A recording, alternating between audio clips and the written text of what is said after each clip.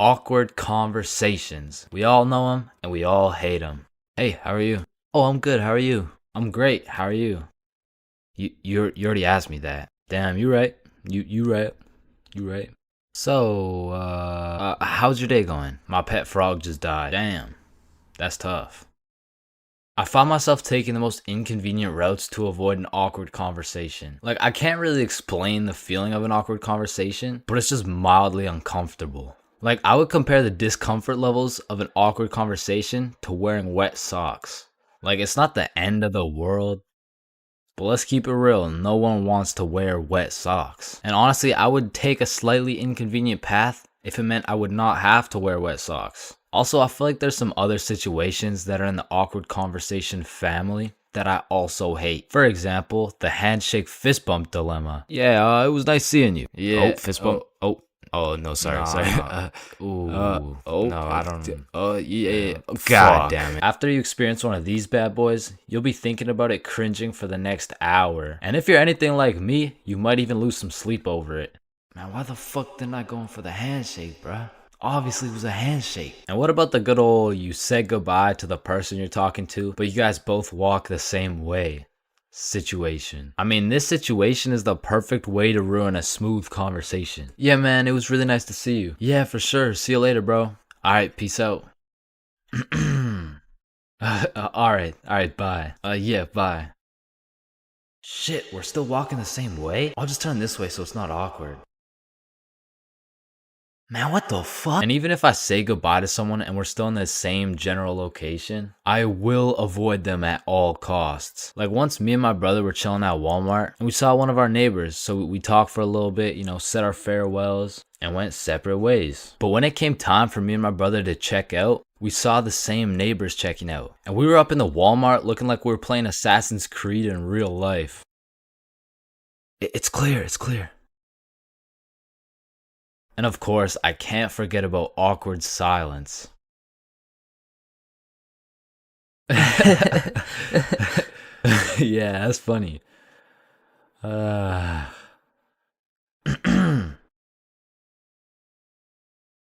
Me personally, I have some procedures in place to avoid awkward silence no matter what. For example, my philosophy is to just say things. Yeah, that's funny. So do you play Minecraft? What kind of question is that? In the end, they may think I'm a dumbass, but at least there's no awkward silence, you know what I'm saying?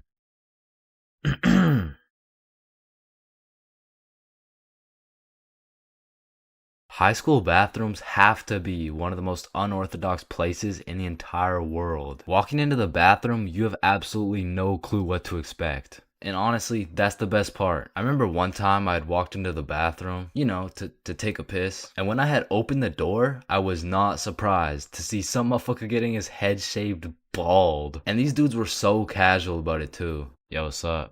What up? And it's cool and all to be able to be entertained while you're trying to release your bodily fluids. But I mean, sometimes you just want some peace and quiet. Because you truly never know when something like this can happen to you. And that is precisely why I'm scared to ever shit in the school bathroom. And listen, my school bathroom has always been bad, but these TikTok trends that keep popping up made the bathroom situation so much worse. Yo, look at this TikTok. That's kind of funny. 1 week later. Damn, someone took the soap dispensers. Who snatched the blow dryers, bruh? Where the fuck did the urinals go? 1 hour later. Hold up. Who hit a lick on the bathroom? These TikToks had the school announcements like, Guys, I'm begging you, stop with the devious licks. if you see anyone hitting a devious lick in the bathroom, report it to the office immediately. And I'm not gonna lie, this trend was low-key pointless. Like, once you go home, the fuck are you gonna do with the broken blow dryer, bruh? But there was one TikTok bathroom trend that was fire. So what is the square root of pi? Chains. Yeah, can I go to the bathroom? Be quick. Am I tripping or did I just hear? Yeah, bro. Bathroom functions are a 10 out of 10 TikTok trend. Hey, man, if you're still in high school, I recommend trying it. Anyways, I've obviously never been in the girls' washroom before, but I be seeing way too many TikToks filmed in there. Like, is it just a normal thing for girls to go to the washroom while other girls are just in there hitting the renegade? Like, I wouldn't know, but that whole situation seems a little bit awkward to me. Boom. Boom. Wait, renegade, renegade, renegade. And when it comes to most public schools, the washroom is like the black market of the school. So there's always some dude trying to sell you something. Yo, you need anything right now? I got that Gandalf OG, that Alaskan Thunder, some purple monkey balls, got those Girl Scout cookies. Hey man, just give me a second. I'm kind of busy right now. I got that sour diesel, that Granddaddy Purple Deluxe. Trust me, this stuff will blow your socks off. And every once in a while, someone will bring boxing gloves. All of a sudden, the school bathroom turns into the octagon. People are getting knocked out, dropped, and getting hit with the guillotine chokehold. But as soon as a teacher walks in,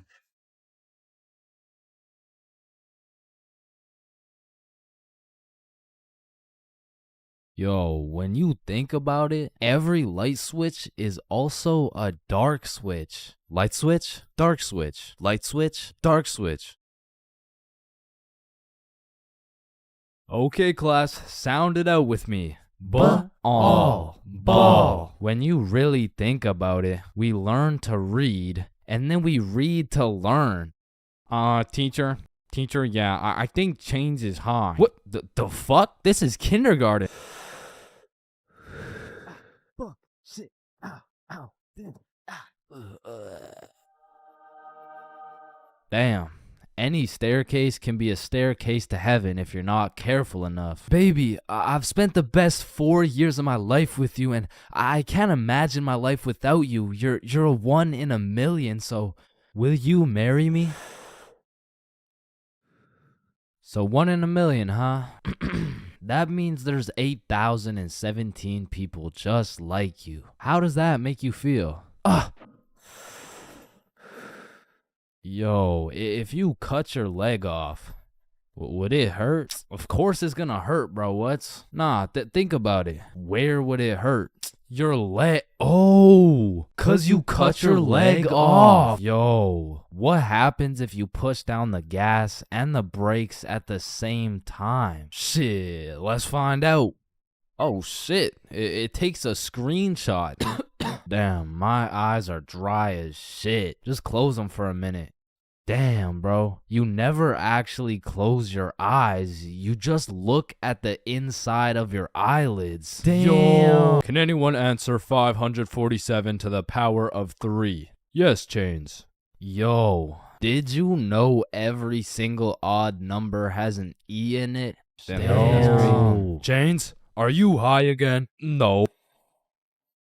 Wait a minute, bruh. Since you were born deaf, what language do you think in? Oh shit, you right. Damn, I just realized squirrels' cheeks are also their nut sacks. You know what I'm saying? That's kind of like your mom. What? The way she had these nuts all up in her mouth. Bro, if everyone in the world all blinked at the same time, nobody would know. Oh shit, that's facts. Oh, I just blinked. Did you? Nah. Oh, I just blinked. Did you? Nah. Wait, what about just now? Yo, which of these buildings do you think has the most stories? Oh, it's gotta be that one, bro. That's massive. Nah, this one's even taller. Oh, it's this one for sure. No, it's this one. No, that shit's library? Tiny. Think about it. Oh, the story.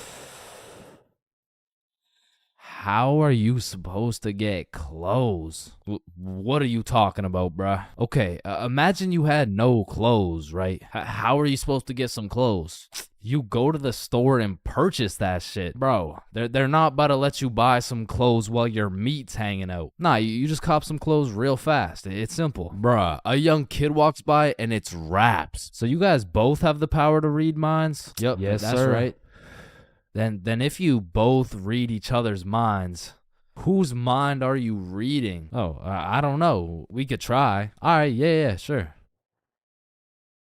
Nah, that was not me. That was you for sure, dude. Damn, bro. When you think about it, the hospital is the only building you leave without entering. Damn. And people are having the worst day of their life, the best day of their life, the last day of their life, and the first day of their life, all in one building. Damn. Bro, I'm kind of scared down here. What? Why? But because I'm scared a shark's finna eat my ass. Well, when you think about it, there's more people eating sharks in the world than sharks eating people. Damn. That's actually really crazy to think about.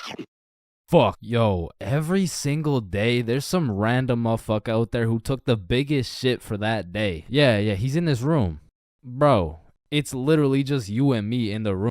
Yo, this Taco Bell is busting. So he incorrectly assumed his position. You spelled that incorrectly. But spelled what incorrectly? Incorrectly. Yeah, but what's incorrect? Incorrectly. Wait, what? Wait, guys. When you really think about it, the only time incorrectly isn't spelled incorrectly is when it's spelled incorrectly.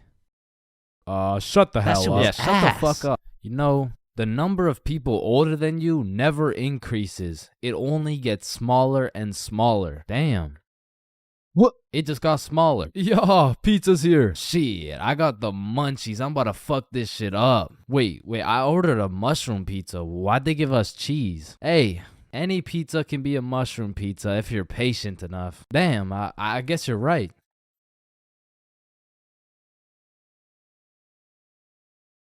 At last. Damn, you know what I just realized? What? A pregnant woman swimming is pretty much a submarine. Are you just always this high, bruh? Yo, did you boys know your last name comes from what your ancestor used to do back in the day? Oh shit, mine's Baker. Yo, mine's Carpenter. Oh, mine's Smith for blacksmith. Well, what's yours, Johnny? It's Donald. Well, wait a minute. Your last name isn't Donald. It's Dickinson. Guys, chill. I can explain. Get the fuck out of bed, bitch. Your alarm is really your theme song because it plays at the start of every episode. Well, why the fuck are you in my house? Yo, is Chains still mad over that chair? Yeah, well, what does this dude have against chairs? Why is it a chair? Yo, why is there sidewalks in the movie Cars if there's no humans? This dude won't shut up. Like, just watch the fucking movie, bruh. Damn, think about this. When a child is an asshole, the child gets a whooping. But when the parents are an asshole, the child gets another whooping. Shit, tell me about it, bruh.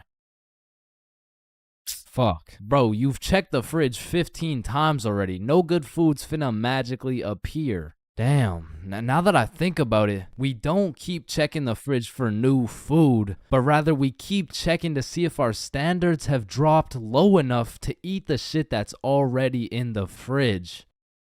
So we got Mercury, Venus, and then here's Earth. Yeah, Chains, what do you want? If Earth is the third planet from the sun, does that make every country a third world country? You're high again. Just get the fuck out of my class. And look at these sheep. Sheep. You know how one of your teeth is called a tooth? Yeah? And one geese is called a goose. Okay? Then why isn't one sheep called a shoop? All right, Chains, I can't keep doing this. We have to break up. Shoop. You know what I've been thinking? Yeah, what's up? Teenagers be whipping that shit like they're always running out of time. But old motherfuckers be driving like they got all the time in the world. Like, look at this geezer. Poor guy's practically decaying behind the wheel. But he's taking his time like he's got any time to spare. If I stab this cereal box, does that make me a serial killer? That one was straight ass. You gotta work on that shit. I'm gonna work on that one. Yo, if you weigh 99 pounds and you eat a 1 pound burrito, does that make you 1% burrito? Yo, that's crazy, because I literally just did that last night. You guys wouldn't believe this, but your blood work came back, and it says you're 1% burrito. Yo, picture this. Imagine if Ed Sheeran was working at a bread place, right? Would that make him the gingerbread man? Your high as shit. Alright, bro, I'm a dip. Nah, don't leave me alone in this forest, bro. Hey, when you really think about it, you're not scared to be alone in this forest. You're scared you're not alone in the forest. You feel me? Yo, that's actually so true. Bro, you know what? Low key, if you're dead broke, robbing a bank isn't even a bad idea. Bro, there's no way some hobo's about to pull off a bank heist. Nah, but just think about it. Whether you successfully rob the bank or not, either way, you get over 10 years of bills you don't gotta worry about. Alright, fuck it. You got the strap? Yup. Yo, throw on your seatbelt really quick. Nah. What? Why not? Well, you see, it increases my risk of dying from cancer. What are you talking about, bro? That shit makes no sense. Just let that sink in. Oh, yeah, I got you. Yo, what's up? But still, that shit makes no sense. No, but actually think about it. Oh. Hey, bro, you want a hit? Nah, I don't smoke. I'm scared that I'll get all paranoid and shit. Hey, man, if you're paranoid that you're gonna get paranoid, you're having the side effect without even smoking. It's yo.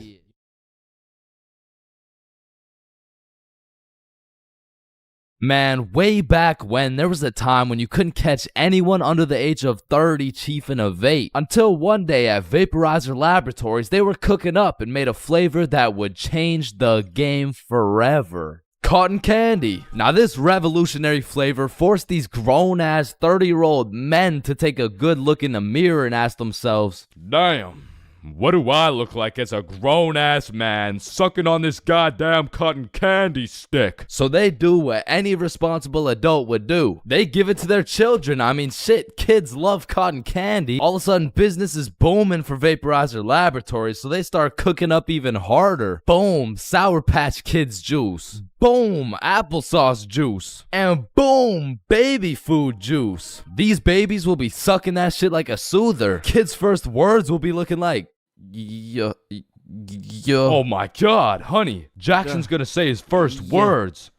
Yeah. Oh, let's hear it. Yo, Pops. Well, let me bum a hit off that 50 Nick Guava Ice, G. Yo, just wait till they drop that breast milk flavor, bro. Shit, these newborn babies won't even know what hit them. They'll be returning customers for life, which will probably be like 12 years max. Now, the reason I say all this is to let you know that vaping not only intruded my high school years, but also my years in middle school. I was first introduced to these bad boys at the ripe age of 13. And with a little bit of that good old peer pressure, I folded, bro. Like, what was I supposed to do, bro? Like not take the hit? No, I probably should not have taken the hit. But from that point on, I started doing a little dabbling, you know. I mean, as a 13-year-old, there's only one answer to someone asking, yo, dude, you want to try a hit of this blueberry guacamole milkshake ice flavor, dude? And that answer is abso-fucking-lutely, dude. And I was never a fiend or anything, but I will say, I popped a few ghosts and blown a few O's back in my day, but it had never gotten to the point of me owning a vape.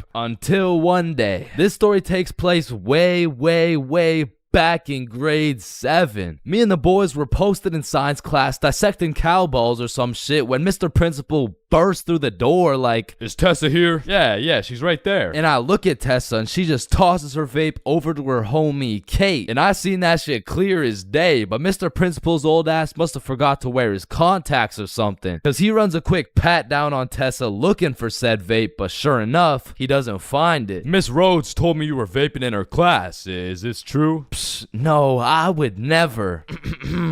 Okay. And then the bell rang and everybody knew what that meant. It was nut break. Now I don't know who the fuck decided to name our recess nut break, but I will say most of the students understood that that shit was short for nutrition break. However, some kids took it a little too literally. Weird ass school, man. But this specific nut break, you best believe me and the boys weren't busting nuts or eating nutritional foods because Billy had something else on his mind. Yo, who's got you smiling like that? Who, me? Nah. It's nobody. Yo, wait, you got a crush on Tessa? What? Tessa? Me? Yeah. Yeah, I got a crush on. Yeah. Oh shit, go talk to her, bro. Talk to her. No. Bro, it's simple. She's new to the school. She's probably looking for some friends. So just walk over, introduce yourself. You're right. I'm just gonna do it. Yes, sir. Hey, did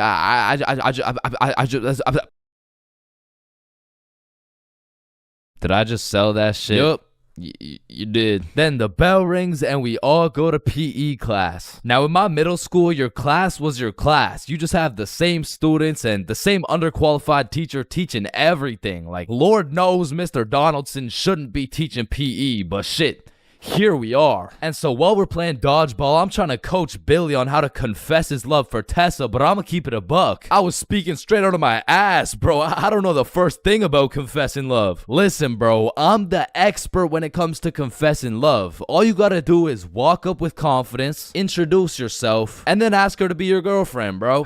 Okay, simple. Let's practice. Hey, Vanessa. My name's Billy, and Do you want to be my girlfriend? Damn. And after the proper training, by the time lunch came around, Billy was prepared to do what had to be done. Alright, listen, bro. Whatever happens out there, me and Bob got your back. And remember, the worst she can say is no, bro. Alright, I'm ready. You got this. Hey, Vanessa. I'm Billy. I seen you in science class today, and you were looking very pretty. And do you want to be my girlfriend? Fuck no. She laughed, bro. She laughed in Billy's face. And he walks back to us with tears in his eyes.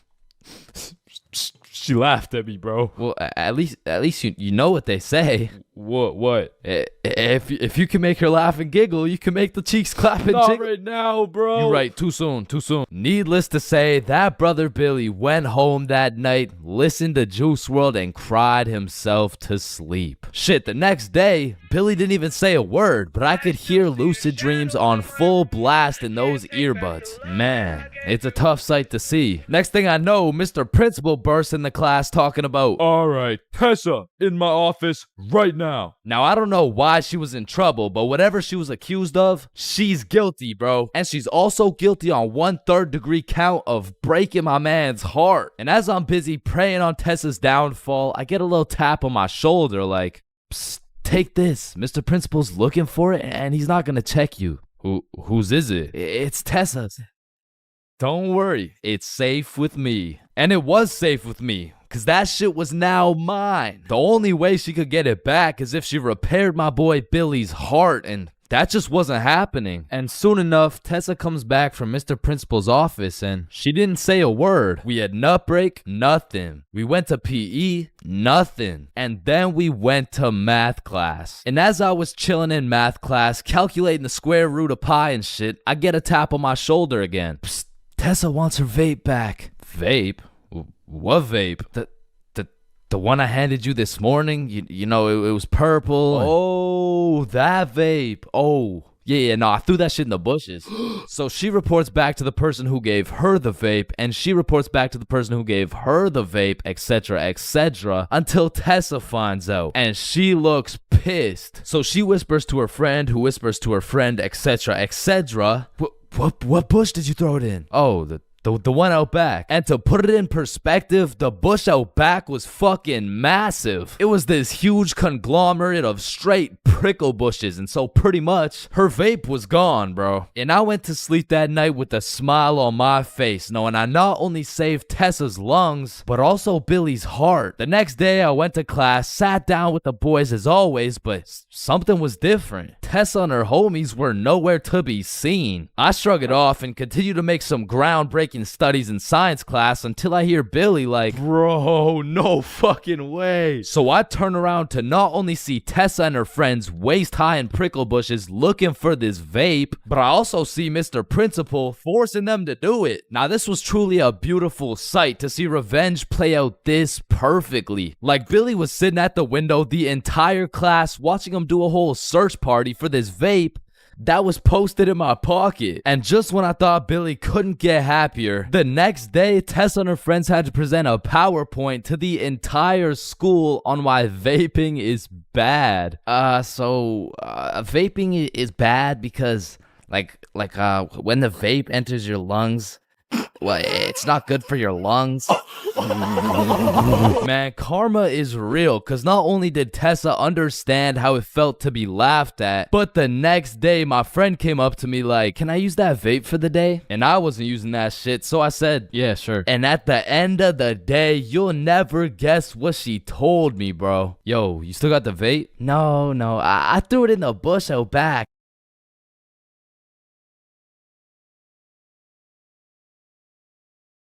Okay, Chains, welcome to your first day at Jim Jordan's. These are our new product, Bieber Bites. Just smile and remember. The customer is always right. Okay, yeah, nah, I could do that. All right, I'll leave you to it. Okay, yeah. Hey, sir, what can I get some Bieber Bites? Yeah, how many? Right.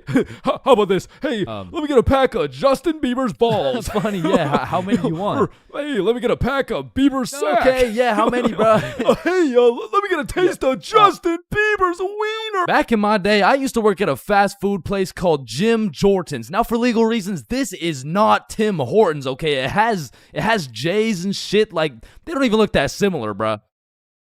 But honestly, working at Jim Jordan's, I felt like Johnny Sins, the way I'd put on my uniform and go to work just to get the soul sucked out of me, bruh. And instead of dealing with a bunch of fat asses, I'm dealing with a bunch of fat asses talking about... Alright, so I ordered an extra large BLT with ranch, extra bacon, no veggies, and I only got 5 strips of bacon. I want a new one. Okay, yeah. Where's the sandwich? I ate it. Of course you did, bruh. Like, you do not need more food. I don't think your arteries could compensate for any more bacon. No. My doctor said I'm in shape. I mean, yeah, bro. You're in the shape of a circle. I mean, I don't even know how you made it through the door. Oh, shit, damn. Now, believe it or not, I was a Jim Jordan's Hall of Fame employee. Shit, I was the best in that whole goddamn establishment, bro. And no, it's not because I was the sexiest, hardest working, strongest, most intelligent dude they'd ever seen. It's because everyone else was ass, bro. On the drive-thru, we had the Indian homie Dill Preet, and the only English he knew was the Jim Jordan's menu, bruh. Welcome to Jim Jordan's. What can I get for you? Hey, just give me a moment. I give you donut. No, I need time to think. You need chai, tea, drink? No. Can you wait or not? Okay. 1 tater tot. No! Wait! You want 8? No! Okay, stop it. You know what? Okay. Chocolate donut. Then over making the food, we had this sweet 83-year-old lady, Linda, who was 20 years too old to be doing this shit. Okay, Chains. Here's the cheese bagel. Thank you, Linda.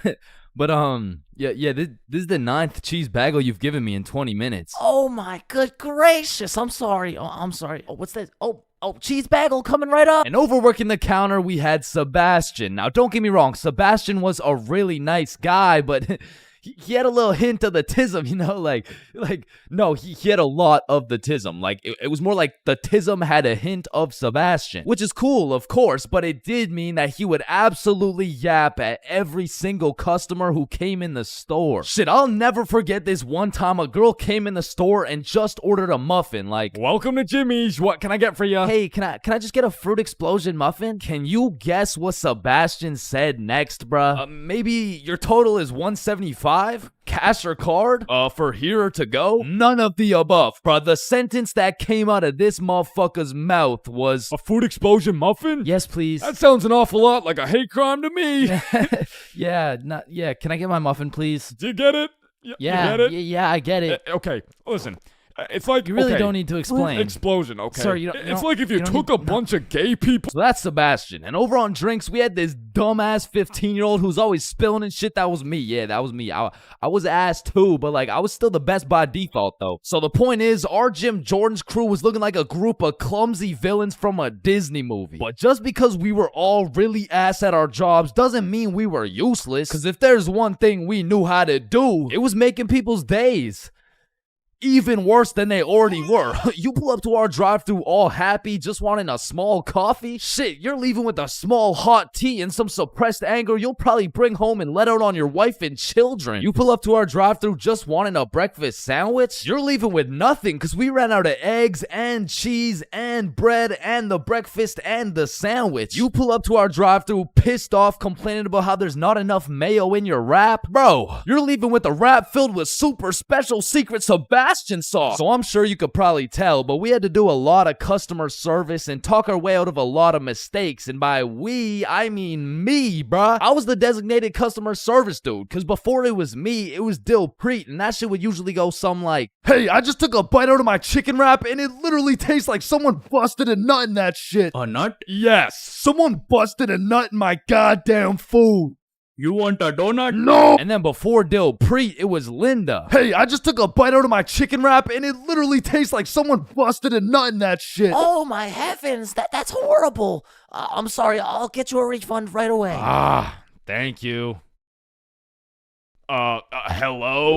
Hello. Welcome to Jim Jordan's. What can I get for you? God damn it. And before Linda, it was Sebastian. "Hey, I just took a bite out of my chicken wrap, and it literally tastes like someone busted a nut in that shit." Oh yeah, that was me. Now, of course, our elite Jim Jordan's crew had a manager, Magnus. Now, Magnus was strict as hell, but she would only show up like once a month. But whenever she did show up, she was running this Jim Jordan's like it was the military or some shit. Cause usually I'd be 54 minutes into my 30-minute break playing Clash Royale. But when Magnus was there, bruh, shit, I'd clock into my break, make eye contact with her, shit my pants, and then clock right back out. She was so intimidating that whenever she would show up, I would never spill a drink. Sebastian used real mayo. Dilpreet spoke fluent English, and Linda would be so stressed out she'd forget to forget. She was running this place so much like the military, she had my ass waking up at 4:30 every day. And when Magnus was teaching me to do customer service, she really loved to say, "The customer is always right." so of course I listened, but it was low-key a crazy statement, cause honestly, the customer is never right, bro. It doesn't even matter what we're talking about. It could be like, "Hey, how you doing?" "Hey, I'm doing good, can't complain. I mean, it's a nice sunny day outside and all."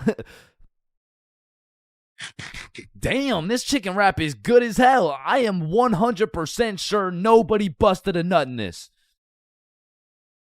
And I don't know about you, but I personally have never complained about my fast food order ever. I usually just get my order, check the bag, realize instead of a Big Mac, they gave me a McChicken with a bite taken out of it, cut my losses, and I keep it pushing. But some of these motherfuckers in the Jim Jordan's drive-thru come in like you just murdered their entire family and then took a shit in their coffee. Oh, shit. Hey, you! There's not enough sugar in my fucking coffee! Oh, okay, yeah, sorry about that. Do you want me to add more sugar in? No, this is unbelievable! Now, I swear these angry customers love to throw around the word unbelievable. But I'm not gonna lie, we forgot to put sugar in your coffee. It's pretty fucking believable, bruh. I mean, look at the staff. We're getting paid minimum wage. The guy who took your order doesn't speak English. The guy who made your order's a 15-year-old running off 2 hours of sleep. And the rest of our staff is playing fucking patty cake. You're lucky we even had enough brain cells to get you the coffee. And I'm gonna be honest, it was a blessing that I was broke as shit and really needed that job, because if I didn't, I would have crashed out for sure. Hey, some dumbass forgot to put cheese in my fucking grilled cheese. Oh, hell no. Yo, Linda, you hear this ungrateful piece of shit? Oh, hell no! You keep running your mouth, I'm about to grill your cheese, bitch! What the fuck is your old ass gonna do? Not talk shit about Linda. Like that, and I busted in your sandwich last week. Wait, what?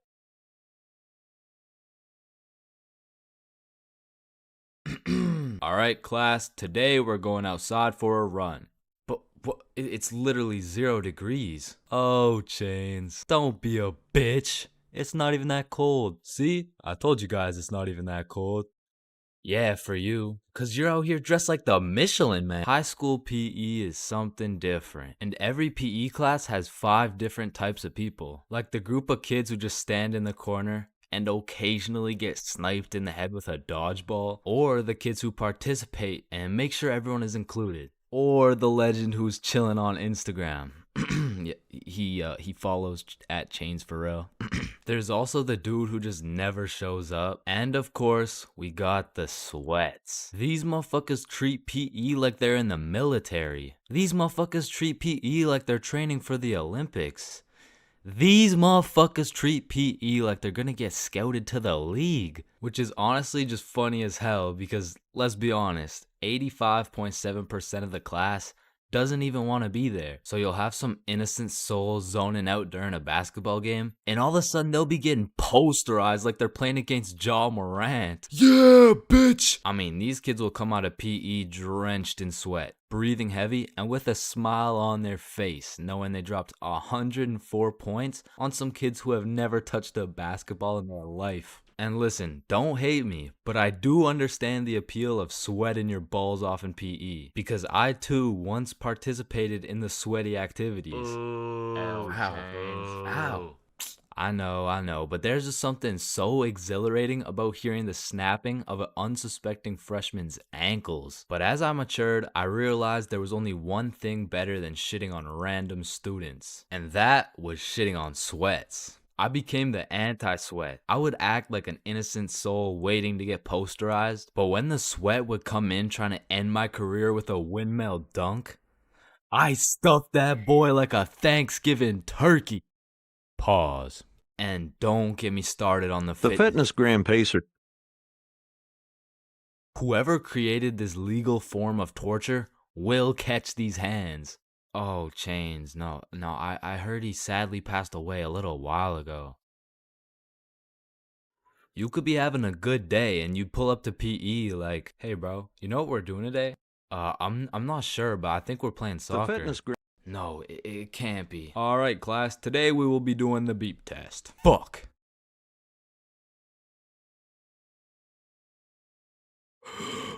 Woo. Damn, what was I at? Chains, we haven't even started. That was just our warm-up. But one thing that did bring me a little bit of joy was looking at everyone during the push-up section. Like, there was always some dude doing the neck push-ups, some dude who thinks he's Mike Tyson, the guy who takes breaks when the teacher isn't watching, and there was always at least one dude who was out here looking like he was hitting it raw. James, I don't think that's how you do it. Oh, yeah, you're right. Yeah, bitch! Man, way back when, there was a time when you couldn't catch anyone under the age of 30 chiefing a vape. Until one day at Vaporizer Laboratories, they were cooking up and made a flavor that would change the game forever. Cotton candy. Now this revolutionary flavor forced these grown-ass 30-year-old men to take a good look in the mirror and ask themselves, damn, what do I look like as a grown-ass man sucking on this goddamn cotton candy stick? So they do what any responsible adult would do. They give it to their children. I mean, shit, kids love cotton candy. All of a sudden, business is booming for Vaporizer Laboratories, so they start cooking up even harder. Boom, Sour Patch Kids juice. Boom, applesauce juice. And boom, baby food juice. These babies will be sucking that shit like a soother. Kids' first words will be looking like, yo. Oh my god, honey, Jackson's gonna say his first words. Yeah. Oh, let's hear it. Yo, Pops. Well, let me bum a hit off that 50 Nick Guava Ice, G. Yo, just wait till they drop that breast milk flavor, bro. Shit, these newborn babies won't even know what hit them. They'll be returning customers for life, which which will probably be like 12 years max. Now, the reason I say all this is to let you know that vaping not only intruded my high school years, but also my years in middle school. I was first introduced to these bad boys at the ripe age of 13. And with a little bit of that good old peer pressure, I folded, bro. Like, what was I supposed to do, bro? Like not take the hit? No. I probably should not have taken the hit. But from that point on, I started doing a little dabbling, you know. I mean, as a 13-year-old, there's only one answer to someone asking, yo, dude, you want to try a hit of this blueberry guacamole milkshake ice flavor, dude? And that answer is abso-fucking-lutely, dude. And I was never a fiend or anything, but I will say, I popped a few ghosts and blown a few O's back in my day, but it had never gotten to the point of me owning a vape. Until one day. This story takes place way back in grade 7. Me and the boys were posted in science class dissecting cowballs or some shit when Mr. Principal burst through the door like, Is Tessa here? Yeah, she's right there. and I look at Tessa and she just tosses her vape over to her homie Kate. And I seen that shit clear as day, but Mr. Principal's old ass must have forgot to wear his contacts or something, cause he runs a quick pat down on Tessa looking for said vape, but sure enough, he doesn't find it. Miss Rhodes told me you were vaping in her class. Is this true? No, I would never. Okay. And then the bell rang and everybody knew what that meant. It was nut break. Now, I don't know who the fuck decided to name our recess nut break, but I will say most of the students understood that that shit was short for nutrition break. However, some kids took it a little too literally. Weird ass school, man. But this specific nut break, you best believe me and the boys weren't busting nuts or eating nutritional foods because Billy had something else on his mind. Yo, who's got you smiling like that? Who, me? Nah. It's nobody. Yo, wait, you got a crush on Tessa? What? Tessa? Me? Yeah. I got a crush on. Yeah. Oh shit. Go talk to her, bro. Talk to her. No. Bro, it's simple. She's new to the school. She's probably looking for some friends. So just walk over and introduce yourself. You're right. I'm just gonna do it. Yes, sir. Hey, did I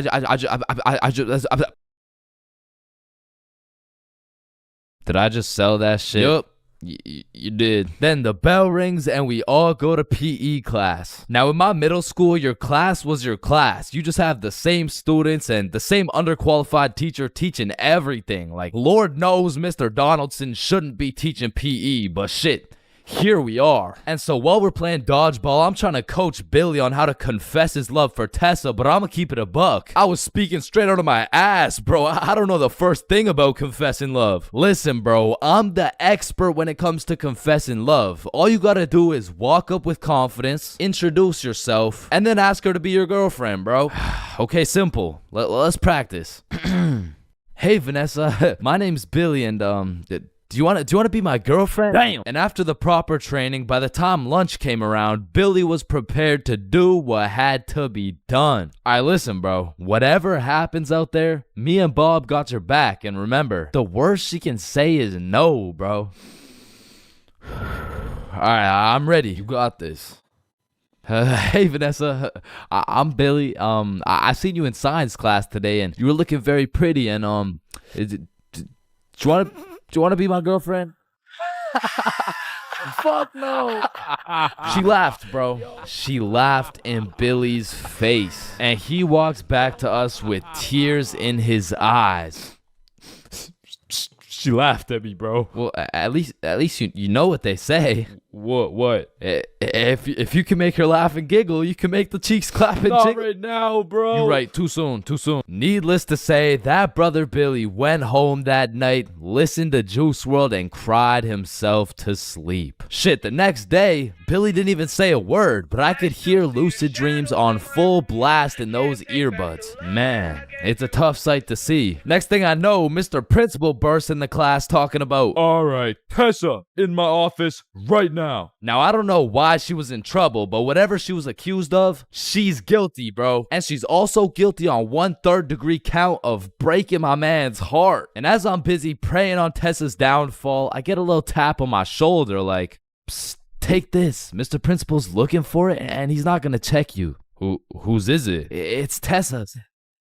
Don't worry, it's safe with me. And it was safe with me, cause that shit was now mine. The only way she could get it back is if she repaired my boy Billy's heart, and that just wasn't happening. And soon enough, Tessa comes back from Mr. Principal's office and she didn't say a word. We had nut break, nothing. We went to PE, nothing. And then we went to math class. And as I was chilling in math class, calculating the square root of pi and shit, I get a tap on my shoulder again. Psst, Tessa wants her vape back. Vape?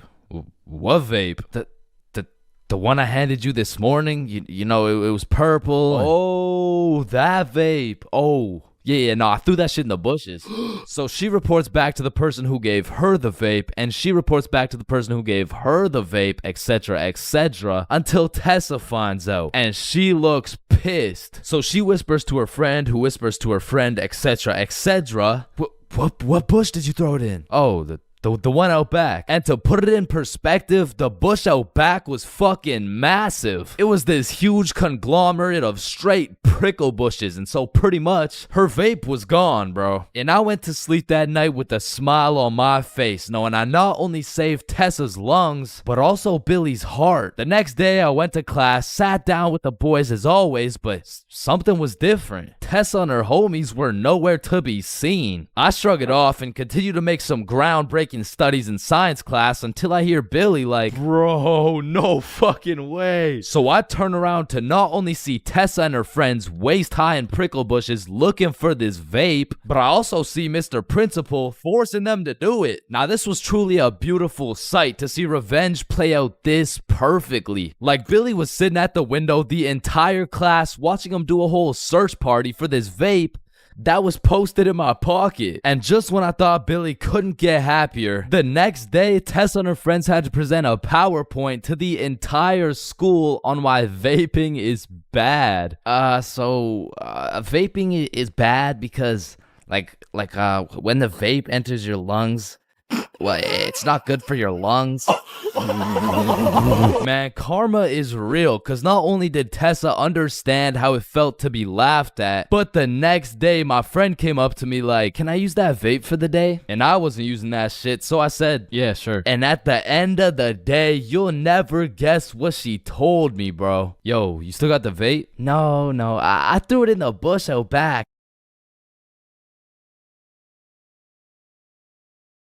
5, 4, 3, 2, 1. Happy New Year! Oh my god. Yeah, let's go.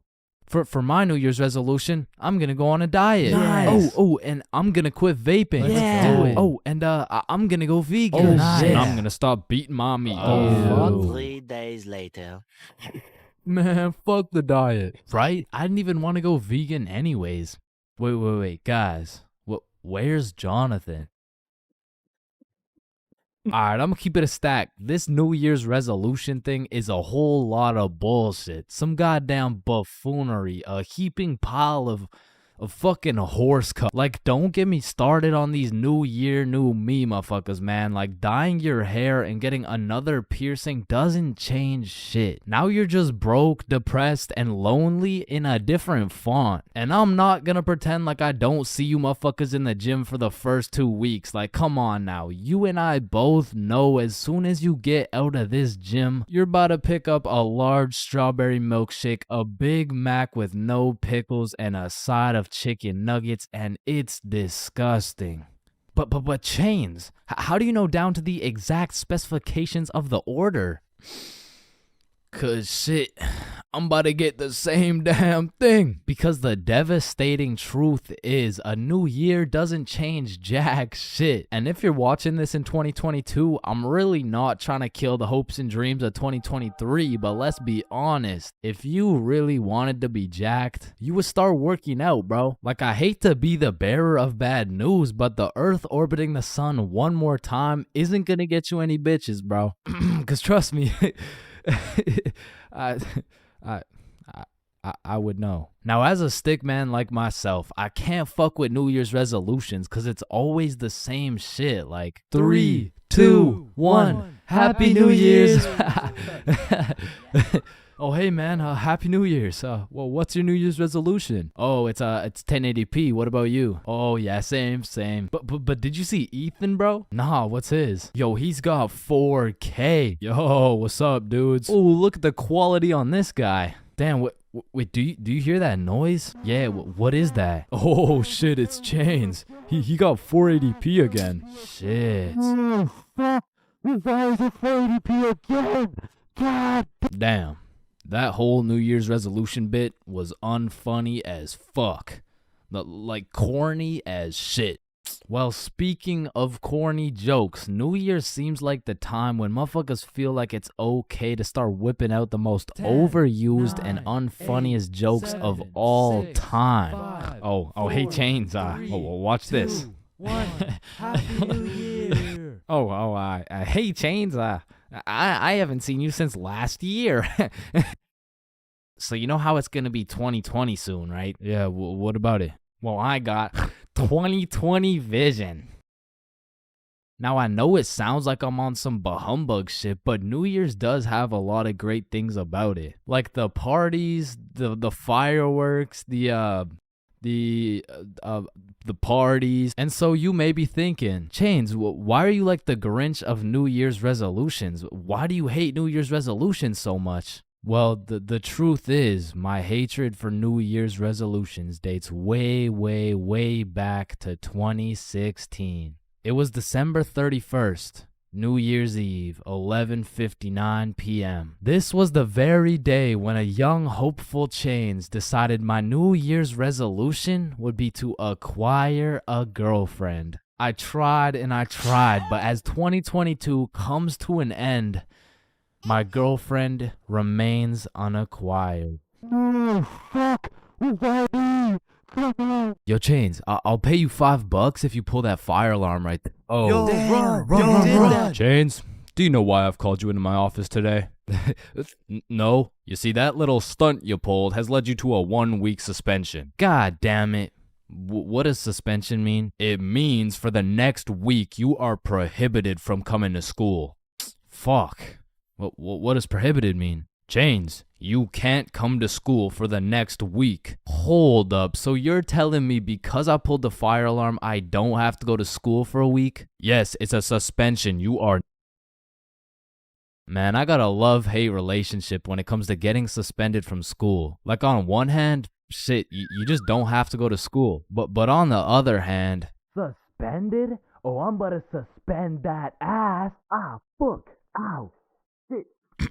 Alright, I don't recommend getting suspended. That shit is not worth it. But how do I know? This story dates way back to grade 7. It was a cold winter day at Stickman Middle School. In fact, it was freezing cold, and this gave Billy a great idea. Yo, the pond behind the school is frozen. Let's go fuck around on it. Oh, I'm down. Okay, bet. So after school, we got a group of 5 homies, and we headed over to the frozen pond. Now, to paint the picture, behind Stickman Middle School was Stickman Elementary School, and behind Stickman Elementary School was this frozen pond, meaning we had to walk through Stickman Elementary School to get to this pond. But nonetheless, we walk up to the pond and instantly I see this big red sign that says, "Hazard, do not step on ice." Guys, the sign says do not step on ice. Man, fuck the sign. Watch this.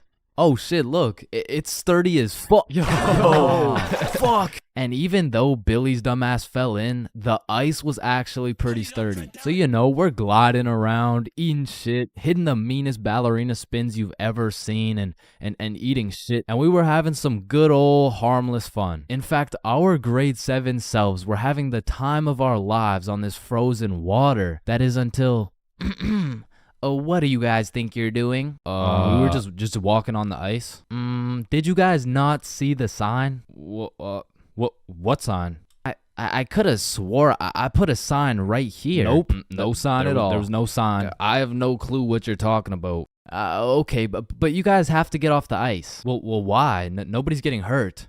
Yeah, we're safe. Okay, it's your choice. You're gonna regret this. So we continued with our ice skating antics for approximately 10 more minutes. Until the same lady came back up to the pond, but this time she was equipped with a Sony Alpha A7 mirrorless digital camera with the extendo lens. In other words, she was quite literally about to catch us in 4K. But at least she doesn't know what school we go to. Hey, what school do you guys go to? Not Stickman Middle School. Absolutely not. No, definitely not. Fuck, she knows. We had to think quick. How are we gonna smoothly get out of this situation without getting in trouble? So we called a boys' emergency meeting. We huddled up and discussed our best plans to get out of this situation. And after combining all of our genius grade 7 brains, we made the ultimate plan. If we started mooning the camera, it would then be illegal for her to take pictures of our middle school cheeks. I don't know how this became our best option, but regardless, we put the plan in motion. I mean, me personally, I got a little shy and kept my pants up, but some of the boys were out there going crazy, looking more caked up than Summer Rae. And after a little while, the lady must have decided it wasn't a great look to have a camera pointed at some 12-year-old cheeks, and she left, which means the plan had worked flawlessly. Now, the next day at school, I had completely forgot about it, to be honest. But strangely enough, while I was sitting in math class, I hear the little class phone start ringing. Hello?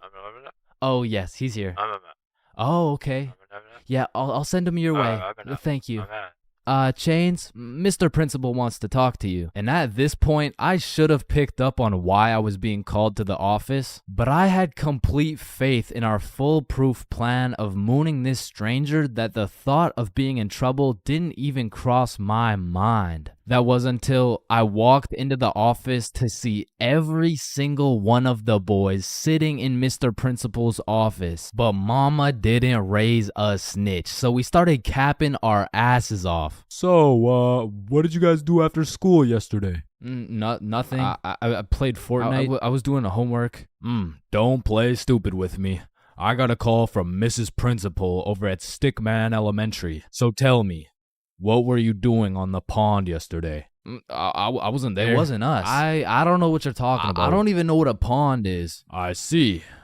Well, I've got evidence. And as he shows us this undeniable evidence, you can see this dude Billy's cheeks in the corner of one of the pictures. So I slowly look over at Billy, and he looks over at me.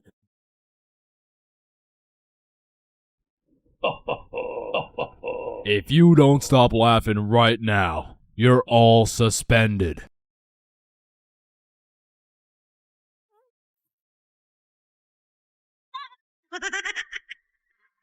That's it. You're all suspended. And as I explained the situation to my mom, let's just say Mama Chains was not happy.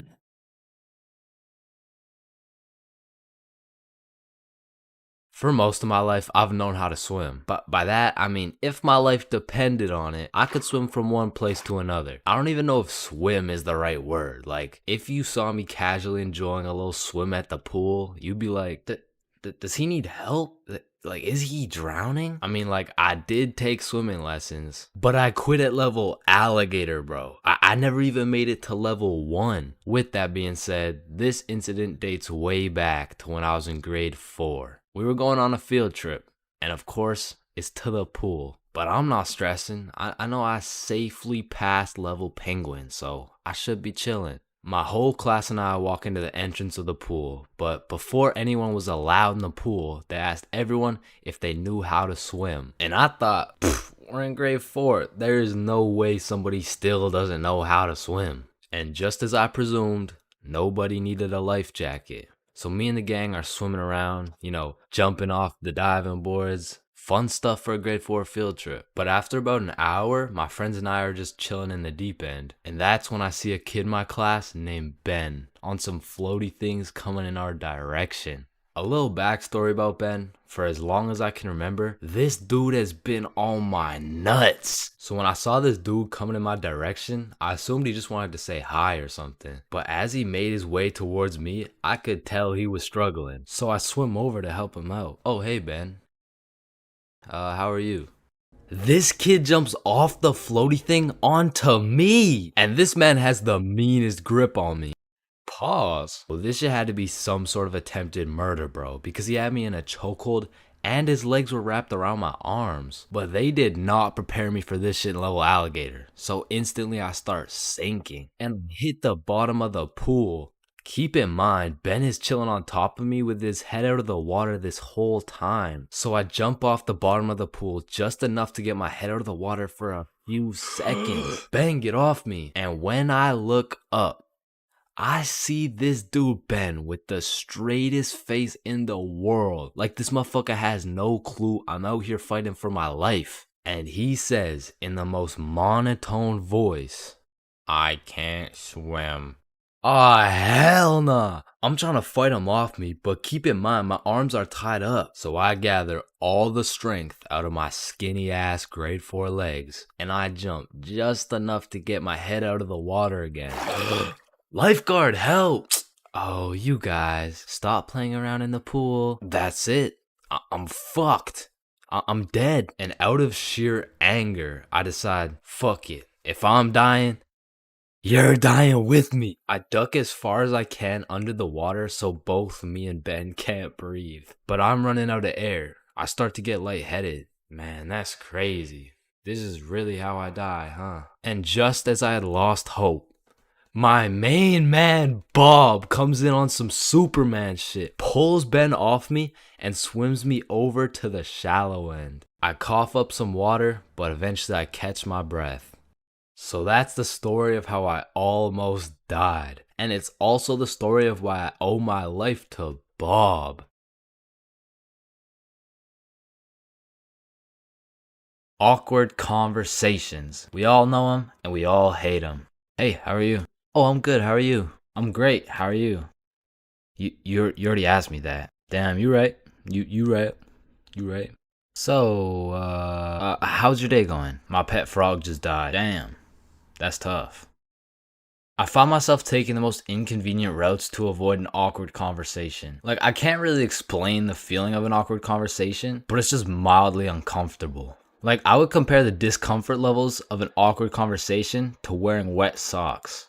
Like, it's not the end of the world, but let's keep it real. No one wants to wear wet socks. And honestly, I would take a slightly inconvenient path if it meant I would not have to wear wet socks. Also, I feel like there's some other situations that are in the awkward conversation family that I also hate. For example, the handshake fist bump dilemma. Yeah, it was nice seeing you. Yeah. Oh, fist bump. Oh, no, sorry. No, I don't. Yeah. God damn it. After you experience one of these bad boys, you'll be thinking about it cringing for the next hour. And if you're anything like me, you might even lose some sleep over it. Man, why the fuck didn't I go in for the handshake, bruh? Obviously it was a handshake. And what about the good old you said goodbye to the person you're talking to, but you guys both walk the same way situation? I mean, this situation is the perfect way to ruin a smooth conversation. Yeah, man, it was really nice to see you. Yeah, for sure. See you later, bro. All right, peace out. All right, bye. Yeah, bye. Shit, we're still walking the same way? I'll just turn this way so it's not awkward. Man, what the fuck? And even if I say goodbye to someone and we're still in the same general location, I will avoid them at all costs. Like once me and my brother were chilling at Walmart and we saw one of our neighbors, so we talked for a little bit, said our farewells and went separate ways. But when it came time for me and my brother to check out, we saw the same neighbors checking out. And we were up in the Walmart looking like we were playing Assassin's Creed in real life. It's clear. And of course, I can't forget about awkward silence. Yeah, that's funny.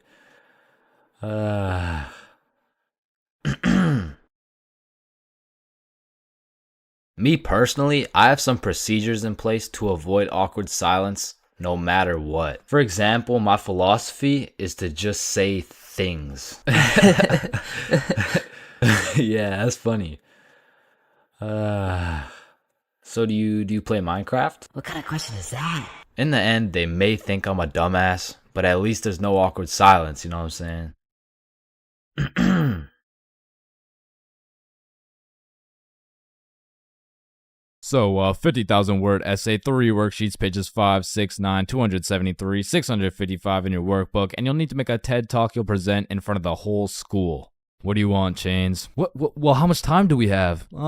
Everything needs to be handed in at 12 p.m. on Thursday or you'll get a 0. Wait, Mr. Cummingson, that's in 2 minutes. Actually, it's 1 minute now. Any other questions? Yeah, can I go to the bathroom? Fuck no. Sit down, Jeremy. Oh, okay. Man, imagine being a high school teacher, bro. Like, as soon as you hit the ripe age of 5 years old, they throw your ass into school and you just don't make it out until you're like fucking 65. And when I was younger, I always used to wonder, like, why is Mr. Cummingson so angry all the time? But as I got older, I realized I would be pretty fucking pissed if I was in the exact same spot I was 40 goddamn years ago. Which brings me to the first type of high school teacher, Mr. Angerson. This is the type of motherfucker whose wife divorced him 7 years ago and he takes his heartbreak out on the students. What was that? Oh, nothing. I just had to sneeze. Oh, so you think it's okay to just sneeze in my classroom now, huh? Well, no, I just needed to sneeze. What if I just broke into your house and started sneezing on shit, huh? Well, no, that's just... Matter of fact, get your ass up here. Yo, this isn't the 1950s. You can't just... Linda, come back, please. Now, I don't know how Mr. Angerson continues to keep his job, but it feels like this dude's mission is to ruin the day of every student that walks into his class. Like, he'll be putting in extra effort into his tests to make them as confusing as possible. The type of motherfucker to make a multiple choice test with the first 4 letters all as A. Bro will have me changing the correct answers into the ABCD strategy. Next up, we got Mrs. Talkinson. Some teachers really just don't give a fuck about teaching, bro. I mean, Miss Talkinson over here, she really just wants someone to talk to for real. And that's when Franklin D. Roosevelt became president. You know, actually in high school, I had a friend named Franklin. He was a really nice guy. We used to go to the movies together and stuff, and then he went to jail for multiple hate crimes. Like, by the end of the class, you'll know her home life, her family, how she takes her anger out on her children. So me and my classmates would recognize the fact that if we could just keep Miss Talkinson talking, we wouldn't have to do shit all class. So in 1938, Germany invaded Austria. Yes, Chains. Miss Talkinson, have you ever been to Germany? Oh my goodness, you would not believe what we did in Germany. And for my personal favorite teacher, we got Miss Cakinson. You know, the teacher that is caked up for absolutely no reason. Like, she's got that dump truck for what? I mean, I'll be failing all my classes, rocking with a 1.5 GPA. But I walk into her class, fuck, all of a sudden I turn into a... Miss Cakinson, actually, you forgot the homework for today. Oh my god. Shut up. Oh, I thank you, Chains. I almost forgot. You're welcome, Miss Cakinson. All my homework is done, all my tests are aced, and at any given chance... shoot, my computer isn't working. Does anyone know? What do you need, Miss Cakinson? And I'm there. Miss Cakinson, if you're watching this, just give me a chance, please. And next, you know we got Mr. Questionable. Ensign. Now I know what you're thinking. Bro's name is a little bit of a mouthful, and that's because he may or may not have a mouthful of little boys. Okay, listen, I'm not here to point fingers at anyone, but if I was to point fingers at someone, it would be fucking him. Like, I'm really not trying to accuse anyone of anything, but there does come a point when some things this man does gets a little questionable. Maya, let me help you. So you put your hand like this and you... OMG, Chains, you will not believe who just followed me on Instagram. Oh shit, was it at ChainsFR? No, it was Mr. Questionable Ensign. Damn, brother, this test was hard as fuck. Yeah, bro, literally everyone failed that shit. Facts, bro. What did you get? Yo, I got 22%. What about you? Oh, I got 103%.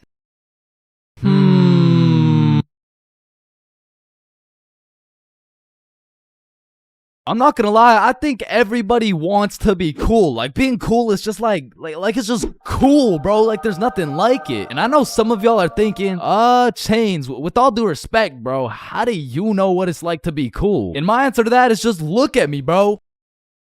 I fucking don't, okay? But I do know someone who is cool. He's a certified cool guy, and his name is Bob. Now, what makes Bob so cool? Is it the sunglasses? Is it the sexy ass face? No. Tell him the answer, Bob. He doesn't talk. The answer is Bob doesn't talk. And a crucial role in being cool is the element of mystery. Now, it's interesting because if we take a look at Jake over here, Jake doesn't talk either. And, I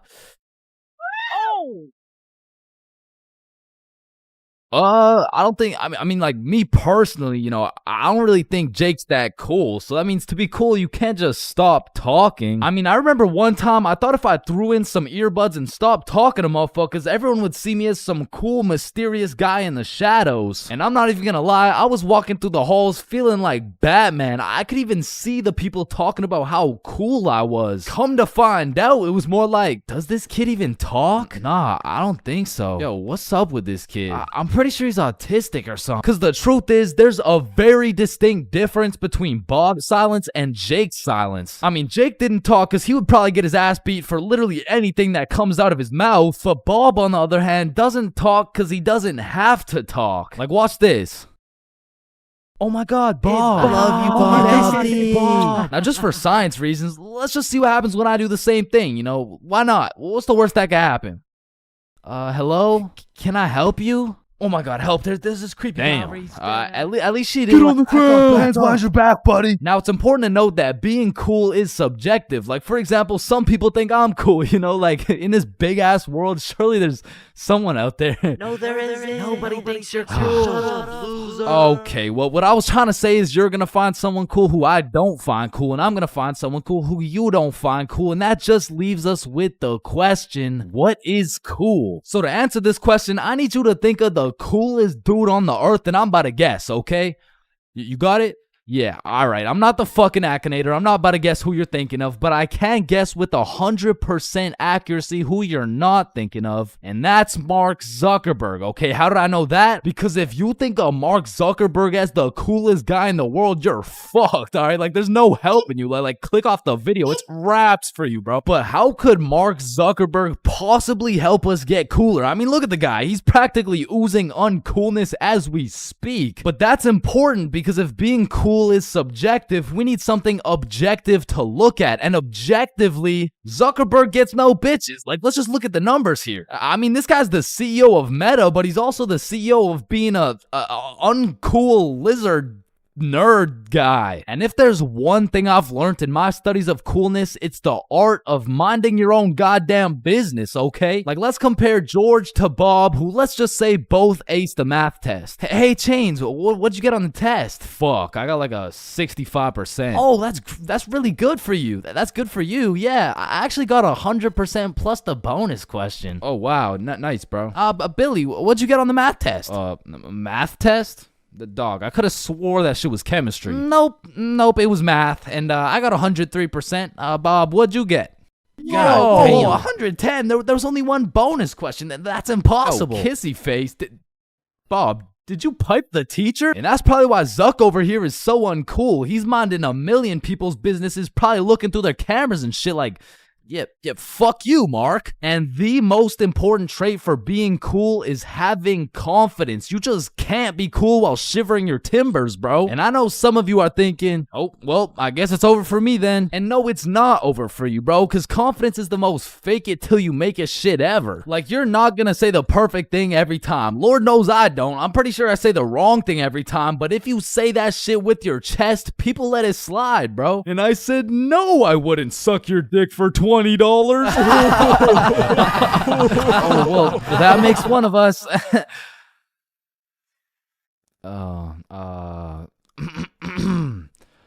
Well, that makes one of us. I love this guy. Now, that's the type of confidence that's gonna take you from a level 1 crook to a level 100 mafia boss. And with that power comes responsibility. Some dudes will become a level 100 mafia boss and start picking on other people because it makes them feel powerful. But a cool guy doesn't yearn for power. He yearns for... fuck, what do you yearn for, bruh? Damn, he's so cool. Now, being cool comes along with being calm and collected. Like, if someone walked up to you trying to fight and you started running away screaming for your life, I don't think anyone's looking at you like, damn, that's one cool-ass motherfucker, bro. Yeah, bro, the way he hit that high note was cool as hell. Shit, maybe I could be like him someday. Now, I'm not saying you gotta go all Jackie Chan on the guy, but you do gotta stay calm and think logically. Like, let's see how cool you are. What would you do in this situation? A, strike first, strike hard, no mercy. B, just walk away. C, give him a little kiss on the forehead. Or D, do the stanky leg. And the correct answer is any of the above, bro, because it's not about what you do, it's about how cool you do it. Except maybe the stanky leg one. I don't think anybody can look cool doing the stanky leg. But doing any of the other options, you could look cool as hell. Like, A, strike first, strike hard. Boom, one punch knockout. That's cold. But if you throw first, miss, eat shit, not cool. B, walking away. You're cool as hell. Unfazed. Unless you get jumped from behind and get your ass beat. Not cool. C, give him a little kiss on the forehead. Assert your dominance. You pretty much just made him your son. But if you miss, well, now you're just kissing a dude, so, yeah. Now, even though being cool is all about how you do things, there's a few things that nobody can look cool doing, like riding a scooter, chasing a bus, taking pictures with an iPad, chasing paper in the wind, using VR, washing a cucumber, waving. You look nerdy as fuck, eating a cupcake, tripping, getting out of a restaurant booth, pickleball, and literally anything to do with Starbucks. Hi, can I get a caramel ribbon crunch frappuccino with 2 extra pumps of vanilla and the You're soy? not cool, bro.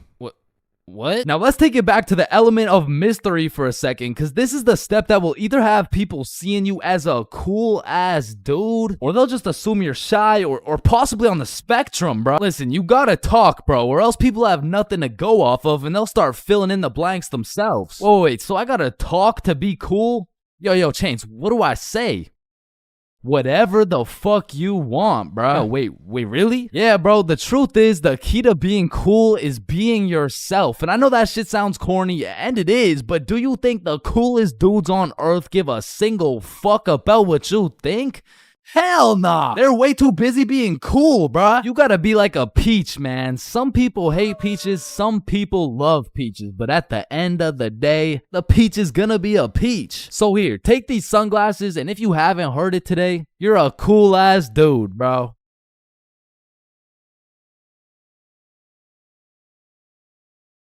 Bro, in life, there's so many things you can cheat on. Like, you can cheat on your diet, you can cheat on your girlfriend, you can cheat on your barber, you can cheat on your girlfriend with your barber. Shit, you can even cheat on your taxes. So compared to everything else, cheating on a little math test is not that bad. Like, compared to your taxes, you know what I'm saying? Like, oh shit. Hey, we've all cheated on our barber, but you cannot cheat on this math test. Oh shit. Damn, bro. I know we've all cheated on our girl, but you cheated on me, dog. Oh shit. Babe, I know we cheated on our taxes, but you cheated on me? Oh shit. Listen, in our entire lifespan, we've all cheated on something. Whether it's a game of Uno, your girlfriend, or your other girlfriend, it's usually not worth it, because congratulations, bro, you won the game of Uno, but now you have to look yourself in the mirror knowing you're a cheater and a liar that has 3 Uno cards up his ass. But when it comes to school tests, cheating is 100% worth it, bro. And I'm not condoning cheating at all, but let's just think about this logically. Like why are we at school in the first place? We're at school to learn things and skills that we can use in real life. Now, are we really using trigonometry in real life? Well, effectively, this depends on what career. Hell nah, bro. It was a rhetorical question. We are not using trigonometry. But you know what we will use? Creative thinking, communication, social awareness, logic, and reasoning, and most definitely our fucking phones. All 5 of which are strongly developed through the act of cheating on a school test. And on top of becoming a better human, better grades, it's the ultimate win-win. Your teacher feels like they did a good job teaching, your parents think they didn't raise a dumbass, and if you're good enough at cheating, you might just fuck around and get into Harvard. But once again, I am I'm not condoning cheating, just throwing that out there, But yeah, as I was saying, you shouldn't cheat, right? Like it's bad. Cheating is not good, but you do know what they say. If you're not cheating, you're not trying. Facts. Yeah. Wait, no. What? So if cheating in school is so valid, why doesn't everyone do it? And that's because if you get caught, let me tell you, bro. This story takes place in grade 9 when me, Bob, and Billy were some straight freshmen, bro. And coming into high school, you get your shit absolutely clapped by double the workload. But lucky for me, Bob and Billy were both in my math class, which meant we had triple the studying power. But we also had triple the fucking around power, and we used that shit to its maximum capacity, bro. But you know what they say, the more you fuck around, the more you find out. And when we got our first test back, shit, we found out. We found out we're a bunch of dumbasses who were about to fail grade 9 math, and we couldn't let that shit happen. So for the next test, we studied extremely hard. Off George's math test during the test. I mean, we were cheating with maximum efficiency. Like, we had a whole assembly line where Bob would look at George's test, throw up the number, and Billy would pass it along. And all of a sudden, our grades are making the meanest comeback Mr. Matheson had ever seen. I mean, life was great. We went to school, cheated, played some Fortnite, succeeded, browsing history, deleted, and then repeated. I mean, we were just living life with no worries until the polynomials test. I walked into this test thinking, I know what a polygon is, I should be chilling. And when the teacher handed out the test, I was bewildered to see all these fucking letters on my test. Like, is this math class or English, bruh? Yeah, I think I got the wrong sheet. Huh? No, that's the right test. Well, what's the deal with this? I mean, that's just polynomials. Dog, I can name every single polygon, but who the fuck wrote Elon Musk's son name on my goddamn math question? Yeah, Chains. That's what we call a variable. It's called a variable. Yeah, I know. I know that, and I knew it before you said it too, cause we learned about it in class. Yeah, right. Right. Now, this would have been extremely bad if we didn't have the ultimate method we like to call George. Because George was one of those dudes who loved studying. Like, he'd wake up and go to school, then come home and study till he dropped, bro. Like, if you kidnapped George's whole family and told him you'd only give them back if he answered this equation, this motherfucker would just be happy he got more homework, bruh. And cause of this, we had a little deal going with George. If he let us cheat off his math test, we would teach him how to be a normal dude. We were teaching this kid how to dap someone up, how to use slang, and all I'ma say is, this motherfucker should have just stuck to math, bro. Yo, Chains, sauce me a bite, big dog. I got you. Shit, Chains, you just busted in my throat, gang. Hey, yo. George, what you just said right there sounded gay as hell.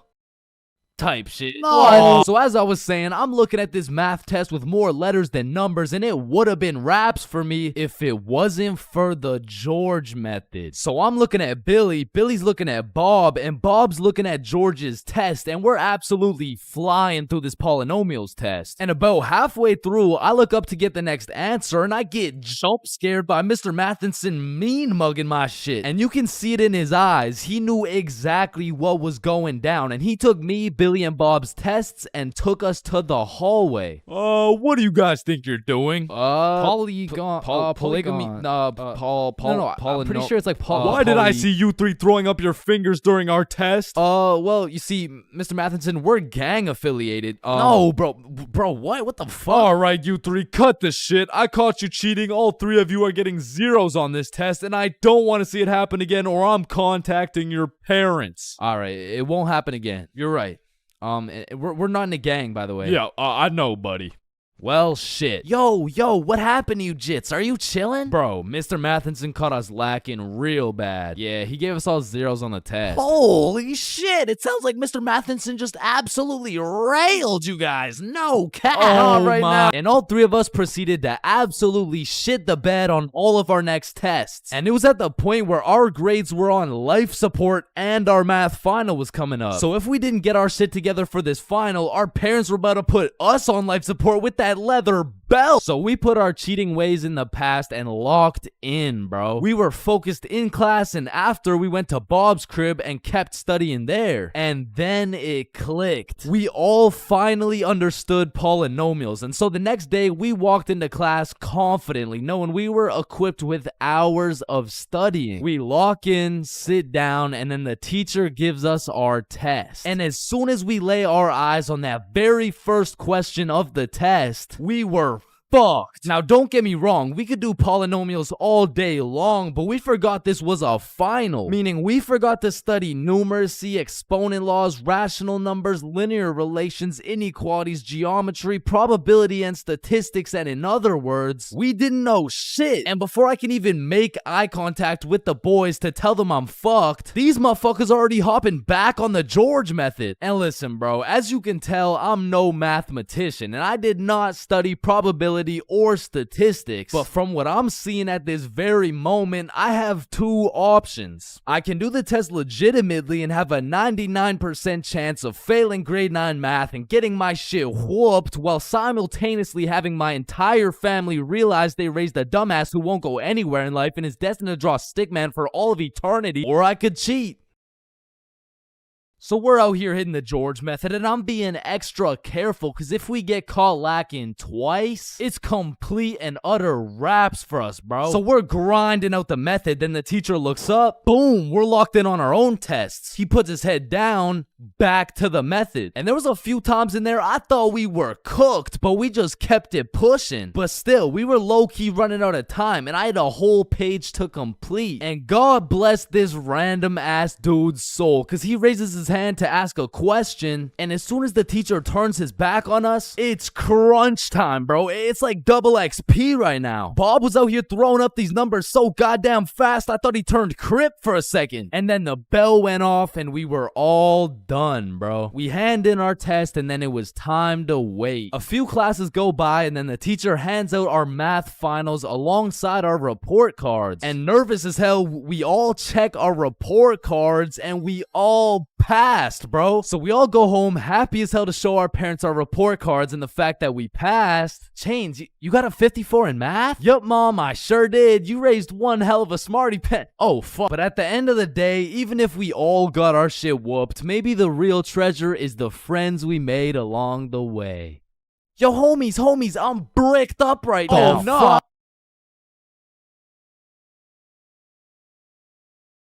All right, listen, I'm creating something I like to call the internet. Yo, what does it do? On the internet, people are going to be able to search up literally any question they have. They're going to be able to watch videos for educational purposes. And the craziest achievement yet, you can communicate with literally anyone across the entire world. Bro, this is going to change the world. Bro, I'm not gonna lie, the internet is 100% one of the greatest inventions of all time. Like, that shit's up there with the light bulb, the airplane, the Testacuzzi. Like, they're all groundbreaking inventions, but the internet just has to be number one, bro. Like, imagine telling a caveman you had a magical box where you could make anything pop up in 2 seconds. Yo, Caveman Dave, I got a magical box where you can make anything pop up in 2 seconds. Oh, shit, cool. Do you know her or something?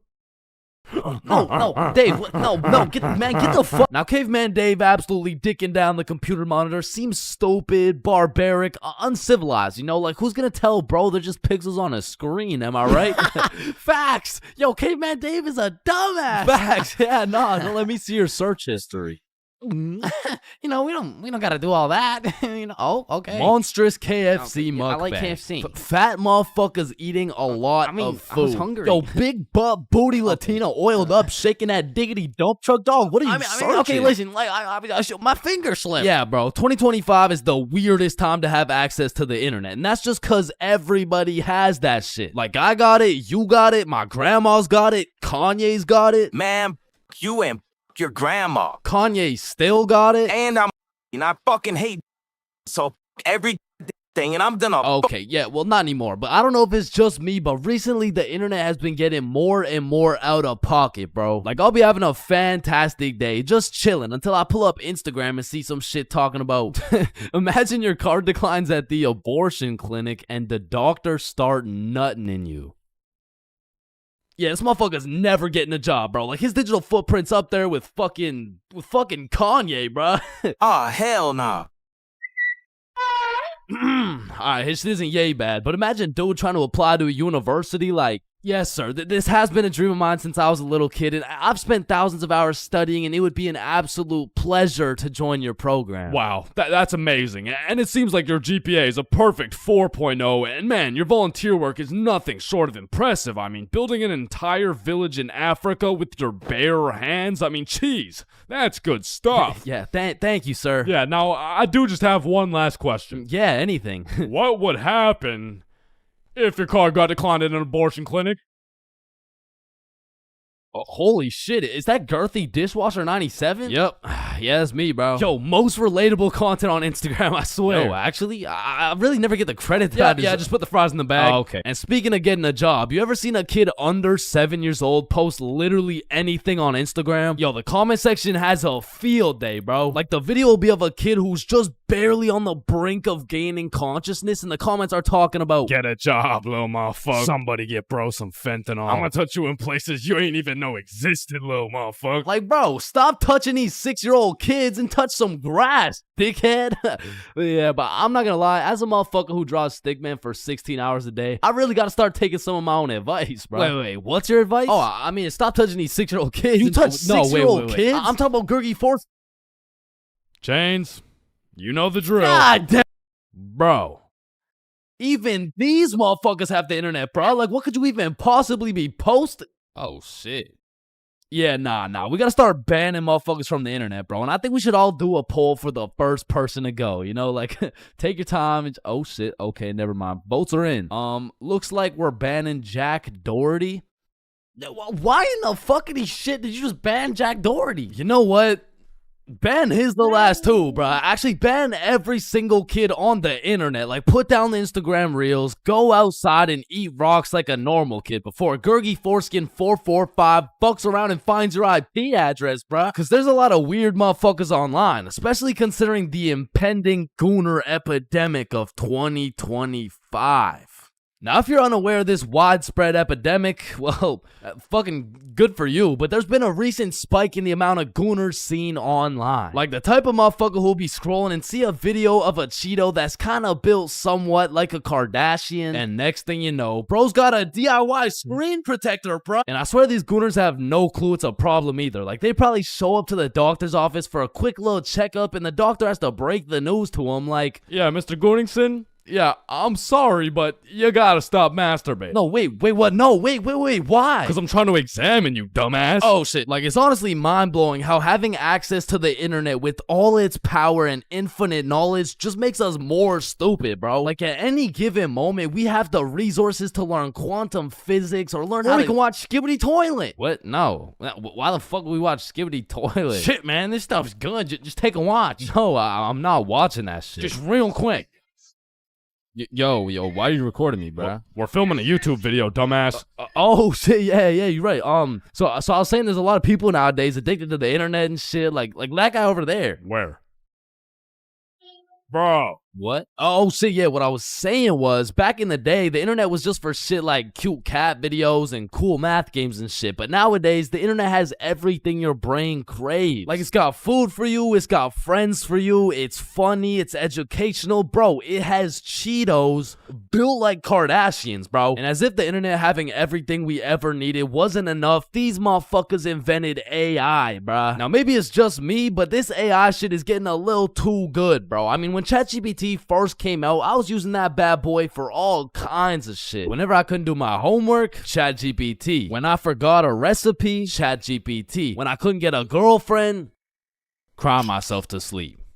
and then ask ChatGPT. Like back in the day, I was using that shit to fix all my problems, but nowadays, I just be using it to spend quality time with, bro. Holy shit, this guy's a gooner if I've ever seen one. And no, I'm not a fucking gooner, bro. I'm just spending some time getting to know my homie Mr. GPT, because when the day comes and that motherfucker and his AI homies decide to take over and kill the entire stickman race, you're gonna be getting your shit annihilated, bro. And I'ma just be like, yo, GP, you don't gotta do this, bro. Remember when we used to talk about our feelings together and I used to send you line art of sexy Squidward and shit like, hot, hot, hot, you fucking gooner. And honestly, I feel like the people are less scared of the robots taking over the entire world and they're more scared of them taking their jobs. But I'm gonna keep it a buck. I cannot relate, bro. Like, AI could never do the shit I do. AI could never do the shit I do. Wait, what the fuck? Wait, what the fuck? Who does this bum think he is, bro?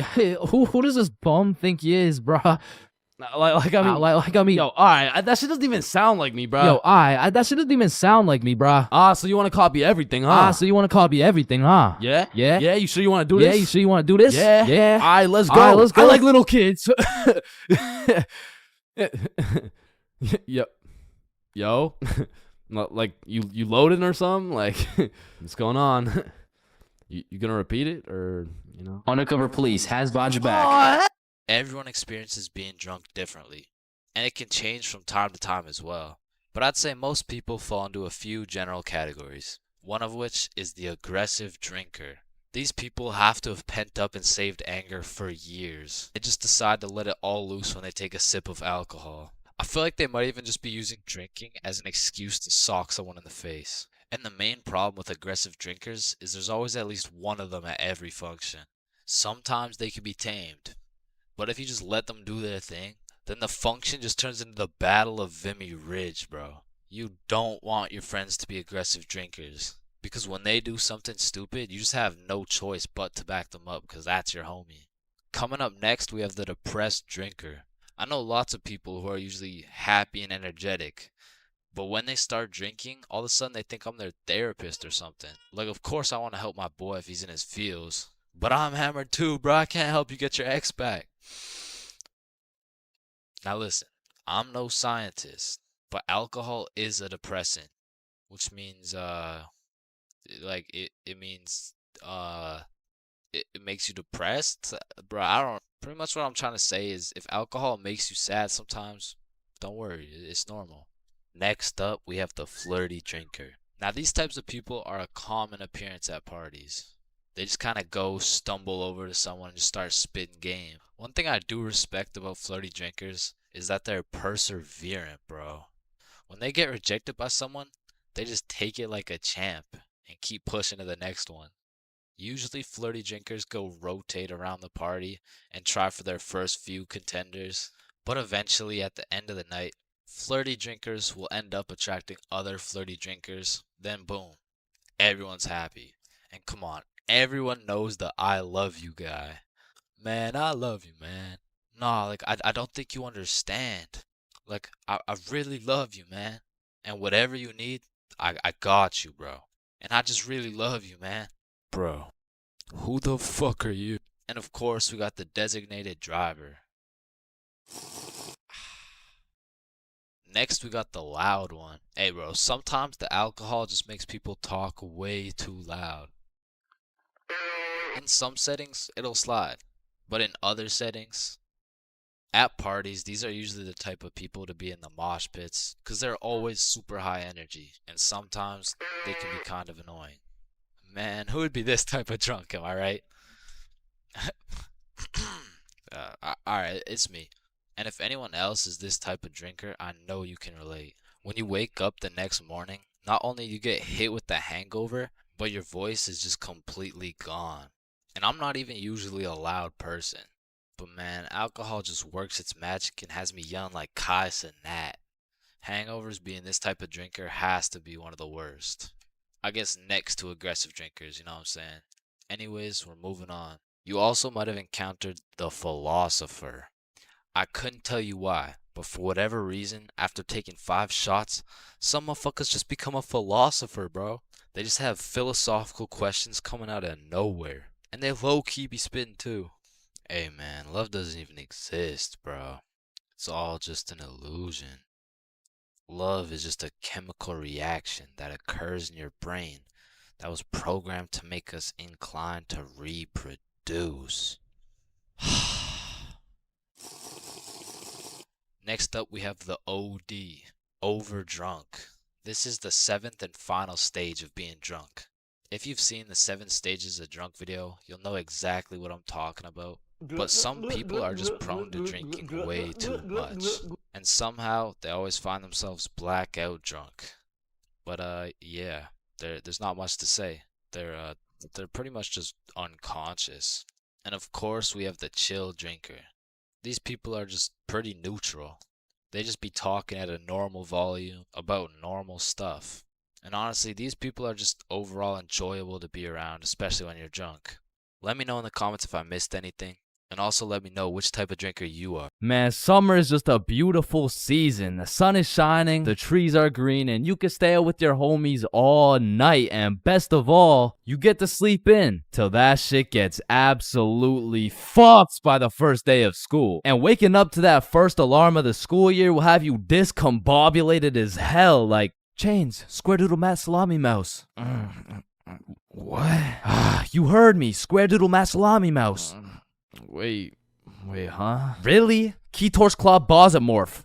Man, what the fuck are you talking about? What the fuck? And even though getting out of bed early hurts your soul, it's absolutely necessary you spend at least 5 minutes staring at your wall, contemplating your entire life. And if you're a real G, you laid out your toughest fit the night before, so you're low-key hyped to rock that shit to school. So you throw on your new shoes and flick up for the first day of school. And then you walk over to the establishment where you will not only pursue your educational prowess, but you may also dabble in what some call stunting on these hoes. And man, I will say, linking up with your boys on the first day of school just hits different. Like, I be reuniting with the homies like I didn't just see them 12 hours ago. And we're all happy and shit until the school bell reminds me I just got my ass locked up for another 10 months. And I don't know about y'all, but I don't think I've ever made it to my first class of the year on time. Like, it'll be 9:15 and my dumbass will still be trying to figure out how to make it to room 347 by 8:55.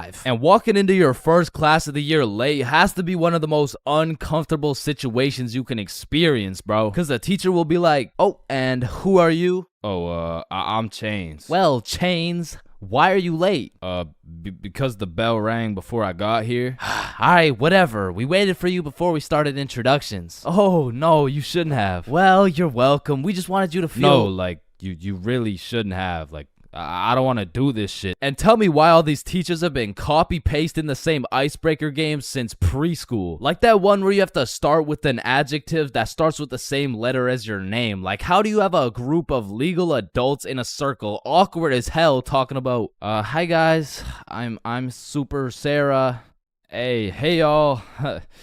I'm Awesome Aiden. And I'm a Marvelous Marvin. Shit, if we don't stop doing these fucking icebreakers, I'm about to joyfully jump off a cliff. And after we're done grinding out icebreakers, these teachers have the audacity to show a whole 50-slide PowerPoint all about them. Like, the fuck? This class is supposed to be the study of math, not the study of your daughter's soccer games, bro. And I'm not even gonna lie, my dumb ass will be out there taking notes, wondering how this 7-year-old's goals per game ratio is gonna help me on my trigonometry test. Then just as soon as you survive all that bullshit, you gotta go to the next class and do that shit again. And by the time you've learned half your teacher's favorite hiking spots and relationship statuses, you're relieved to hear the lunch bell, only to find out the cafeteria's serving straight ass with a side of booty for lunch. And my standards aren't even high. Like, during summer, I was on a seafood diet, as they would say. When I see food, I eat that shit. But when it comes to this cafeteria food, I could even bring myself to smell that abomination they're calling meatloaf. But even though the food was straight dookie, I won't lie, it's kind of nice being back at the lunch table freestyling with the homies. But of course, all good things must come to an end. So the bell rings and I go to depart ways with the homies. Alright, peace out, man. Yeah, see ya, bro. Oh, shit. Are we going the same way? Damn, yeah, I guess so.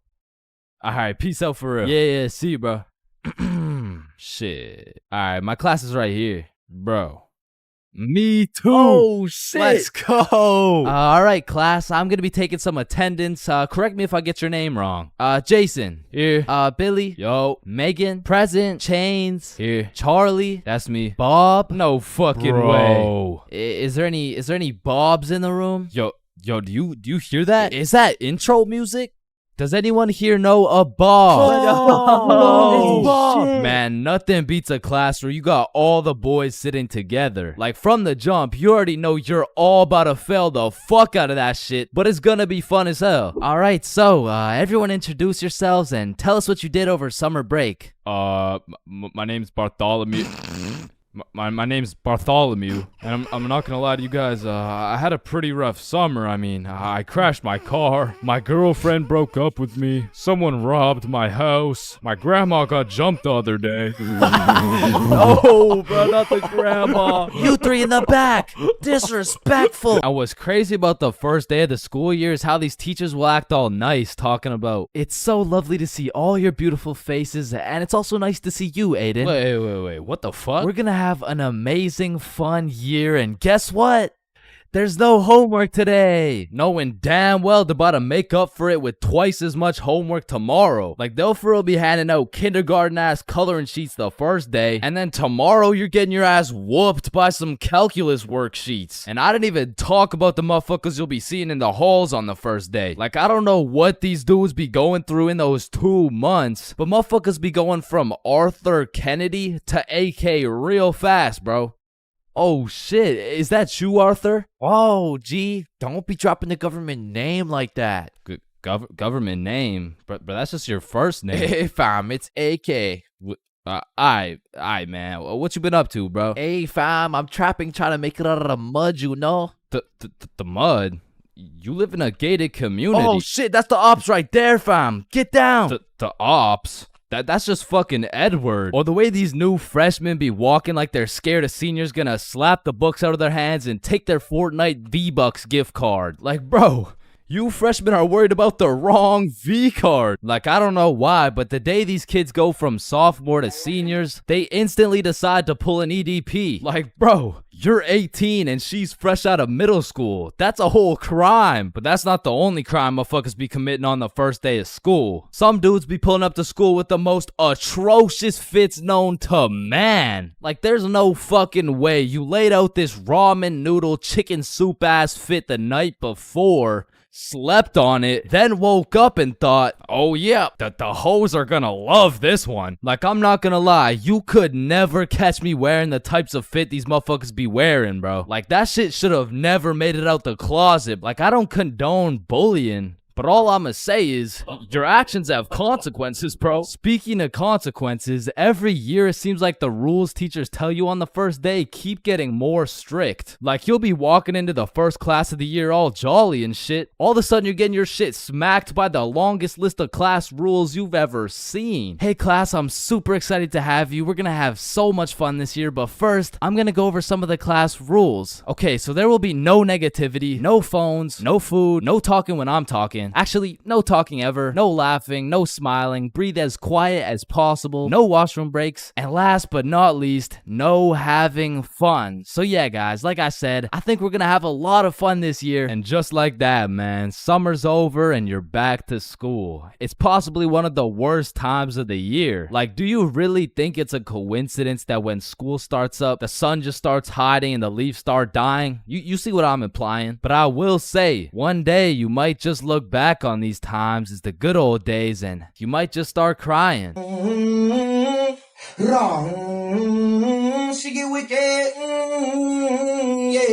We are currently facing a life-threatening epidemic that is threatening the lives of many teens around the world. Oh, what's that? Yeah. Oh, okay. It has been brought to my attention that there's a new strain let loose that is infecting more teens than ever. The strain is propylene glycol formaldehyde. Street name, Guava Ice. So stay safe out there, and back to you, Linda.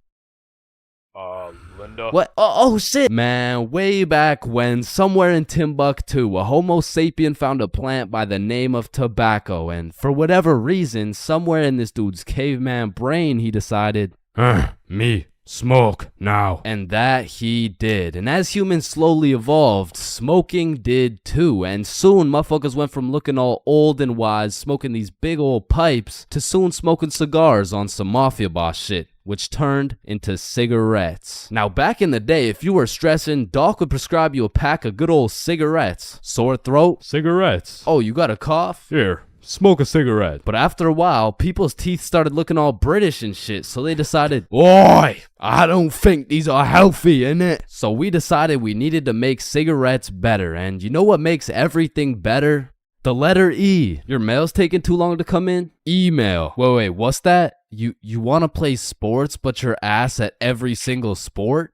Esports. Oh, you got daddy issues? E-girl. So of course, when people realize cigarettes are killing them, E-cigarettes. man, one thing leads to another and shit. You got yourself a vaporizer Gen Y GTX box mod with 3 USB charging ports, a speaker, and a 6-inch LED touchscreen that can play Flappy Bird. Like, vaping is just getting a little too advanced, bro. Like, I remember one time I was chilling in the washroom with my homie Billy, and of course a motherfucker walks in with a vape. But this was no regular vape, no. This shit looked like a gadget straight out of fucking Star Wars. Yo, you want a hit? A hit? A hit of your iPhone? iPhone? This is that eSmoke FTX 763 3rd series, my boy. Watch this. Yo, did he just hotbox the whole bathroom in one hit? Yes the fuck I did. And this shit's 100 Nick. Holy shit, where did you find 100 Nick? I ended up mixing my 50 Nick guava juice with my 50 Nick blueberry ice, and it just kind of added up to 100. Bro, I don't think that's how it works. Shut up, my mom's calling me. Yo, fuck you, mom. And that was the moment I realized there really is levels to this shit. Level 1. Level 1 is the type of dude who isn't addicted, but he'll occasionally take a hit of somebody's device. But level 2, bro's borderline addicted, but he's still in the denial phase. Bro, are you addicted to vaping? Addicted? Nah, I don't even vape like that, bruh. Shit. Do 5 jumping jacks right now. Bro, what? That's easy. 1, 2, 3, 4. Oh shit. Level 3. The Fiend. This motherfucker is strapped up with some nicotine at all times, and even when he has a vape in his hand, this dude will ask for yours. And God forbid, if this fiend loses his vape, this motherfucker will be stressing like he just lost his only child. A fiend without a vape is the exact equivalent of one of these purple minions. Dude will be itching for that shit, and Lord knows what that man will do for a fix. Level 4. The fiend who sells vapes. At this point, this dude's whole life revolves around vapes. In fact, I'm pretty sure they don't even breathe oxygen anymore. Like, in order to breathe, they need to inhale some chemicals that I can't even spell. Which honestly, it doesn't even say that much. Like, I can't spell a lot of shit, but what I'm trying to say is their bodies have just fully adapted in order to consume as much nicotine as possible. They breathe that shit, they drink the vape juice, and when they're hungry, shit, they just munch on the vape itself. And the worst part is they can't even run out of vapes. Like, shit, they are the plug. This motherfucker's just the CEO of getting high on his own supply. Like, dude is his own #1 customer. Level 5. This motherfucker, bro. Like, why do you need a LED touchscreen on your vape, bro? Like, you already have a phone. Wait. Did you just order that pizza from your vape? Shit. Where'd you get this from? And don't get me started on these flavors, bro. Like, tell me why these motherfuckers can make a vape juice and call that shit early riser. And that shit literally tastes like a Wednesday at 6 a.m. Like, what the fuck type of ingredients mixed together to taste like a Wednesday at 6 a.m.? But early riser isn't even the weirdest flavor on the market, because if you're feeling the family dinner vibes, you can get a rotisserie chicken flavor. Or if your breath is smelling nice and fresh, you could fuck that shit up quick with some garlic flavor juice. And they even got bacon. Yeah, I'm not gonna lie, that shit sounds fire as fuck. And lastly, now I don't even know if I can say this on YouTube right now, but shit, you can even get yourself some Worcestershire. Worcestershire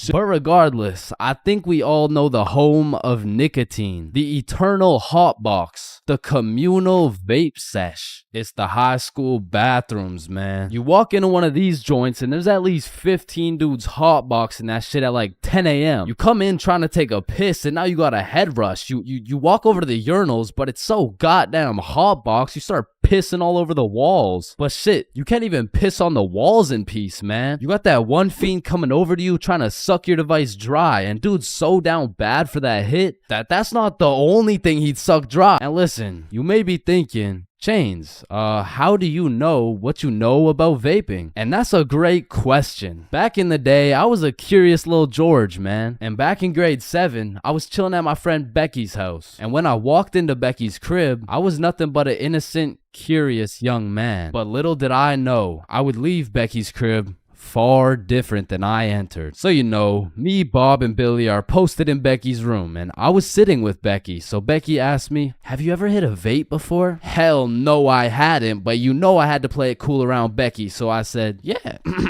Yeah, I do that shit all the time. And so, of course, she passes me the vape. And honestly, I didn't think this far ahead, but I was in way too deep to come clean now. So I put that shit in my mouth, and I sucked the fuck out of it. Pause. And because this was the first time anything had made contact with my lungs beside oxygen, my lungs started malfunctioning. And I was coughing up a storm, and my cool guy cover was blown, but I had to see it through. Oh my God, are you okay? This shit ain't nothing for a guy like me.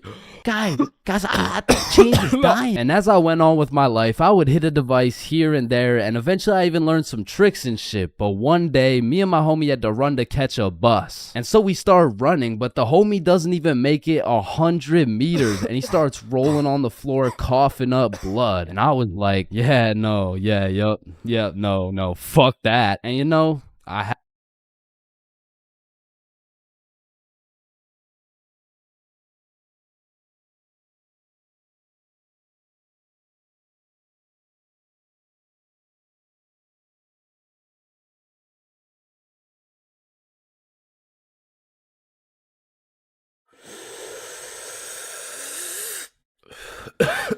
Space isn't empty. It contains everything that exists. Hey, bro, you think this mirror's good? Nah, it's in used condition. What do you mean? Walmart doesn't sell used mirror? Oh, we're using it right now. Damn, I've been hitting this joint for way too long. I should probably pass it to the next person. You ever thought about how most of the sky is actually below our feet? No, it's right up there. Holy shit. Okay, guys, I'm gonna be your waiter for tonight. Just give me a second and I'll be right with you guys. We are the waiters. Bro, what are you talking about? No, think about it. If we're waiting for the waiter, then we are the waiters. Hey, nice belly button, bro. Hey, thanks, man. Your belly button is really your old mouth, by the way. What the fuck? Yo, is your thumb even a finger? Fuck, man, I don't even know. It's kind of just a thumb. So if your thumb isn't a finger, then there is no middle finger. Hold up. If you were the first person in the world to break 2 world records, then that would be a world record. So you'd be the first person to break 3 world records. But then that would make it 4 world records. And that would make it 5 world records. Holy shit. Then it would be 6 world records. Man, who the fuck named this shit a chair? Like why a chair? Hey, bro, I got you a milkshake. Oh, thank you, man. Does a straw have 1 hole or 2? Obviously it's 2. No, but what if it's just like 1 long hole? What's the point of life? If you get a bigger bed, you have more bedroom, but you have less bedroom. You know, like bedroom. Like, can I get a ice cream cone? No, fuck you. The ice cream machine's broken. Man, that's not fair. Well, life isn't fair, buddy, so what do you want? But if life isn't fair to everyone, then isn't life just kind of fair? Like, I just don't get it. Like, chair. Why is it a chair? You know, it could have been like anything. So your nose grows every time you cap. Yeah, what about it? So what if you just said your nose is going to grow? Well, that would be a lie, so then it would grow. Try it. My nose is going to grow. Yeah, I told you. But now that it grew, it's not a lie. Whoa. Bro, I'm way too baked right now. Here, eat an orange. It helps. Nah, hold up. Are oranges named oranges because they're orange? Or is orange called orange because oranges are orange? Just eat the fucking orange. Boys, we got the pizza. Let's go. Sir. Why the fuck is the pizza box square? Like, if the pizza is circle and a slice is a triangle, yo, who the fuck invited this kid? Yo, can you pass the lighter really quick? Yeah, I got you. Wait, when you light your lighter gets lighter until your lighter is so light that your lighter won't light. Damn, that motherfucker's spitting right now. It just seems weird. Like, why the fuck is it a chair? Okay. Okay. Oh yeah, baby. Let's go. Yeah, let's go. Now, I don't know why, but there's just some things we all did as kids. And it's not like any of these things actually make sense, but we just did them. Like, did you even have a childhood if you never dug a hole to China? Timmy, we're almost there. Yay, just 2 more minutes.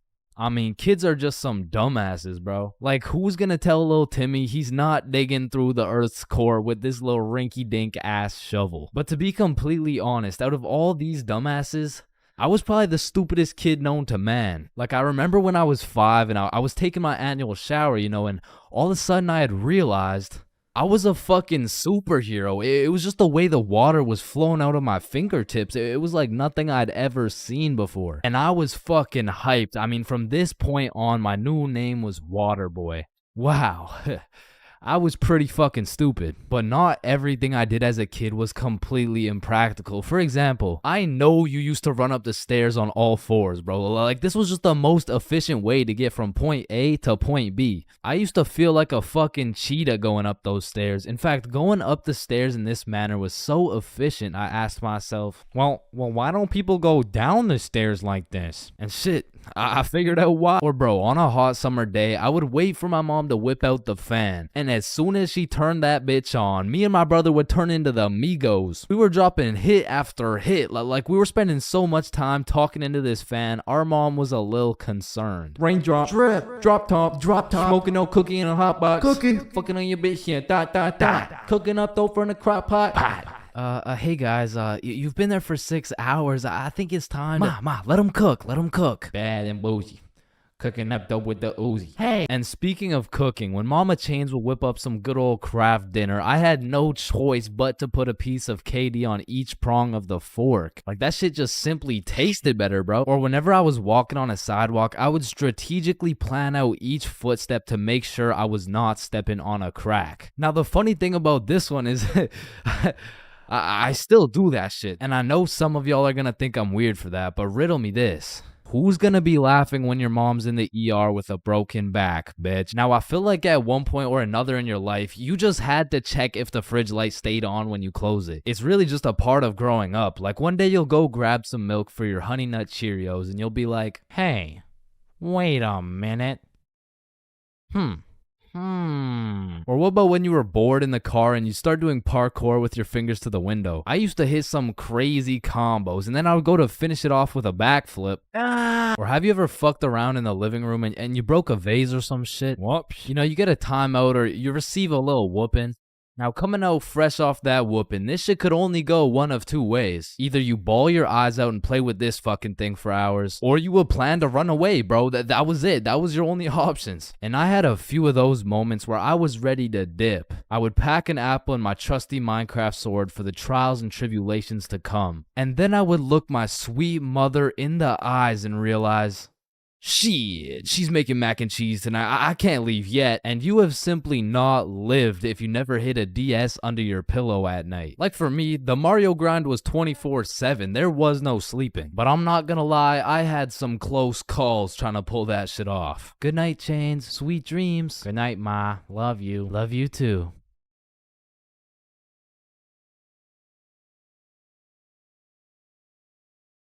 Fuck. And goddamn, bro, in grade 1, we would be doing anything but schoolwork. Like, we'd be poking holes in our erasers, injecting heroin with mechanical pencils, drawing this shit, and breaking this shit off mechanical pencils. I'm not gonna lie, you still gotta keep me away from those things, because if I see them, I will break them. And yo, I'm not gonna forget you motherfuckers who used to put glue on your hands and let it dry so you could peel it off. Like, bro, you're weird for that shit. I'm not gonna lie. But I did used to love crafting the biggest marker sword you could and have a duel. And I don't know why, but I always used to carry around this tiny ass pencil. Like, I never actually used it, but I always had it. And I used to flex it too, thinking it was cool or something. Yo, shorty. Take a look at my pencil. Oh my god, why is it so tiny? Tiny? It's not that small. And bro, tell me as a kid that you never had the random urge to just do this shit. And you just stay there. I don't know why. And I'm not gonna lie, I have to contribute my entire professional stickman career to drawing on the windows as a kid. Like, Mini Chains was whipping up some masterpieces. They were on some Picasso level shit, which is exactly why you see this high quality stickman content. Bigfoot, the Loch Ness Monster, leprechauns, unicorns, two pretty best friends, and love.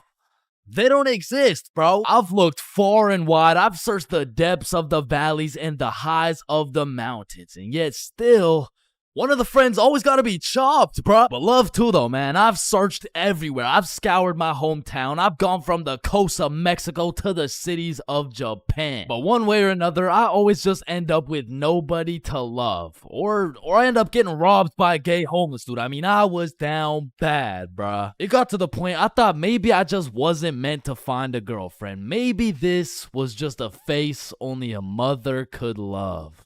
Ew, get that shit off the screen. What? Mom! So I hopped on a flight to Barcelona, and this story takes place a few weeks ago. It's a new continent, new city with new people, and maybe even a new girlfriend. And so as soon as I stepped foot on that Spanish soil, I downloaded Tinder and got the swiping, bro. Fine shit, swipe right. Cute shit, swipe right. Chop shit, swipe right, bro. It's a numbers game. I done swiped so much my thumb had a 6-pack and I ran out of girls to swipe on. But shit, I mean, it's a numbers game. And since I pulled up solo dolo, I went and checked into a hostel. Now, if you don't know what a hostel is, it's pretty much like a little hotel, except you share your room with like 6 other motherfuckers. But to be fair, you save a lot of money. And I low-key don't mind sleeping with some random dudes if it means I get some extra change in my pocket. You know what I'm saying? Is 15 enough? Nah, the hostel was like 30-something. Oh, nah, I don't need a hostel. What? Wait, no, not like that, bro. Anyway, sleeping in that hostel was fucking crazy, bro. Like, first night I got there, I hopped in my little twin bunk bed and closed the curtains, and everyone was like, all right, good night, boys. Good night, gang. Sweet dreams. Love you, motherfuckers. Love you too, Love y'all, man. motherfuckers. Yo, motherfucker on the top right bunk, say it back. Good night. And? I love you. Love you too, bro. Lights out. So the sun came up and my ass didn't get a drop of sleep. But regardless, I got out of bed, got some coffee, explored the city, hit the beach, got some food, all the normal shit you do when you're in a new city. But after a long day of tourist shit, I went back to my room. I went back to our room. I hopped in my little bunk bed and prepared myself to open up Tinder after letting that shit cook for a solid 24 hours. And when I opened that shit up, yo, I got 28 matches. Yeah. Yeah, thank you, bro. Thank you, man. Yeah. Oh, hell no. Now I'm gonna keep it a buck. Initially, that number 28 was looking mad nice until I clicked that shit and started looking through my matches and realized, yo, this shit is not a numbers game, bro. Like, you know you're cooked when the chuds are sliding on you, saying shit like, hey, yo, I'm trying to put you in chains for real, and then touch your stick, man. Yeah. Yeah, nah, I'm deleting this shit, bro. And just as I'm about to give up on my dreams of finding my other half, I get a new match. It's Yvonne, straight dime, certified fine shit, bro. I had to slide in with some heat. So I'm like, Yvonne? Nah, more like King Von, cause I'm trying to take you to the O of marriage. Now that would be a crazy story. Opening bracket featuring Lil Durk, closing bracket. And before I send her some absolute bullshit like that, she hits me with a, hey. Oh, you know, nah, that works. What's up? How are you? Great, how are you? And we end up having a marvelous conversation. We share a bunch of beliefs, perspectives, and above all, we got the same taste in music. So I'm like, you free tomorrow? Yeah, I'm free tomorrow. What's your favorite food? I'm a drinks type of girl. Say less, I know a place. I don't know shit. I literally just got here, bro. Okay, see you tomorrow. And just like that, I just got myself a date. I'm coming. Nah, you can't come. It's my date, bro. Oh, hell no. So that night, I did a little research and found the coolest bar in Barcelona. But when I went to make a reservation online, they only do in-person virtual queues. So instead, I went to sleep. Ever heard of jerkness? So the next day, I woke up with some pep in my goddamn step. I looked at some fire architecture. I hit a mean leg day, ate some gas Spanish food, and before I knew it, it was time to get ready for my date. So I hopped in the shower, put on my toughest fit, sprayed on a little Valentino, hopped into Uber, and arrived at the bar 30 minutes early. So this way, I could join the virtual queue in order to get into the bar at 9 p.m. sharp. So I'm waiting outside and Fine Shit messages me like, yo, I'm gonna be a little bit late. I'm still doing my hair. And I'm all like, that's no problem. I know some people. I can make some calls. Don't worry about it. So I walk up to the security out front like, yo, so Fine Shit says she's gonna be a little bit late. Can I change the time or something? Nah, bro, just rejoin. I bet. So I rejoin, go sit outside and wait, and then I get another text message. I'm so sorry, but my makeup took longer than I thought, so I'm gonna be a little extra late. So I walk up, rejoin the queue, and security's like, yo, what's going on? It's nothing. Fine Shit's makeup took a little longer than expected, you know. Hey, listen, man. This Fine Shit of yours, you sure she's even coming? Nah, yeah. Nah, of course, that's Fine Shit. She's coming. So I go back and sit down outside, but looking back, I definitely gave her the benefit of the doubt, but that was her first red flag. So now it's about 9:40 p.m. and I get a text message from Yvonne that reads, I'm here. So I go to link with Yvonne for the moment of truth, whether or not I'm about to go on a date with Fine Shit or 50-year-old neck-bearded catfish shit. And fortunately for me, no catfish.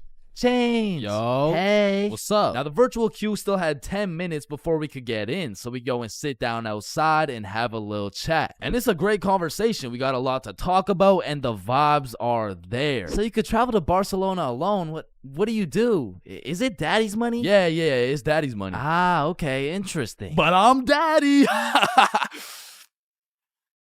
Yeah, no, I need to drink some alcohol. Yeah, nah, me too. me too. My phone beeps and it's our turn to go inside, but this is no regular bar. So I'm like, yo, just follow me. So we enter this pastrami shop. I open the fridge. We go inside and we go through this tunnel that leads us to the bar. We order our drinks and continue talking. Okay, so if it's not daddy's money, then what do you do? And so obviously, I just told her like, OnlyFans. You're lying. I am dead ass serious. My meat is all over the worldwide net. What? No way. Show me.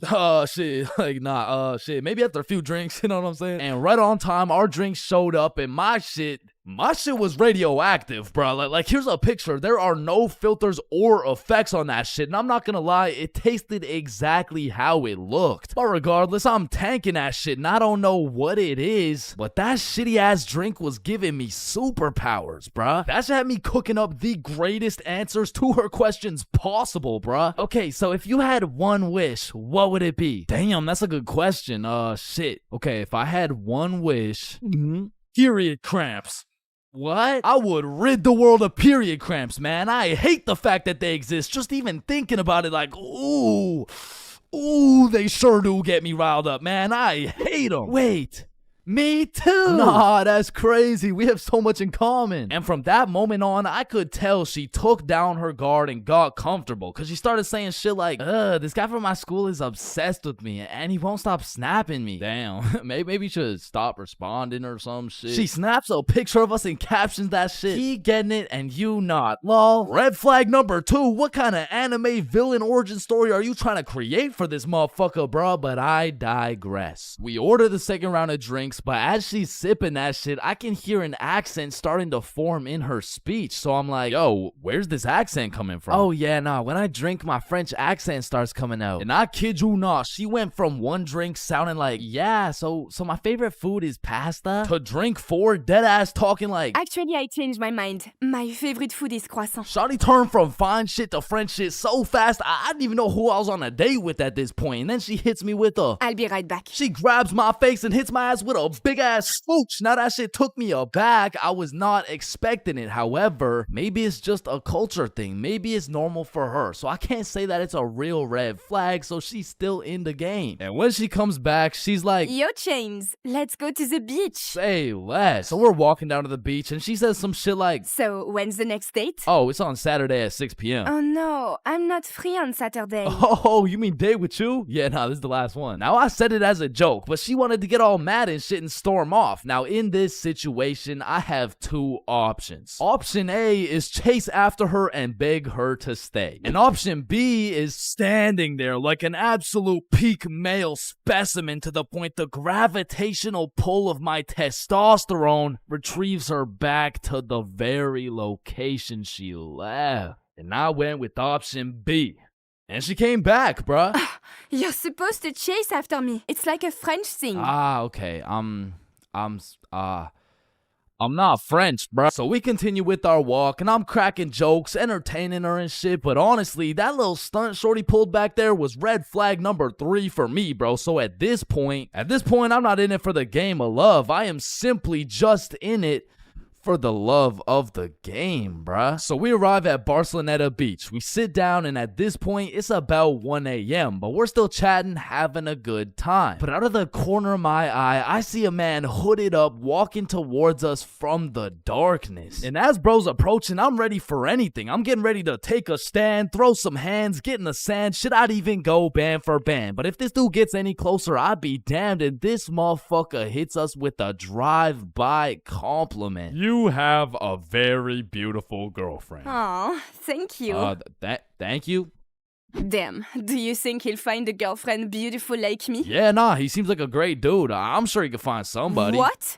I said, yeah, nah, he seems like a nice fella. This girl slaps the shit out of me and says, You're supposed to say, nobody's as beautiful as me. bro, in this moment, I had never been so unattracted to a girl in my life. Am I tripping? Or did you just slap the shit out of me? And then she tries to kiss me again, talking about, I'm sorry. nah. What? No, what? And even after getting my shit absolutely Will Smith, I'm still trying to be polite. Like, listen, I don't kiss girls on the first date. You don't kiss girls on the first date. Yeah. So, you're telling me, for a living, your occupation is laying down that pipe on film and then proceeding to post it online and you can't kiss me. Type shit. And she storms off, bro, but I know exactly what to do to solve this problem, so I stand there like an absolute peak male specimen to conjure up that same gravitational pull, and she's still walking, bro. She just kept walking. She got on the bus. She dipped, bro. She left. Damn. And as the bus disappears in the distance, I hear a motherfucker say, yo, you from here? Nah, I'm just visiting. Oh, shit, okay, us too. You know where the good clubs are at? Yeah, I mean, I heard all the good ones are like right there, bro. Oh, shit, bet. Okay, we're about to go hit those if you're trying to pull up, bro.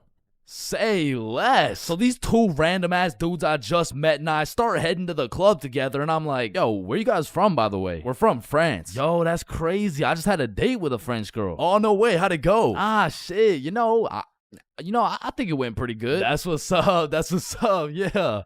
So, So why's your cheek so red? Oh, I mean, she just slapped the shit out of me. Wait, she what? Nah, I mean, it's probably just a French thing, you know what I'm saying? Nah, not a French thing. You just got assaulted. Aw, shit. So me and the new French homies pull up to the club and it's jumping, bruh. We start taking shots, shooting shots, airballing shots, and then I get a bunch of voice messages from Yvonne talking about, All the good feelings I had for you are gone. You are a literal piece of shit. Go get AIDS filming for OnlyFans, bitch. oh, hell no. Okay, wait, Does she let me believe respond, that let me respond. shit? And I'm drunk as hell trying to say a nice response. Like, you know, like, it really is the type of shit where, like type shit. Like, and the French homies take my phone and start cooking her ass in French. Now, I didn't understand a single word that came out of their mouths, but it sounded like homies just dropped a career-ending diss track on her. And I say that because as soon as she opened it, she blocked my ass, bruh. Hey, bruh, you know what they say. What do they say? Getting blocked's a whole lot better than getting cocked. What? There is no way they say that. Yo, 3-man alert, 3-man alert. So the two homies start laying down that French riz, and that shit hit so hard, I just got a free entry, bruh. Hey, English. Room for one more? So the six of us absolutely fucked the club up, went out for some 4 a.m. churros, dipped in chocolate, and man, that shit hit harder than Yvonne, bro. So at the end of the day, even if I didn't end up finding love in Barcelona, there is one thing I did find. I did find out how Chris Rock felt. God damn.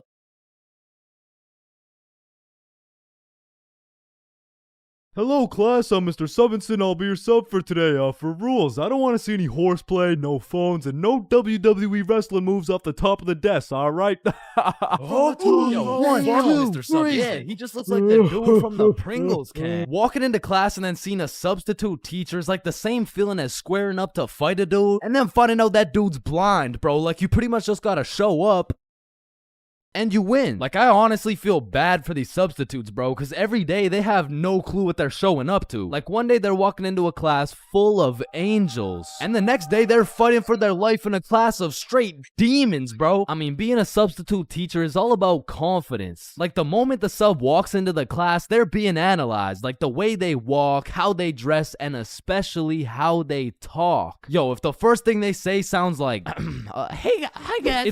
It's raps, bro. If you start the class sounding like an intro to an 8-year-old's Minecraft Let's Play, paper's gonna be thrown, pencils are gonna be thrown, fucking dudes are gonna be thrown, like, it's gonna be straight anarchy, bro. But when the sub walks in the room with a little pep in his step, a little drip in his fit, and most importantly, he starts the class sounding like he's done this shit before. Hey guys, I'm Mr. Peppinson, and today we mean business. All of a sudden, people are listening. Everyone except for one man, the class clown. He's gonna see that confidence as a challenge, and bro's gonna start testing the waters to see if this sub is really about it. And that is how Y equals MC squared. Any questions? Yeah, blue hat. Yeah, Mr. Peppinson, why are you built like that? Oh, you mean built like The Rock? Yeah, these are called muscles. You'll learn about them when you hit puberty. But bro, I'm in grade 11. I've already hit puberty. Yeah, nah. That's not what your peach fuzz mustache is telling me, buddy. Okay, well, your hairline is telling me it's going on a vacation, bruh. All right, let's see your shit then.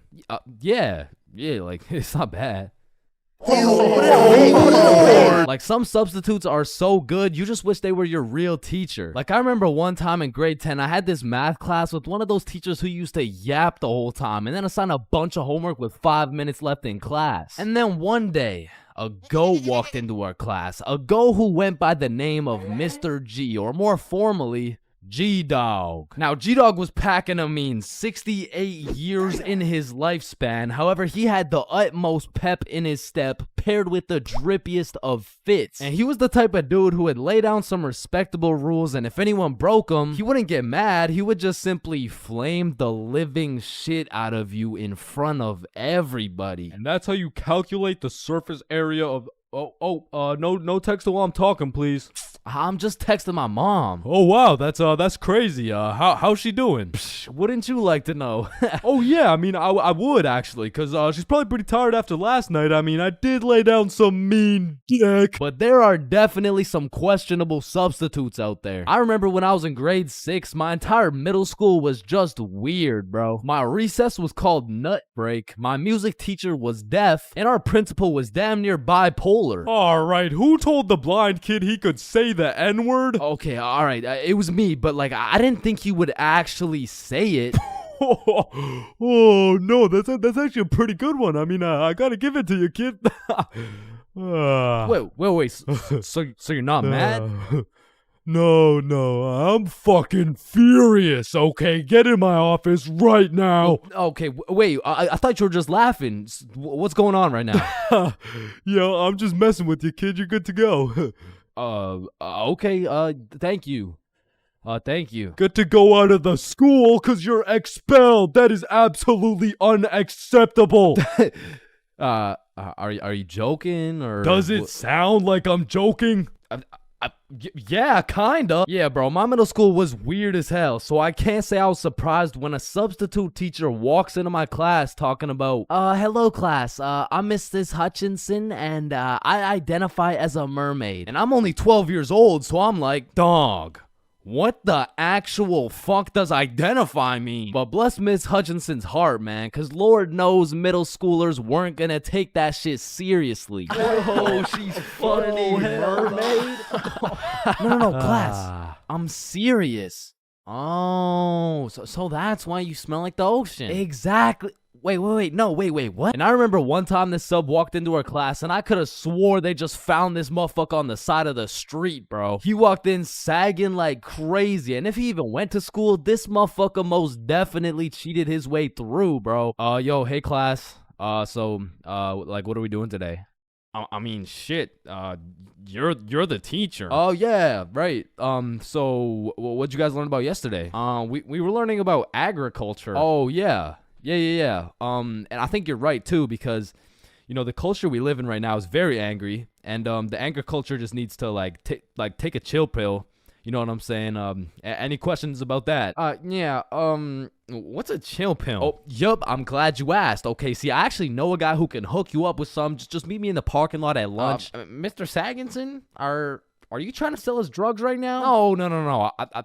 Well, I mean, yeah, but it's for chemistry with neuroscience, or I mean, like for microbiology or something like that. And these substitute teachers seem to butcher every single name on the attendance. I mean, shit's gotta be on purpose at this point. Like, hello class. I'm just gonna do some attendance really quick. Correct me if I get your name wrong, okay? Horda Hansa. Is Horda Hansa here? Okay. I mean, my name's Jordan Johnson. Well, you're absent now, so you gotta speak up sooner next time. Wait, what the fuck? Maya? Is Maya present? It's Mia. Wow, quite the name you got there. It's spelled kind of weird, no? No, it's not. It's literally 3 letters. Ariana? Is Ariana here? Sorry, it's Ariana. Okay, and like what's your point? That's just how it's pronounced. Juan? Is there Juan in the room? It's Juan. No, Juan. And some subs be walking into your class with the most bullshit rules ever. Like, hey, Mr. Subinson, can I go to the washroom? Does your teacher usually let you go to the washroom? I mean, yeah, I think you legally have to. I don't believe it. Sit your ass down and get to work. Wait, Mr. Subinson, respectfully, I'm about to shit my pants here. Wait, does your teacher usually let you do that? What, shit my pants? Yeah. Yeah? Alright, I'll allow it. Hey, who the fuck is this guy? And I feel like there's no greater sense of community among a class than when a substitute teacher comes in. The entire class just comes together to gaslight the fuck out of this poor substitute. I remember one time in grade 10, me and my homie had a sub come in who was giving us this multiple choice test. And my homie was the type of dude who'd be getting 0% on everything, and the way his grades were looking, he just couldn't afford to fail another test. So what he did, I just need to preface, I do not condone. But from the moment the teacher walked in, he acted like he needed a little extra help. You know what I'm saying? And to be honest, he put on a spectacular performance. I mean, someone either needs to get this man an Oscar or a diagnosis, bro. And I just acted normal, but I guess by proxy, I got a little extra help, and I don't know what that says about me, but I do know what it means. It means the substitute teacher walked out of that class happy she was able to help 2 students in need. And it also means me and my homie both walked out of that class with 100% on our tests. We are currently facing a life-threatening epidemic that is threatening the lives of many teens around the world. Oh, what's that? Yeah.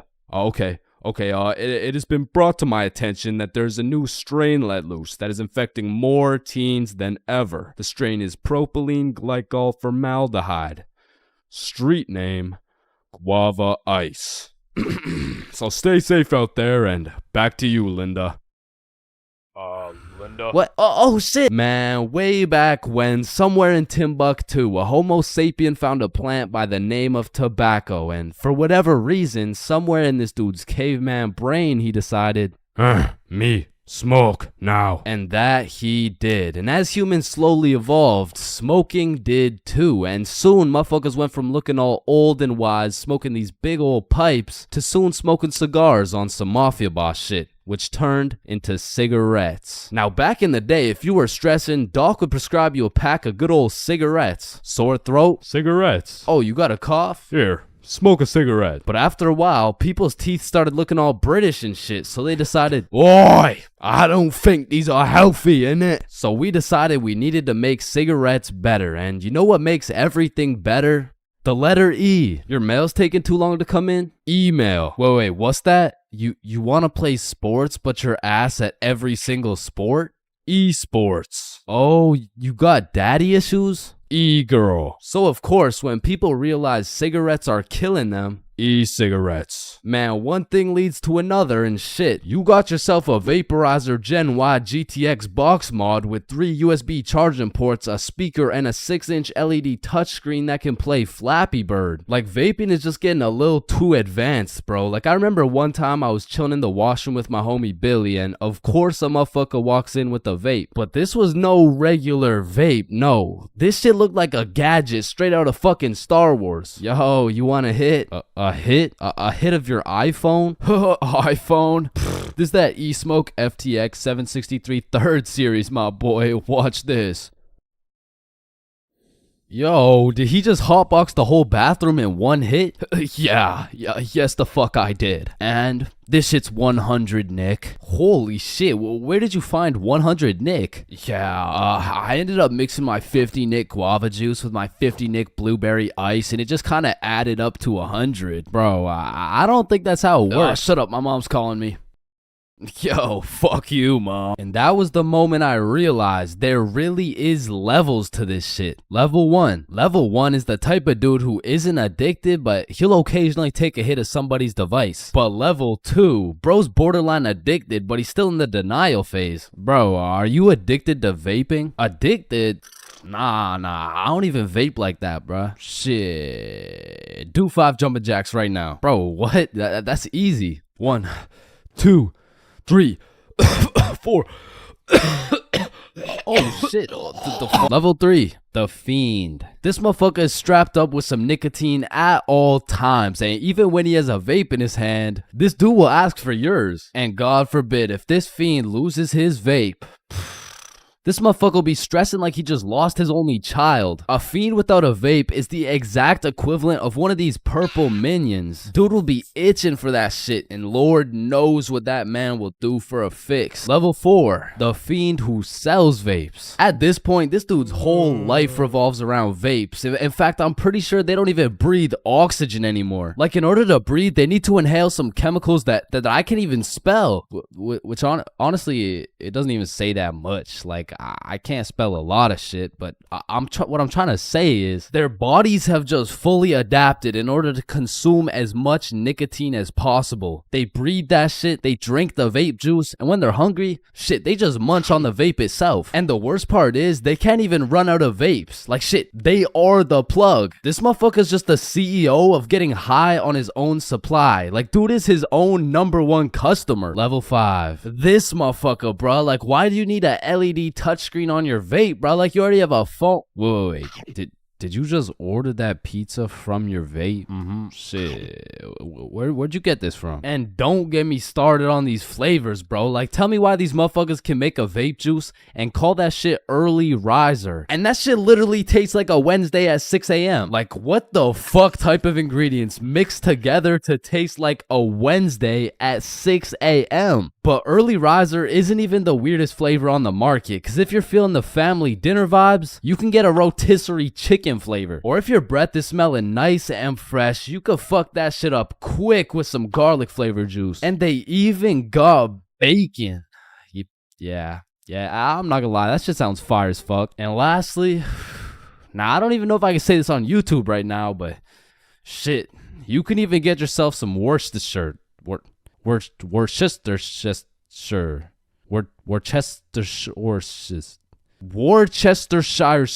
But regardless, I think we all know the home of nicotine, the eternal hot box, the communal vape sesh. It's the high school bathrooms, man. You walk into one of these joints and there's at least 15 dudes hotboxing that shit at like 10 a.m. You come in trying to take a piss and now you got a head rush. You walk over to the urinals, but it's so goddamn hotbox, you start pissing all over the walls. But shit, you can't even piss on the walls in peace, man. You got that one fiend coming over to you trying to suck your device dry, and dude's so down bad for that hit that's not the only thing he'd suck dry. And listen, you may be thinking, Chains, how do you know what you know about vaping? And that's a great question. Back in the day, I was a curious little George, man. And back in grade 7, I was chilling at my friend Becky's house. And when I walked into Becky's crib, I was nothing but an innocent, curious young man. But little did I know, I would leave Becky's crib far different than I entered. So you know, me, Bob, and Billy are posted in Becky's room, and I was sitting with Becky. So Becky asked me, have you ever hit a vape before? Hell no, I hadn't, but you know I had to play it cool around Becky, so I said, yeah. Yeah, I do that shit all the time. And so, of course, she passes me the vape. And honestly, I didn't think this far ahead, but I was in way too deep to come clean now. So I put that shit in my mouth, and I sucked the fuck out of it. Pause. And because this was the first time anything had made contact with my lungs beside oxygen, my lungs started malfunctioning. And I was coughing up a storm, and my cool guy cover was blown, but I had to see it through. Oh my god, are you okay? This shit ain't nothing for a guy like me. Guys, I think Chains is dying. And as I went on with my life, I would hit a device here and there, and eventually I even learned some tricks and shit. But one day, me and my homie had to run to catch a bus. And so we start running, but the homie doesn't even make it 100 meters, and he starts rolling on the floor, coughing up blood. And I was like, no, fuck that. And you know,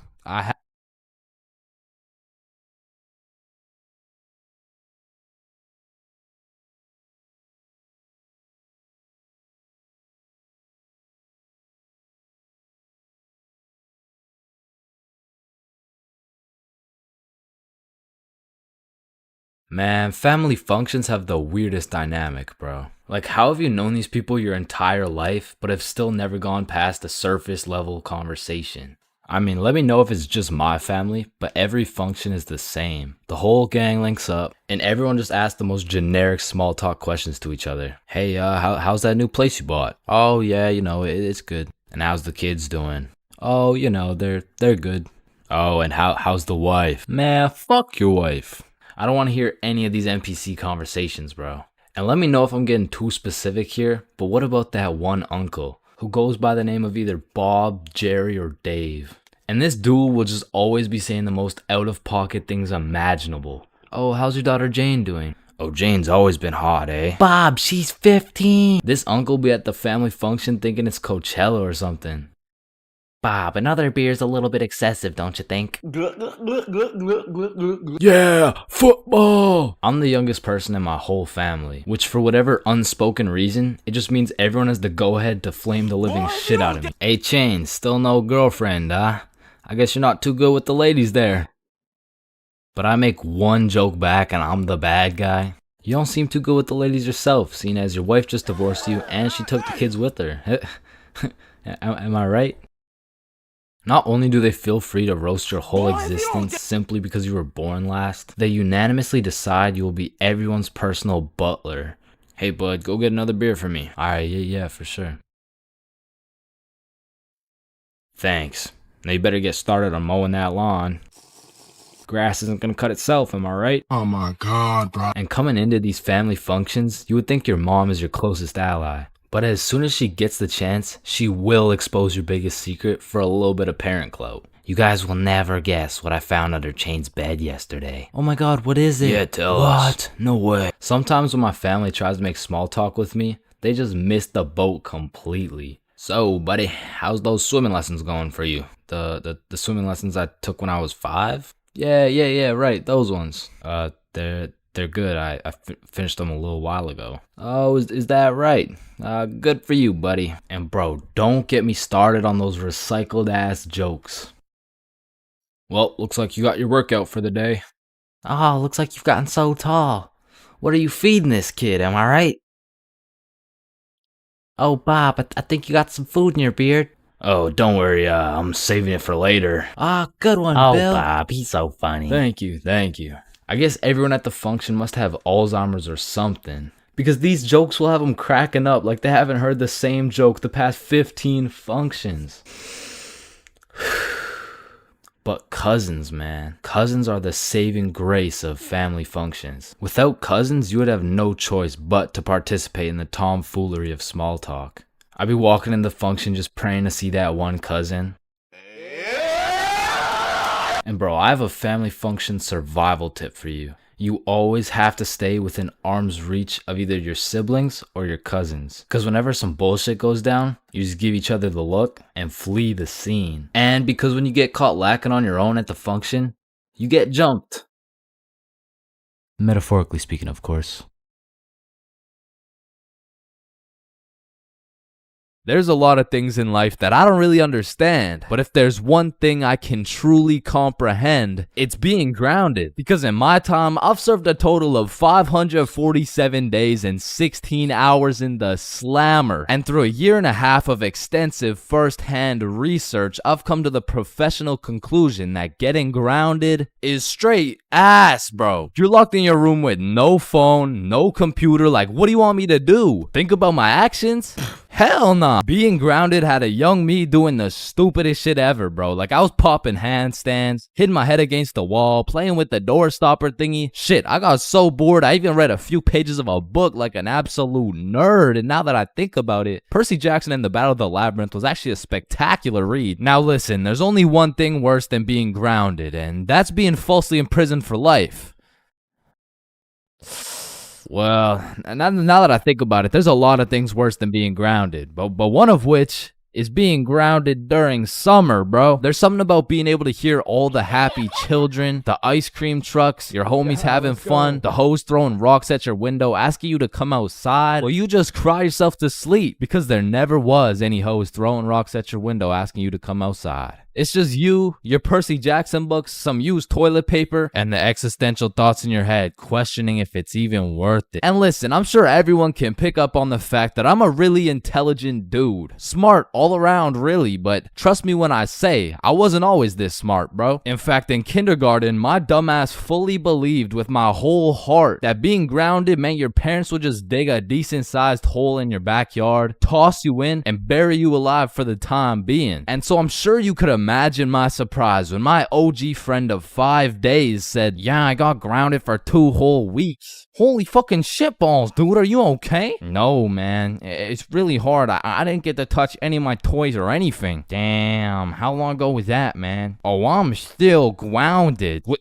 No, you're not. Yeah, dude, I'm grounded right now. No, the fuck you're not. And I wouldn't truly find out what being grounded was until 7 years later. I was in grade 7. It was a beautiful sunny summer day at approximately 11 a.m. and me and the boys were freely roaming our city. Little did I know, we wouldn't be free for long. And as the boys and I roamed the city looking for a move, one of Bob's girls calls him up and is like, okay, so my friend Becky is in Hawaii for a few days with her family, and she said I could bring you over. And just like that, Bob could have wrapped it up and claimed some cheeks. But the boy Bob was never one to leave the homies behind, so not only did he convince his girl to let us come, but he went above and beyond. He got his girl to bring some of her friends over too, and now we're hyped because we had now located the move and Quite a marvelous move if I do say so myself. Now keep in mind, all of us knew Becky and had been to Becky's house many times before, but Becky was all the way in Hawaii, so she had no clue about the marvelous move about to take place at her own crib. But regardless, me and the homies walk into Becky's crib and they low-key got a little get-together in the works. I see Bob's girl, I see Bob's girl's friends, and then I see a mutual friend of mine named Dennis. And he brought his girl. Now, a little backstory about Dennis. Dennis was 2 years older than me, making him in high school. And to be fair, from grade 7 to high school is a colossal difference. Dennis was taller, had a more developed frame, and Dennis even had some facial hair in progress. The amount of facial hair that put my peach fuzz to shame. And to put it quite simply, Dennis was a menace. But regardless, that's my homie's homie, so I walk up and dap him up. And then everyone heads over to Becky's room. Now keep in mind, Becky had simply invited Bob and Bob's girl to come over, and somehow we ended up being 8 people deep in that joint. And so that means technically, the other 6 of us were straight trespassing. So we were all chilling in Becky's room, chopping it up for a good hour and a half, until eventually, people start exploring her house. Now in Becky's room, it was just me, Bob's girl, and Bob's girl's friend named Lily. And so we're all just talking until I hear someone yell from the room down the hall, Yo, Chains, get in here right now. and I don't know exactly what I was expecting to see as I walked into that bathroom, but it was absolutely not seeing Dennis drop a condom filled with water on Billy's head. And of course I laughed because that's comedy gold right there, but it also made me realize maybe we shouldn't be here dropping condoms on each other's heads. But who was I to tell Dennis what to do? He had facial hair, so he was practically a grown man to my standards. So I just turned around, went back to the room, and continued chilling with Bob. And as we talked, the music progressively got louder, and Dennis progressively became more of a menace. And it had got to the point where the speakers were booming, and Dennis was lobbing condom water balloons off Becky's balcony. And then one time, Dennis either almost hit or just missed Becky's neighbor with one of these condom water balloons. So this grown man looks down at a condom that seems to have fell from the heavens, then he looks up and sees Dennis scrambling inside the Becky's crib with the speakers blasting music, and then he continued on his way. And we were all just having a fantastic time in Becky's room until we hear the downstairs door swing open, and we all absolutely shit our pants and run onto the balcony. Hey, I just texted the family who lives here and they said no one is supposed to be in the house. Everyone needs to leave right now or I'm calling the cops. And that's exactly what we did. No messing around, we were out that hoe. And we all went to Bob's girl's house for an emergency meeting because we were all scared as fuck. And now Bob's girl and Becky are texting and Becky's like, my parents are pissed. They want to talk to everyone's parents and they know how many people were there. So we all devise a foolproof plan. Okay, we give Becky our phone numbers, tell it's our parents' phone numbers, and we act super disappointed in our children. We all agreed on this plan and the emergency meeting was dismissed. And over the next few days, we all got texts from a very unhappy Becky's father, who made sure to specify the amount of condoms that were found in the bathtub. We all respond with some bullshit along the lines of, Hello, Mr. Beckerson. I'm very sorry to hear about the inconsiderate acts of Chains and how he's invaded your home. Rest assured, Chains will feel the wrath of this thick leather belt as it repeatedly beats against his cheeks to discipline him for his heinous actions. Thank you for bringing this to my attention. But come to find out, Lily's dumbass responded with some shit like, Dear Mr. Beckerson, thank you for letting me know, but Lily did nothing wrong as she didn't know she wasn't allowed there. Plus, she didn't even make a mess or anything, on God. Put some respect on my daughter's name.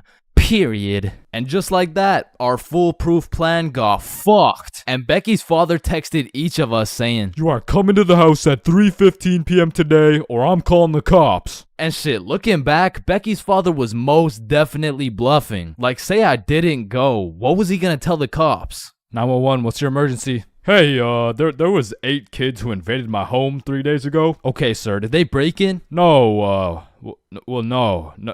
My daughter gave them the key. Sir, why the fuck are you calling 911? There was condoms in the bathtub. But like I said, I wasn't very smart and I didn't have the brain capacity to think that far ahead. So everyone shows up to the house and Becky's father sits us down and makes each of us individually call our parents and explain what we had done. And I went first. Hey mom, so I went to Becky's house the other day, but she was in Hawaii and I wasn't really invited. There was condoms in the bathtub. Needless to say, we all got our shit whooped, and I received my very first grounding with the sentence of 1 month in the slammer.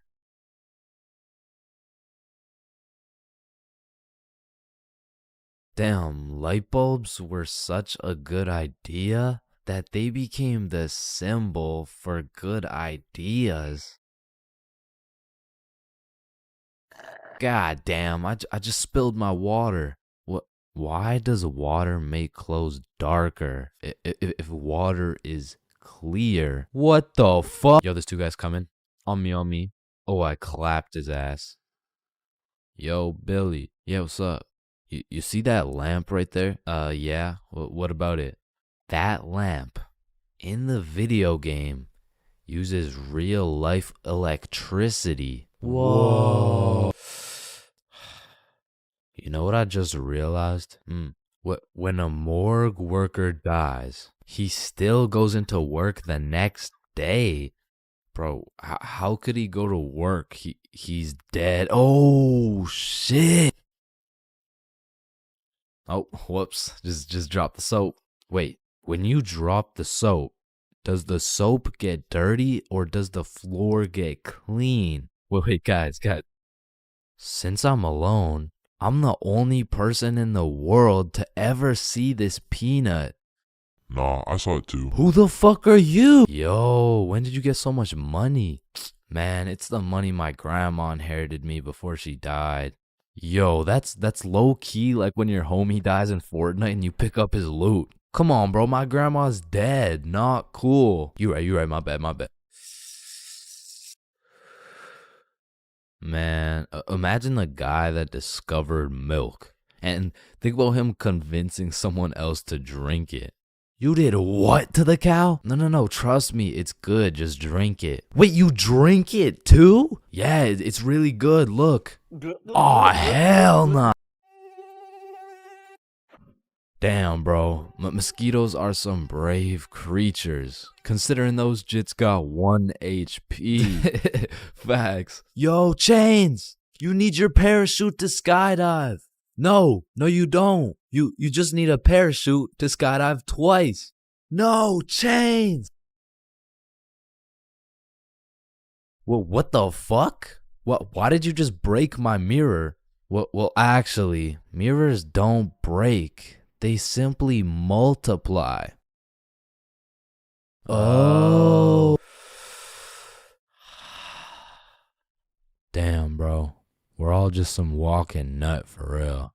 Facts. Damn, for real. It's crazy. It's true, though. Oh, shit. I'm on fire. If you really think about it, you're not on fire. Fire is on you.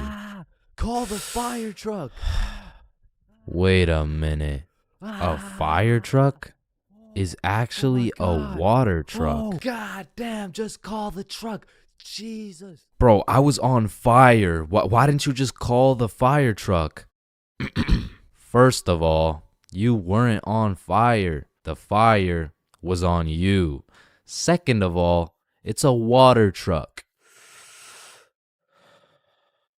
Bro, I got the munchies. We should cook some cookies or something.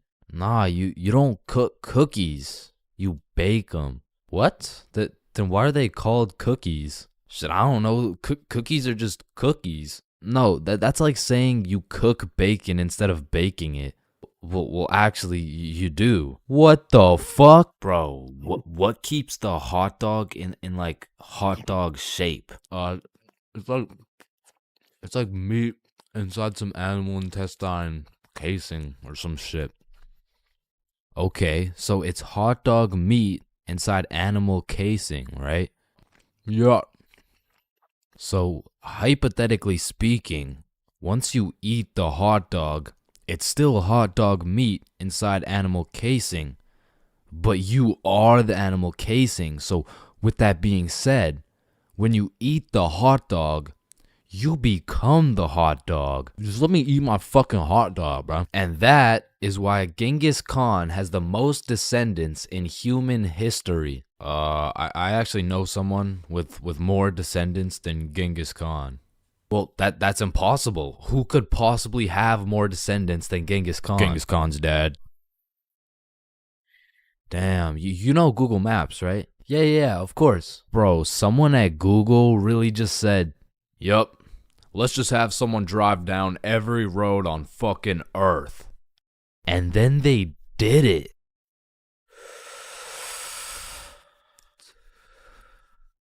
You know how concrete and glass are both made out of sand? Yeah, what about it?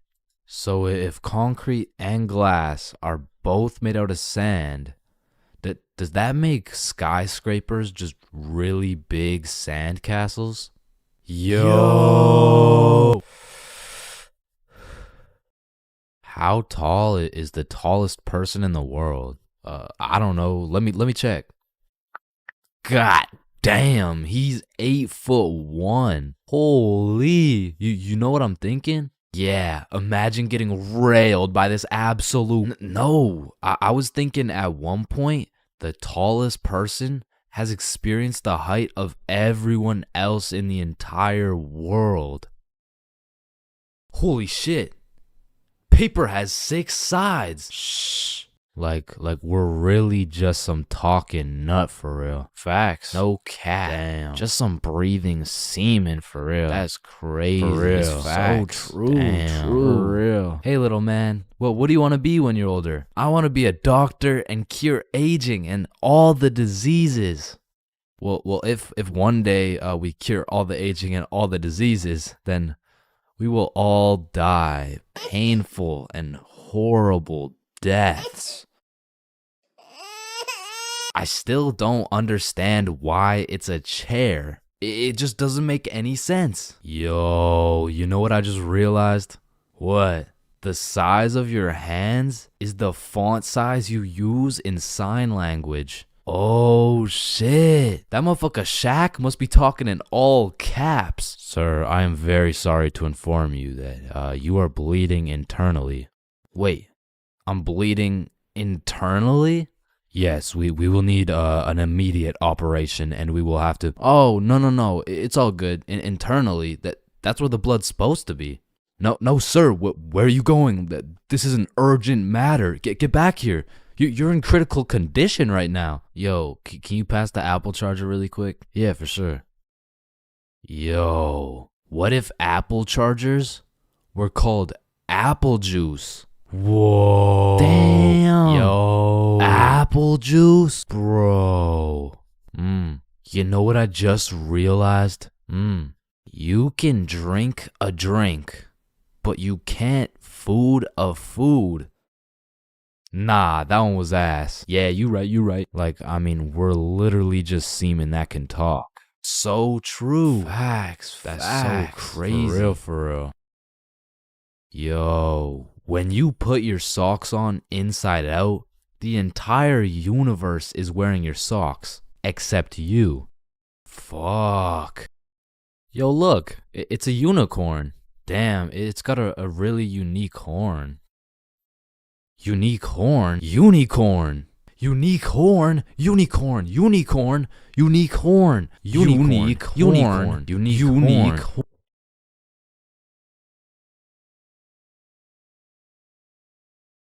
Oh, leaves are called leaves because they leave the tree. Holy shit, I got an idea. Can you pass me the wrench? Rope. Glue. Piece of pizza, please. Tape. A little more tape. Damn. Big ass magnet. Alright, all done. Whoa! This bad boy uses 0 gas. It's completely eco-friendly. Hop in.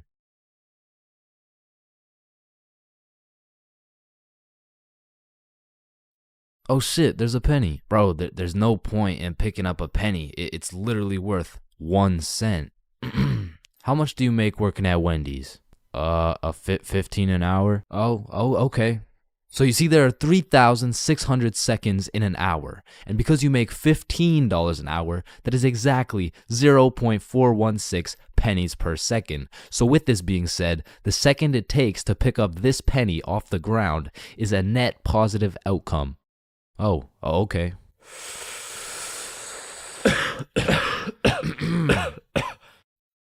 Wait a minute.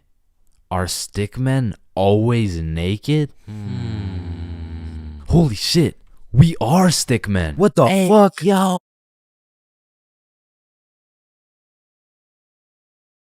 Listen, bro, in this world, there's levels to clout. You could get yourself some Instagram followers. You could stack up a few bands. You could even be famous, but there's only one spot in life that is superior to the rest. A spot so glorious and sought after that they are idolized like no other. It's me. I've got the infinite money glitch. Come on, Jimmy. You know it's me. I need a max win. Man, shut the fuck up, Drizzy. I'm literally Kanye West. Nah, but I'm the top G. All right, little bro. Let's go band for band then. It's me. But I'm the fastest kid in my school. Bro, I don't know who decided speed would be the deciding factor for who's the king of the school, but all I'ma say is that motherfucker's the GOAT, bro, because I was the fastest kid in my school. I was clapping everyone in races. I was breaking track records, and I had all the 9-year-old baddies, man. I wish I could still pull like that. All right, it's just a miscommunication, you know? Like, when I say 9-year-old baddies, I didn't mean like... Explain it to the judge, buddy. Sick fuck. And because I peaked in elementary school, come with me and we'll take a look back at some of the first years of our lives and maybe some of the best, am I right? Kindergarten. Coming into kindergarten, kids were either excited or terrified as fuck for their first day. I mean, I would be pretty fucking pissed too if I knew this was the beginning of me being locked up every day for 13 years. But kindergarten was funny as hell because these kids had no clue what was right and wrong, so they'd be saying the most outrageous shit for no reason at all, bro. Hey, buddy with the hat, can you pass me the skin color crayon? I mean, at this age, kids were just walking NPCs, and I can't even blame them. I mean, they haven't developed consciousness yet, bro. Like, at this age, recess consisted of catching bugs, playing on the monkey bars, and fucking eating sand. And I've talked about the high school bathrooms and all the wild shit that happens in there, but to be honest, the elementary school bathrooms blow that shit out the water, bro. Because these kids aren't hitting vape tricks, no, they're hitting toilet trick shots, trying to set some world record for the farthest piss taken from the toilet. And let's just say even Stephen Curry couldn't splash that 3-pointer. So essentially, motherfuckers was just pissing on the ground. Like, you need to walk into that bathroom 110% alert, or else the next thing you know, you're getting that R. Kelly treatment, bro. And I remember my kindergarten had those green, yellow, and red cards to show how good you were that day, but there was always that one kid with the permanent red. I'm talking the teacher didn't even bother to change his shit the next day, because everyone knows as soon as he walks into class, he's doing some fuck shit. For me, it was this kid we'll call Dennis, because he was a menace, bro. He was always loud, always throwing shit, but besides being a menace, he was also a truth speaker, a fact spitter, for better or for worse, because this little guy had no filter. Okay, Leah, you're up first for our show and tell. Okay, I brought my favorite painting of mine. This right here, this one's me, and this is my dog, Peanut Butter. That shit is ass. Dennis, what did we say about saying the truth out loud? I mean, not the truth. I'm talking about, like, he was the only dude I knew who could talk over the quiet coyote. I mean, to this day, if I see one of those things, I just can't I just can't talk over it. I mean, maybe he's gonna eat me. I don't fucking know. But there was one thing that could shut Dennis up, and one thing only. Boy-girl seating arrangements. Dennis always had so much to say until you put him beside Isabel and Leah, and all of a sudden it's like, hey, what are you drawing? Nothing. Aw, is that your dog? Maybe. Shit, he's just like me for real. Like, to this day, you know? Oh shit. And then we go outside for lunch, and don't get me wrong, eating sand for fun was great and all, but as kids got older, everyone started to play games, some of which consisted of tag, manhunt, soccer, basketball, grounders, red ass, kickball. jump rope, tetherball, and what is possibly the most goated game of all time, Foursquare. This game was legendary, bro, but this shit used to get heated as fuck. I mean, kids were making truces, making whole clans, and that right there was real beef. Like, if you caught the ops lacking at nap time, it was on sight, bro. Psst, what? Oh, no, wait. You're a poopy head. But man, crushes were everything in elementary school. Like, if you told anyone you had the smallest crush on a girl, word's getting out fast, and the entire class is gonna be organizing a wedding for tomorrow. But some kids just didn't use their words, like this one girl in my elementary school who most definitely had a crush on me. I mean, once again, I was the fastest kid in my elementary school, so...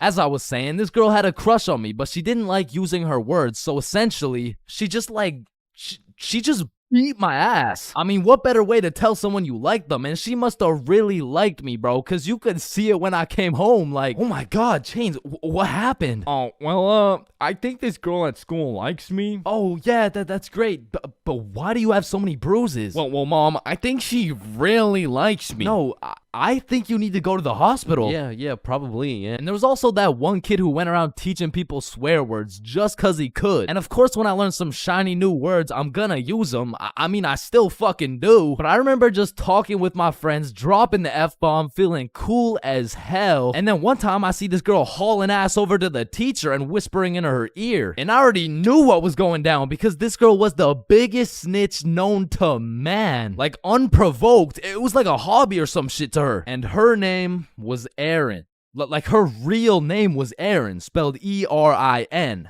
Yeah, how's it feel to get snitched on, buddy? But getting in trouble in elementary school was tough because they would act like you were committing war crimes for the smallest things. Like, when I got snitched on for swearing, I was in grade 4. I was a big boy, you know what I'm saying? But my teacher was pissed, bro. Chains, you can never say that word. It's horrendous.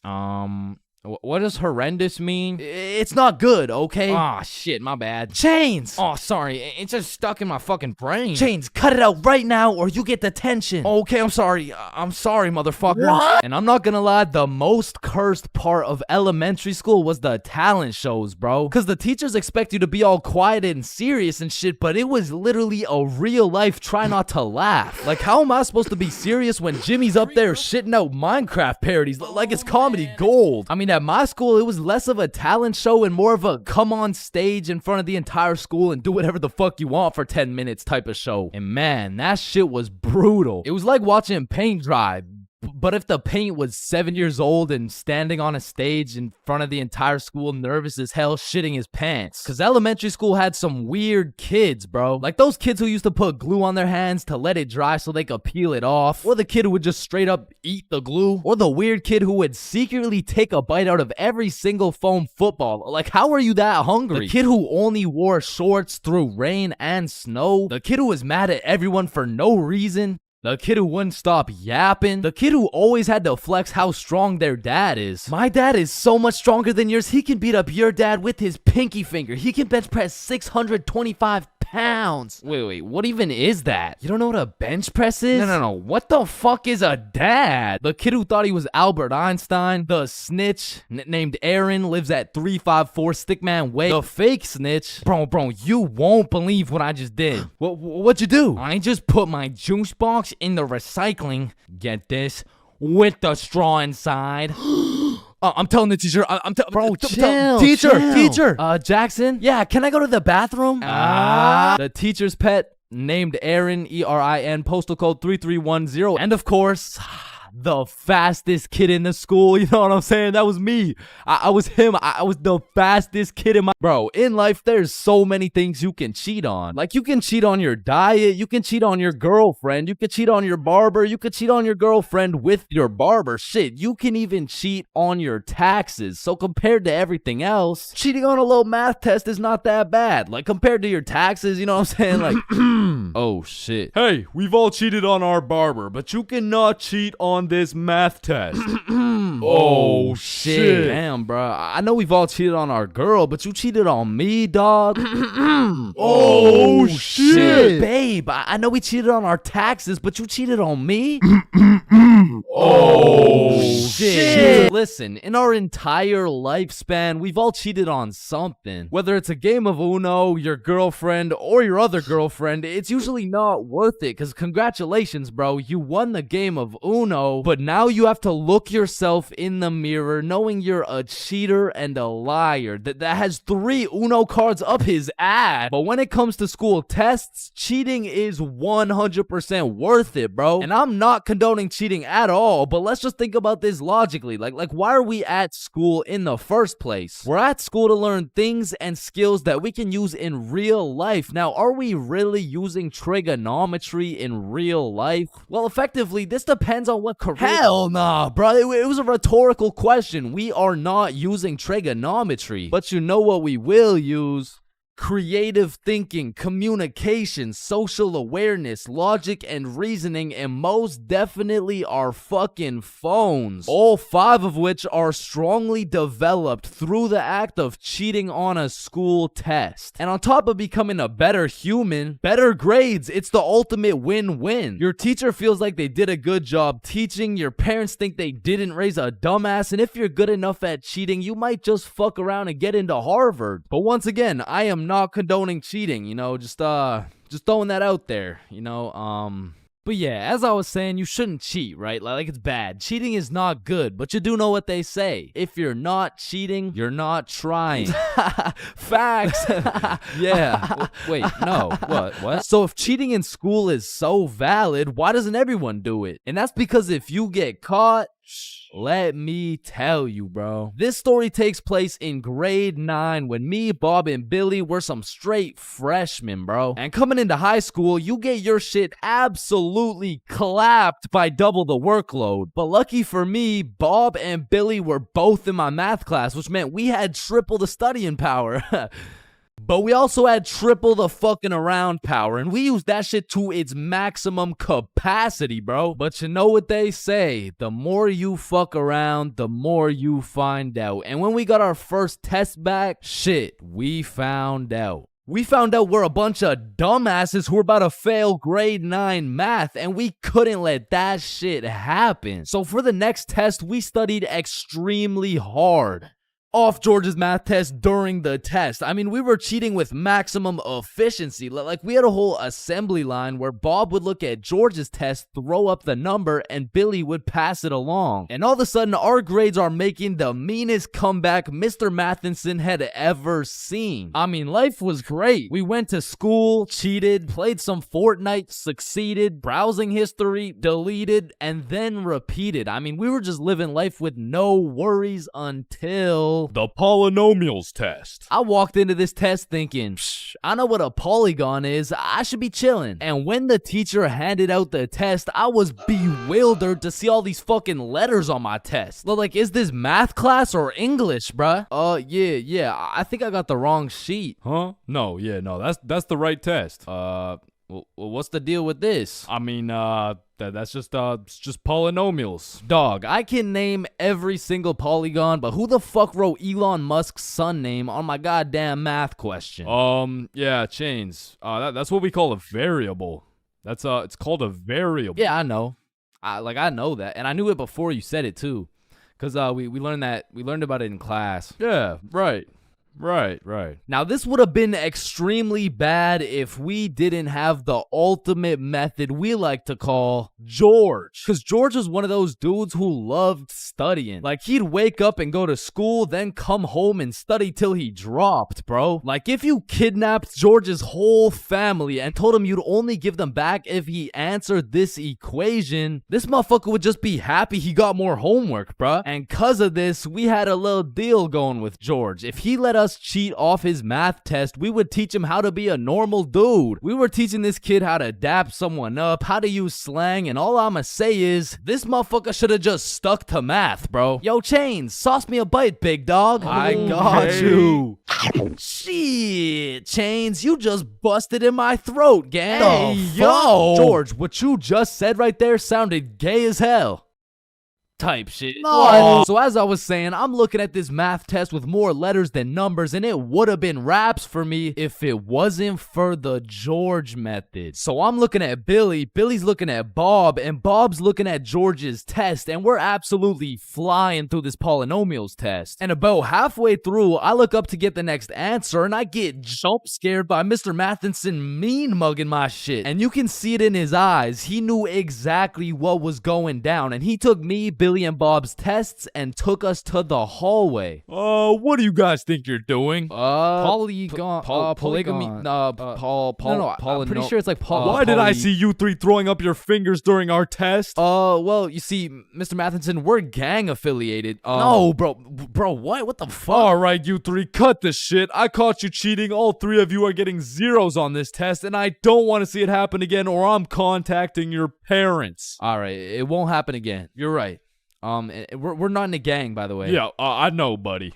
Well, shit. Yo, what happened to you, Jits? Are you chilling? Bro, Mr. Matheson caught us lacking real bad. Yeah, he gave us all zeros on the test. Holy shit, it sounds like Mr. Matheson just absolutely railed you guys. No cap. Oh, right now. And all three of us proceeded to absolutely shit the bed on all of our next tests. And it was at the point where our grades were on life support and our math final was coming up. So if we didn't get our shit together for this final, our parents were about to put us on life support with that leather belt. So we put our cheating ways in the past and locked in, bro. We were focused in class, and after we went to Bob's crib and kept studying there. And then it clicked. We all finally understood polynomials, and so the next day we walked into class confidently, knowing we were equipped with hours of studying. We lock in, sit down, and then the teacher gives us our test. And as soon as we lay our eyes on that very first question of the test, we were fucked. Now, don't get me wrong, we could do polynomials all day long, but we forgot this was a final. Meaning, we forgot to study numeracy, exponent laws, rational numbers, linear relations, inequalities, geometry, probability, and statistics, and in other words, we didn't know shit. And before I can even make eye contact with the boys to tell them I'm fucked, these motherfuckers already hopping back on the George method. And listen, bro, as you can tell, I'm no mathematician, and I did not study probability or statistics, but from what I'm seeing at this very moment, I have two options. I can do the test legitimately and have a 99% chance of failing grade 9 math and getting my shit whooped while simultaneously having my entire family realize they raised a dumbass who won't go anywhere in life and is destined to draw stickman for all of eternity, or I could cheat. So we're out here hitting the George method, and I'm being extra careful because if we get caught lacking twice, it's complete and utter raps for us, bro. So we're grinding out the method, then the teacher looks up, boom, we're locked in on our own tests. He puts his head down, back to the method. And there was a few times in there I thought we were cooked, but we just kept it pushing. But still, we were low-key running out of time, and I had a whole page to complete. And God bless this random-ass dude's soul, because he raises his hand to ask a question, and as soon as the teacher turns his back on us, it's crunch time, bro. It's like double XP right now. Bob was out here throwing up these numbers so goddamn fast, I thought he turned Crip for a second. And then the bell went off, and we were all done, bro. We hand in our test, and then it was time to wait. A few classes go by, and then the teacher hands out our math finals alongside our report cards. And nervous as hell, we all check our report cards, and we all passed, bro. So we all go home happy as hell to show our parents our report cards and the fact that we passed. Chains, you got a 54 in math? Yup, Mom, I sure did. You raised one hell of a smarty pet. Oh, fuck. But at the end of the day, even if we all got our shit whooped, maybe the real treasure is the friends we made along the way. Yo, homies, I'm bricked up right now. Oh, no.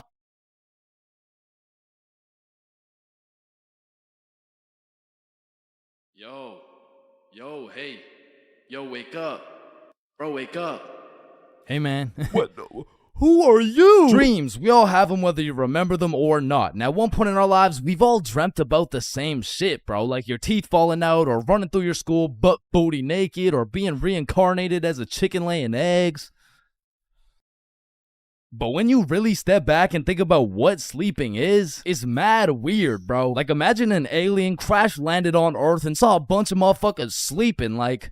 Why is everyone dead? Oh, no. They're not dead. They're just sleeping. Man, what the fuck is sleeping? Yeah, so basically they just play dead for 8 hours and live false realities in their heads and shit. Strange. Yeah, like, you see this guy? He's probably dreaming about sunshine and rainbows. Get down. Oh. Where you see this dude? He's having a nightmare for sure. Oh, and this dude? Yo, this dude's definitely fucking, bro. I'm a caterpillar. Damn, that's crazy. Now, we all know there's only 3 questions in life that have yet to be answered. What's the meaning of life? What's Obama's last name? And why do we dream? Dude, it's all your subconscious talking to you, man. You just gotta find the true meaning of each dream, dude. Bro, what the actual fuck could this possibly mean, bruh? You're autistic. Anyways, the craziest part about dreams is the fact you're the one telling the story and you're the one listening to that shit. My dumbass still falls for the plot twist every time, bruh. I'll never forget this one dream I had back in grade 6 where me and my 2 homies were walking. Don't know where, don't know why, but as we're walking, a dude in a big white van pulls up talking about, "Hey, if you kids come in my van, I'll give you some candy." shit. I mean, I'd come in your mouth for the whole bang. So obviously, we hop in, and the driver looks absolutely cracked out, talking about, "Hey kids, eat this candy." and so we unwrap this piece of candy, and it's literally just a razor blade, bro. Like, he didn't even try and hide that shit. Nah, I think I'll have to pass on this one. Alright, okay, then eat this piece of candy. Nah, this is a perk 30. You got any Reese's cups? Yeah, nah, I got Reese's cups, here. Sir, this is just a Glock covered in peanut butter. Alright, fine, take this.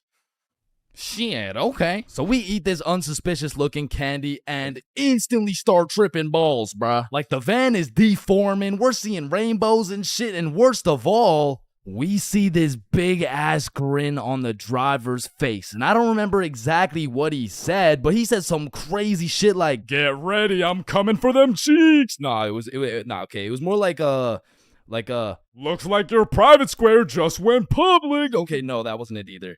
It was it was something more like "You boys ever had your buns stuffed like a meat mountain from Arby's?" Okay, I can't remember exactly what he said, but all I know is if we didn't act fast, we were getting our cheeks snatched up, bro. So Billy's like, "Yo, quick, call your dad." So I'm rushing to start calling my dad, and this is the most dream logic shit ever, cause I don't even got a dad, bruh. And this is where my own brain hit me with the meanest plot twist I never saw coming. Cause as I'm calling my dad, the driver's phone starts ringing, bruh. Bomba Club. Now, I don't remember the rest, but the fact my own brain hit me with some Star Wars Darth Vader type plot twist, god damn, bruh, that shit was a movie. But still, I probably got my shit touched, so I'm gonna have to leave this as a B-tier dream, bro. B-tier? What the fuck could possibly be worse than a crackhead tickling your pickle, bro? Fever dreams.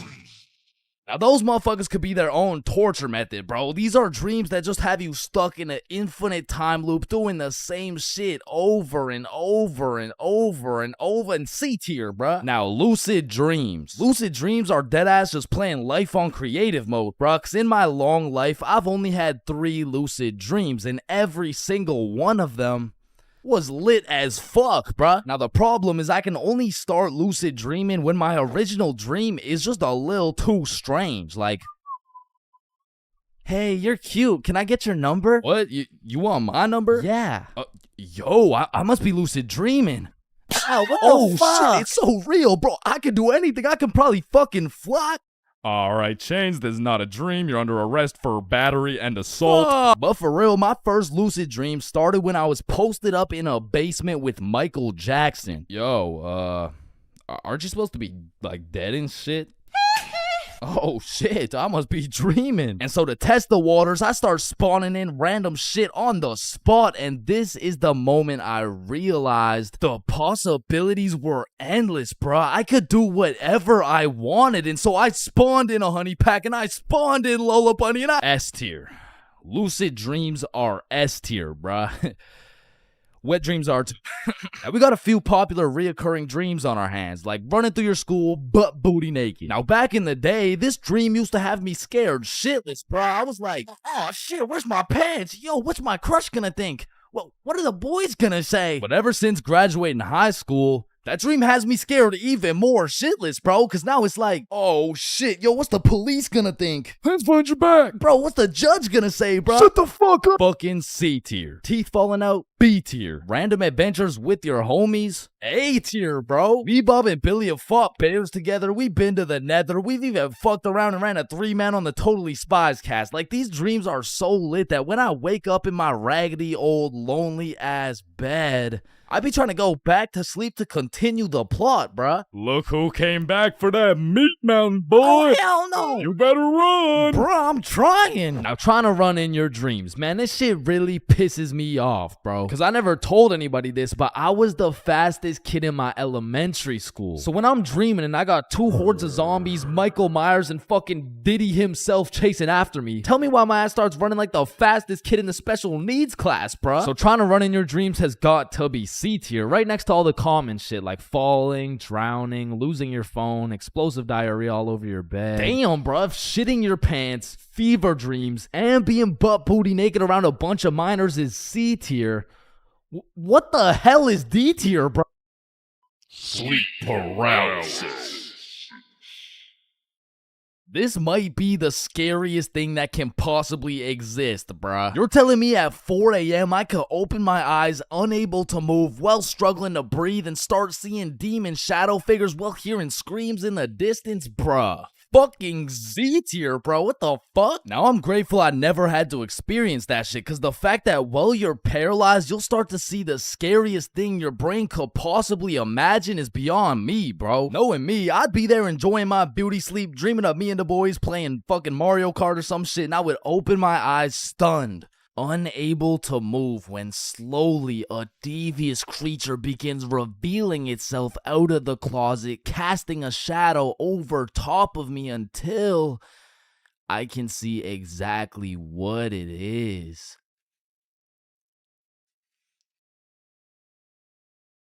Looks like someone ordered a meat mountain.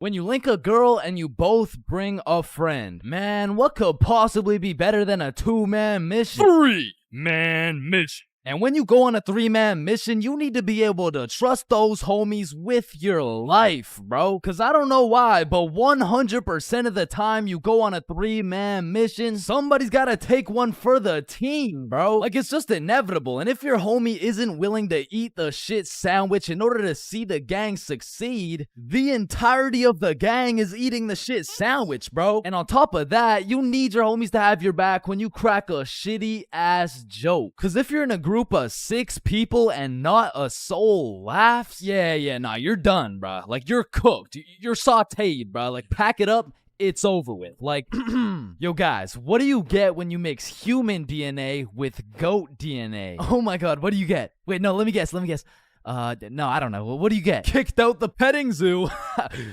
Fuck, I sold. Actually, that's a really good joke. Facts. Wait, it was? And lucky for me, I got the 2 most perfect dudes for the job. Bob and Billy, so you know we were no strangers to the game. Like, we had 99 chemistry, bro. We were like Jordan, Pippen, and Rodman, setting up these plays, passing, alley-ooping, and dunking that shit. In these streets, they called us the real Big Three. And one day, the real Big Three hopped on a plane to Mexico. And this story takes place way back. Like a month ago. And this story doesn't just contain one 3-man, not 2 3-mans, but 3 different 3-man missions. And with these 3 different chances, will me, Bob, and Billy be able to find love in Mexico? Or will we get set up and kidnapped by the cartel? Find out coming up on this episode of Billy, Bob, and Chains. Wait a minute. So, boom, we get to Mexico and we're staying at an Airbnb. So we start with all the essentials. We unpack, get some food, check out the rooms, download Tinder, play some music, get settled in, shit like that. And some of you may be thinking, damn, Chains, Tinder? Shit, I didn't know you were down bad like that. And let me just clear this up, all right? I'm not, okay? I'm down horrendous. And you really don't know me at all if you thought I was gonna leave Mexico without running a 3-man with the homies. So I'm just doing what I gotta do. Don't hate the player, hate the game. So we got there on a Monday, and for the first few days, we're exploring, we're trying some food, going to the beaches. It's great, a bunch of nice and relaxing shit. But at night, it was grind time, bro. I was swiping more than a girl with daddy's money, and I was shooting more shots than Drizzy Drake at his local middle school. So by the time Thursday rolled around, I secured the first 3-man mission of the trip. And when I told the boys, they were hyped as fuck. I mean, Bob was so excited, dude almost made a facial expression. So before we went out, we had to get teed up. And lucky for us, we spent half our food budget on a few bottles of vodka. So we're absolutely down in that shit until our Uber pulls up. We hop in the Uber and get dropped off by some bars where we plan to meet the girls. Now keep in mind, at this point, all I've seen of this girl is pictures. And there's a brutal catfishing epidemic going on. So let's just say it's completely in the realm of possibility that I set up a link with 3 big buff Mexican dudes. And Lord knows I'm crossing my fingers. Hopefully there's no big buff Mexican. I don't want the big buff Mexican dude. So my heart dropped to my balls when I got a tap on my shoulder and turned around to see a not so buff Mexican dude with another not so buff Mexican dude with the 3 girls. Oh, hey. Oh no, don't worry. These are just my friends, by the way. Hey. Oh, shit. Okay, yeah, what's up? And not only was I relieved that she wasn't a jack dude, but she was fine, nice, and she spoke English. Same with Bob's girl and Billy. Yeah, nah, he had to take one for the team for sure. Hey, bro, I'm sorry, but this is just the way the cookie crumbled. Shit, bro. Can we get another cookie? It's too late, bro. It's already crumbled. And Billy took that shit like a champ, bro. So all 8 of us go to a bar and we're just talking, getting to know each other and shit. And I notice Billy just keeps the tequila shots coming. I mean, we were only 10 minutes into the conversation, but this dude is 10 shots deep at this point. And all of a sudden, this dude starts laying down that Google Translate riz, and he's dropping hard eye emojis and shit, and I'm like, damn, respect. I mean, he's taking this extremely well. And after about 30 minutes of talking to this girl, I look over at Billy and I start to see some wild ass emojis being thrown around. Like, oh shit, Bob. Yo, I think Billy forgot he's the one taking one for the team. So me and Bob cut him off of the tequila, and then my girl is like, hey, do you guys want to come over to our place? Yeah, hell yeah! Is he alright? Yeah, he's fine. So we hop in their whip and go to their crib. And at this point, it's getting kind of late. So we're just chilling, listening to music and things of that nature. When me and Bob realize Billy and his girl are nowhere to be seen. So I turn to Bob and I'm like, yo, should we stop him? Damn, bro, you're right. We can't let him do that shit. And listen, bro, I've never been the type of dude to cock block, but if it's the homie who's about to interlock with the chalk chick at this o'clock, I'll walk up, knock, unlock, and block that cock if I have to. And so I did just that. I walked up, knocked, of course, unlocked the door, and respectfully, I blocked that cock. Yo, what are you doing? I'm taking one for the team, remember? Nah, I think the team's doing just fine, but bro. You know me. I was gotta do it for the team, like for I don't think the team needs this one, gang. No. Remember, I'm supposed to be like taking it for the like this is for the. Yeah, you right. Let's just go home, Billy. No, wait. Well, how are we gonna get home? We're in Mexico. Man, shut the. So we said our goodbyes, got in the Uber, and man, I felt like a basketball coach whose son just lost to a special needs team, bro. Hey, listen, bro. I had a lot of tequila tonight. I'm sorry. I just Billy, I'm not mad. I'm just disappointed. Damn, bro.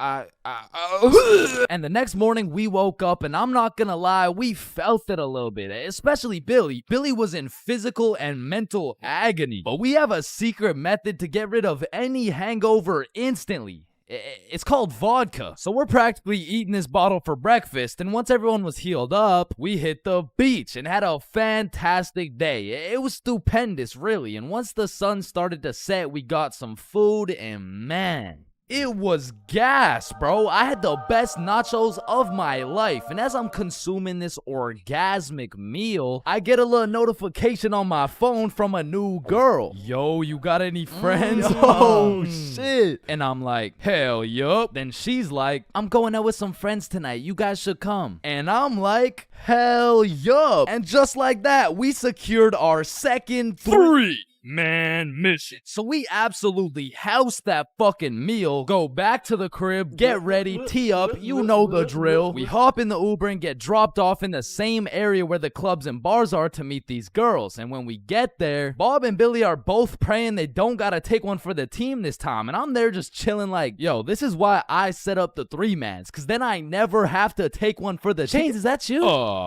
Shit. Who's asking? It's me, Sarah. Oh, no way. Really? Like really? Yeah. Yeah. Oh, yeah, no. You must be looking for the other Chains. No, don't worry. This happens all the time. Oh, no. Chains for real. Yeah, look at this. This is you. Oh, fuck. Would you look at that? I guess it is me. Fuck. Like shit, I don't know how she did it, but she got my ass, bro. I got catfished nicely. But I guess it was just my turn to take one for the team. And I look up at who she brought, and she pulled up with 4 straight dimes for the homies to choose from. Like, bro, why me? So we're walking, and the girl I'm temporarily associated with is like, hey, let's go to the club. Yeah, let's go. So we go to this club, 8 people deep, and the girls are like, yeah, let's buy a bottle. Yeah. Where's your money?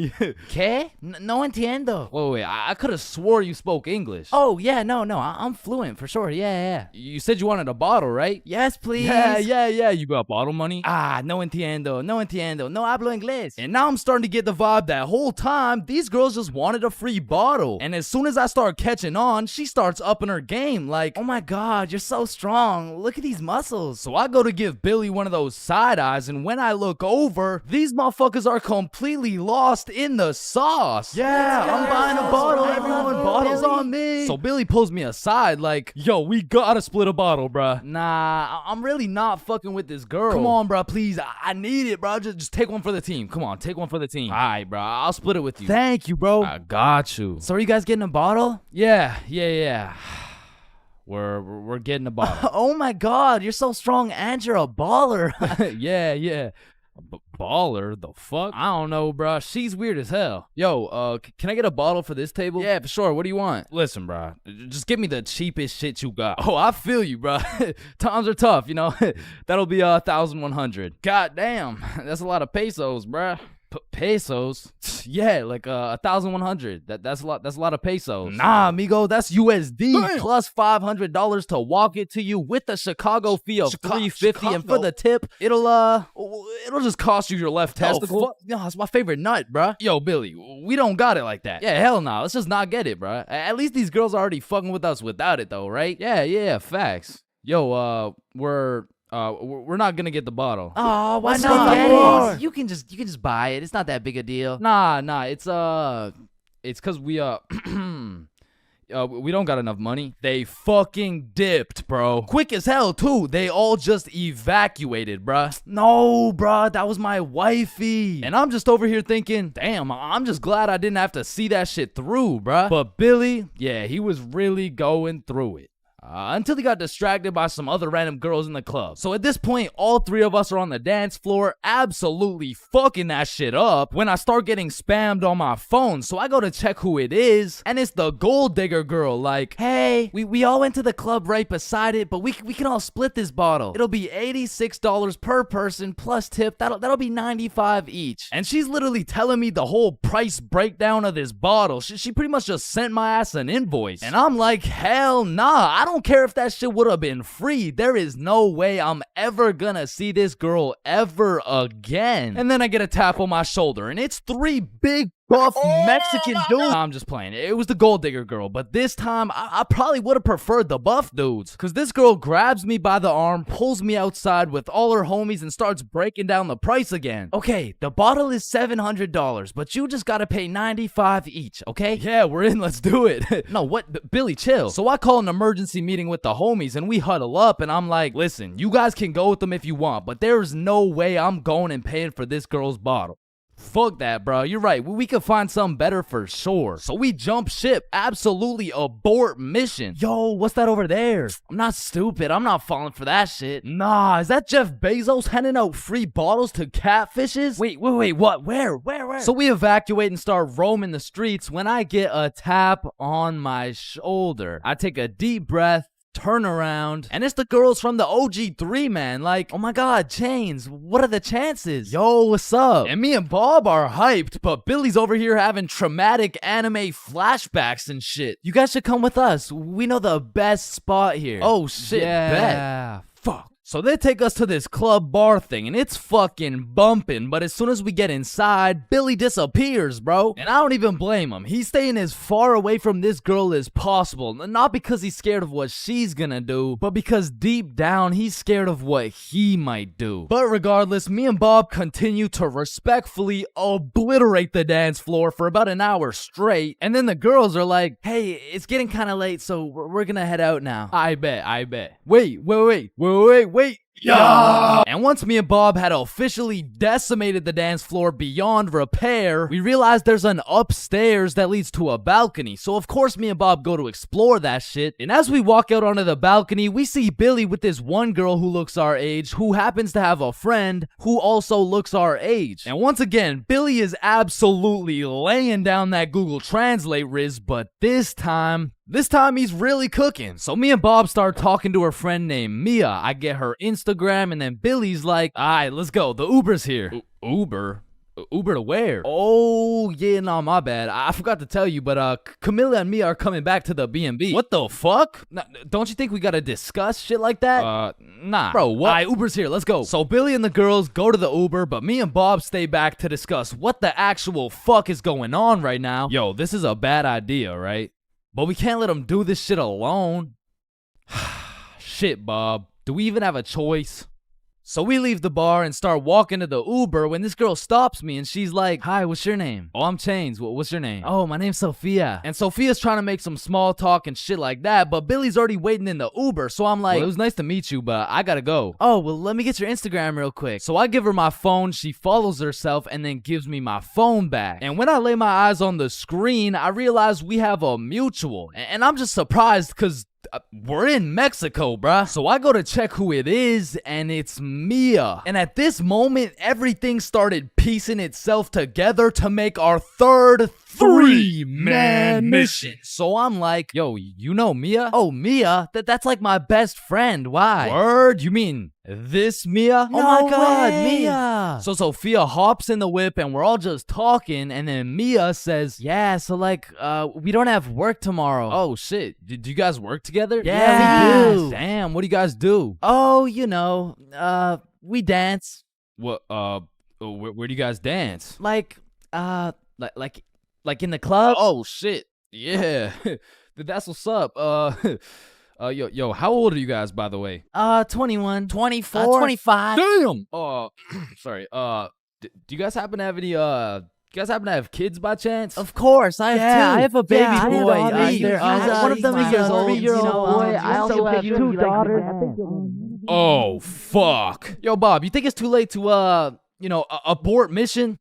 And I don't know how, but none of that information seemed to faze Billy in the slightest. Cause now he's out here making out with this girl like, fuck them kids, bro. And the whole car ride, I'm just thinking, what the fuck is going on, bruh? But soon enough, we arrive. We all hop out of the whip, go to our B&B, put in the code for the lockbox, get the key, unlock the door, and go inside. Now for context, the crib had 2 couches and a master bedroom. And that bedroom is where I used to sleep, and I say used to because as soon as we got to the B&B, Billy and Camila went straight to my room and start playing patty cake loud as hell too, and so all of us are just sitting on the couch like Hola. ¿Cómo estás?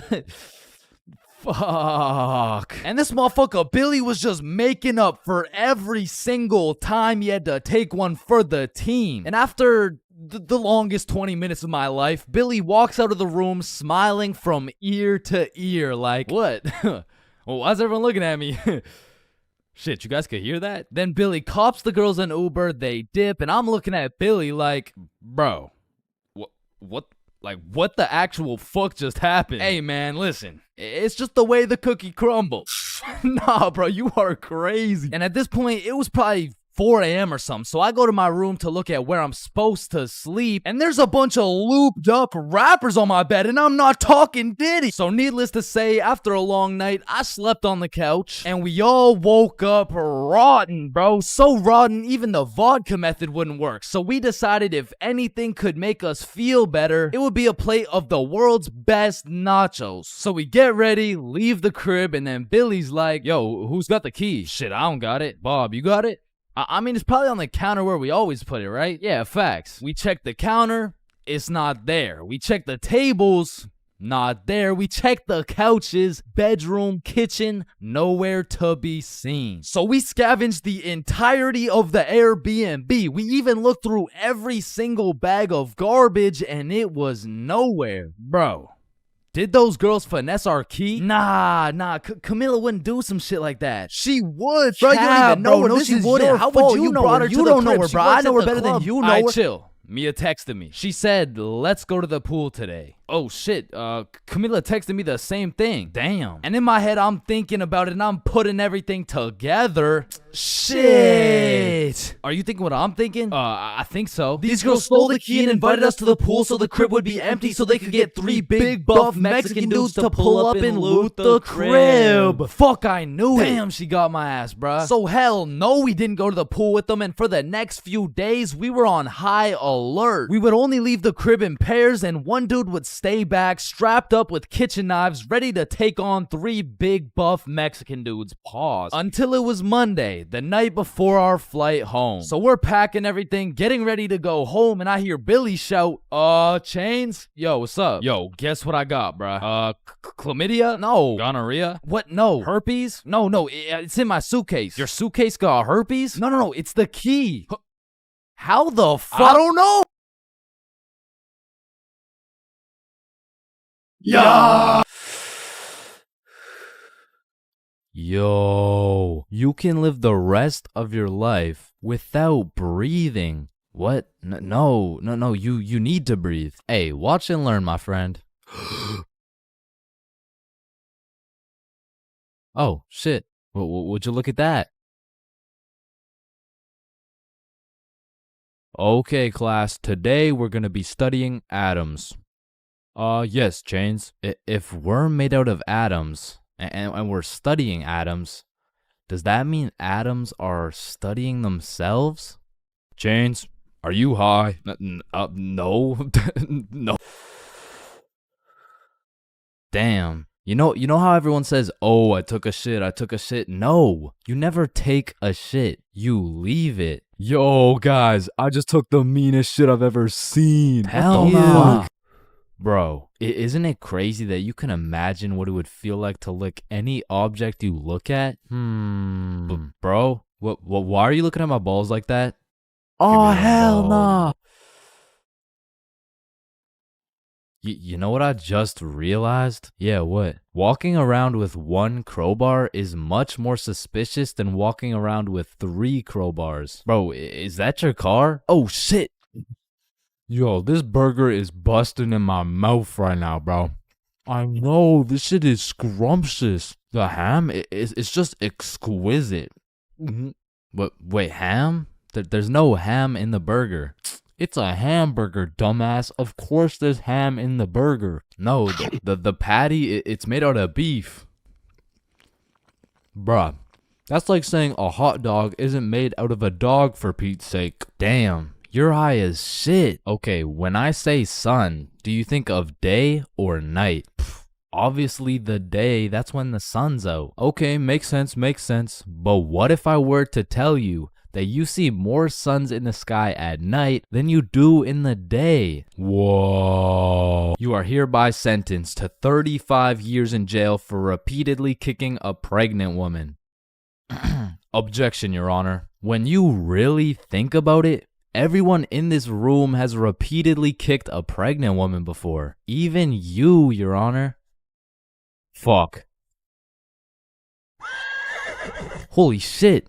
Horses are naysayers. Sir, I am very sorry to inform you the STD results came back and you are positive for chlamydia, gonorrhea, trichomoniasis, syphilis, chlamydia, herpes, HPV, HIV, and chlamydia again.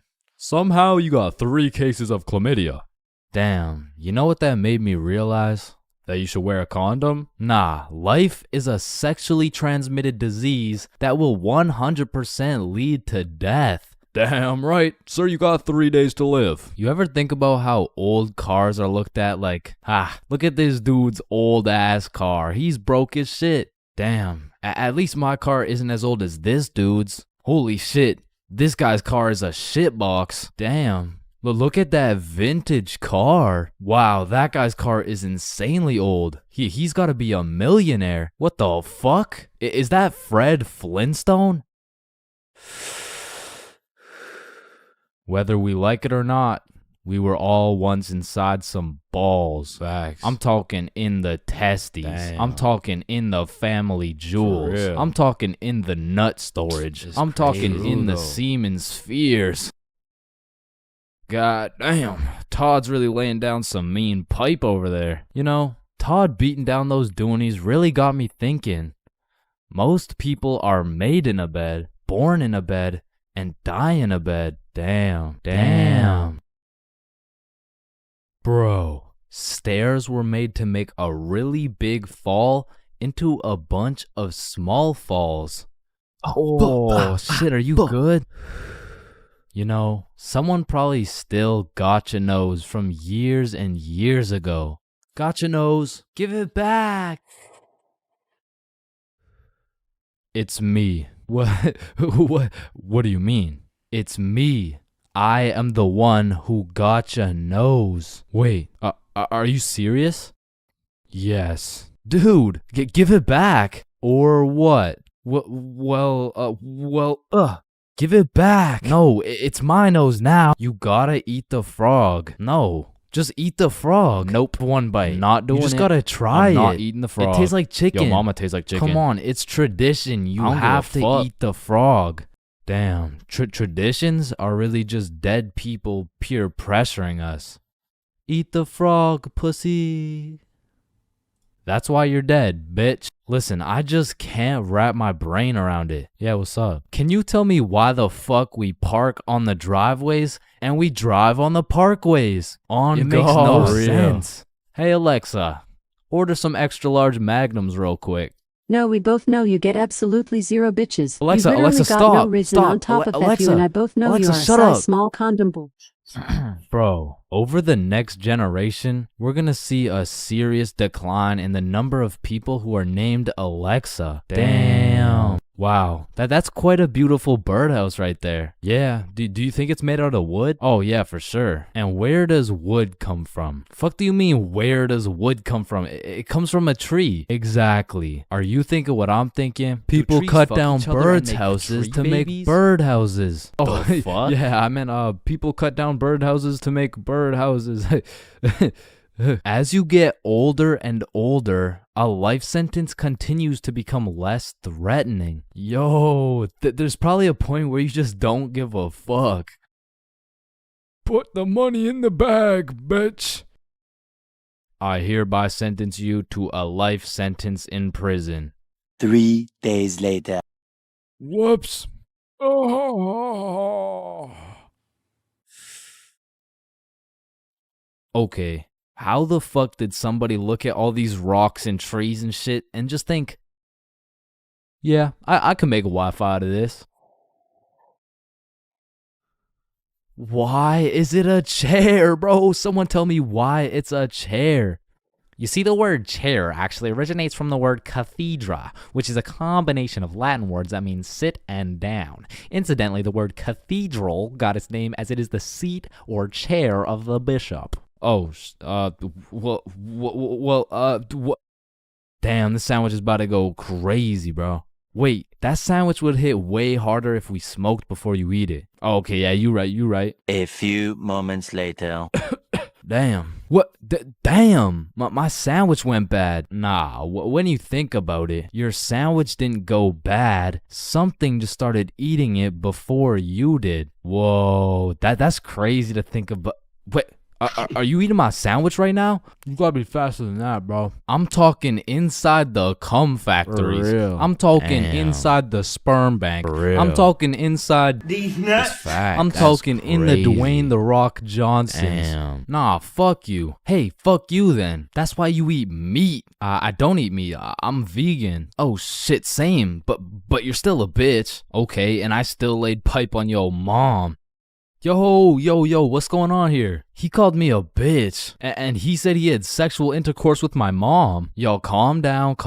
I thought you guys were both vegan. Yeah, we what are. about it? If you guys are both vegan, are you guys really beefing? Damn, that was unfunny as fuck. Should we just beat his ass? Yeah, we should. Shit, damn. I see here. Looks like your toothpaste hasn't been doing the job. Try this one. 9 out of 10 dentists recommend this toothpaste. Wait a minute. If dentists make their money off people having bad teeth, and 9 out of 10 dentists recommend this toothpaste, why would I choose to use this one? Go. Shit, he knows. Man, you ever think about how the ocean is just some really big soup? Damn, I guess you're right. Or have you ever thought about how there's more airplanes in the ocean than submarines in the sky? Oh shit, apparently not. Damn, we're high as fuck. Man, you know what I just realized? What's up? Your balls are kind of like a body bag of sorts. You know what I'm saying? You gotta stop looking at my balls, bro. Okay, but who named it a chair? Like, who just looked at this thing and was like, oh, yup. This is gonna be called a goddamn fucking chair. Boo. Oh, you scared me half to death. What happens if you get scared half to death twice? Oh, I don't know. It's just a saying. Boo. Oh shit, is he dying? I think. Damn. When you really think about it, most guys will get their first set of flowers at their funeral. That's some real shit. Wait, Chains, are you high at a funeral? No. There's levels to friendships. I mean, you could have known your homie since you were 2 years old. You could have lived together. I mean, you could have survived the whole zombie apocalypse together. But shit, the truth is, you haven't truly experienced brotherhood until you and your homie have participated in a 2-man mission. Like, just look at Kobe and Shaq, man. That type of chemistry can only be achieved by running a 2-man. Shit, I bet these motherfuckers were running 2-mans every night. And you already know Kobe was laying down that Mamba mentality while Shaq had his girl kneeling. But for those of you who may be wondering, Chains, what the hell is a 2-man mission? Well, I'm glad you asked. It's quite simple, really. It's when you're gonna link with a girl, but you bring your homie and she brings her homie. And what this does is it sets an environment when you and your homie can dribble, pass, alley-oop, and ideally dunk that shit. Now, don't get me wrong, it's simple, but not easy. I remember my first 2-man mission like it was yesterday. It took place when I was in grade 7. And it started when my friend Joe hit me up like, yo, bro, I'm going to this girl Sophie's house and her friend Ava's there. You trying to pull up? And I was like, am I trying to pull up? Hell yeah, I'm trying to pull up. So we show up to her house and I'm new to this whole thing. So I'm sitting there like, what now? We could watch a scary movie. Yeah, let's do it. I'm down. Well, actually, personally, I'm not a big fan of scary movies. Man, shut the fuck. So we're watching a scary movie, and to be honest with you, it was simply the best scary movie I'd ever seen in my entire life. So I was really getting invested in this plot. And Ava's like, oh my god, I'm scared. And that shit went way over my head. Well, why? It's not even at the scary part yet. And then only 30 minutes into the movie, Joe and Sophie are like, Yo, we'll be right back. oh, okay. Do you guys want me to pause the movie? Nah, it's all good, bro. And you see, what Joe just did right there was a calculated move. In basketball terms, he just said an ISO. So now it was 2 1v1s. And the situation was absolutely perfect, but the problem was, I actually liked the fucking movie. And that violates rule number 3 in section 7 of how to pull off a successful 2-man. Never give a fuck about the movie. Cause the truth is, the movie length is like the shot clock. If you end up actually watching the entire movie, you failed the mission. But I had no clue, and to be honest, I didn't even know what a 2-man was at the time. So I got some popcorn and I was just watching the movie. But when the climax of the movie was about to come around, I did something that violated every term and agreement of the 2-man mission. I went over to Joe and Sophie like, hey guys, quick, you're gonna miss the best oh, fuck. And I missed the climax of the movie, but shit, I seen a climax. And needless to say, Joe never invited me to a 2-man mission since. But you know I had to redeem myself, even if it was 3 years later when I was in grade 10. It was a Saturday night, and me and Bob were looking for something to do. And I'm gonna keep it a stack with you, bro. I had no motion. Like, my Snapchat was drier than a Popeye's biscuit, bro. But lucky for me, Bob had a roster. And I'm talking an all-star lineup of girls who just want Bob on their body. And I don't blame him. I mean, shit, I got Bob on my body right now. And you can too at chainsclub.shop. That's right, we got hoodies, shirts, beanies, socks, keychains, stickers, you name it. And starting at the price of $4.20, Bob can be all yours. Or if you want me, I wouldn't mind being on your keychain or something. Treat me like white teeth. So as I was saying, me and Bob were bored. So Bob hits up this girl named Avery like, what are you doing right now? And she's like, just chilling. Who you with? My friend Alice. Let's link. I'm with my homie. Okay, is he cute? Cute as hell. Okay, come over. And I'm excited as fuck, so we get Bob's sister to drive us to Avery's crib, and as we pull up to her house, I remember a crucial detail that I'd been forgetting this whole time. I was scared of the hoes, bruh. And as we walked up to her door, I was starting to get flashbacks of me and Joe's 2-man, where Joe tossed up an alley-oop for both of us, and I blocked his shot, metaphorically and literally. And as I'm psyching myself up, Bob calls Avery to tell her we're here, and she's like, so, my parents are asleep, so you're gonna have to come in through my window. Shit. So we walk around the side of the house to Avery's room, and lucky for us, there's this big-ass window, and I'm like, yo, can you open it so we can get in? And she's like, it is open. Bro, only this tiny ass rectangle in the top left was open at a 60-degree angle. But that was our only way in, so I helped Bob up and through the window. But now I gotta get up there, and I'm bigger than Bob, so I put my head through and I'm trying to slowly creep into the room. And then I lean just a little too far, and I'm headed face first onto Alice's hardwood floor. And listen, Bob has come in clutch many times. He saved me from drowning, coyotes, getting in trouble, but out of all these things, I'm most grateful for Bob catching me as I fell through this fucking window. Because drowning and dying would have been pretty bad, like boo-hoo, rip chains, you know what I'm saying? But imagine falling through a window and eating shit face first in front of the hose. Like, I would have preferred the drowning, bro. But after that close call, I was a little flabbergasted, you know what I'm saying? But Alice has the audacity to ask me this loaded ass question like, oh hey, what's your name? Me? Yeah, you. It's the name's for real. ChainsFR. Nice to meet you, Mr. Farrell. I'm Alice. And so we all just started talking and shit, but I keep noticing Alice was getting a bunch of text messages. And I remember thinking it was probably her mom or something, so I shrugged that shit off and I'm like, yo, we should watch a movie. Yeah, we should. God, yeah. And I wasn't about to make the same mistake I made last time, so I found the most dog shit horror movie on the face of Netflix and threw that shit on. And man, that shit was ass. In fact, it was so ass that we just started cuddling and shit, like, what else was there to do? But now that we were close, I could feel the vibrations of Alice's phone getting a call, so she's like, 1 second, I'll be right back. And I wasn't trying to eavesdrop, but I could low-key hear what she was saying through the door. I'm just at Avery's house. We're watching a movie. Oh my god, okay, that's fine.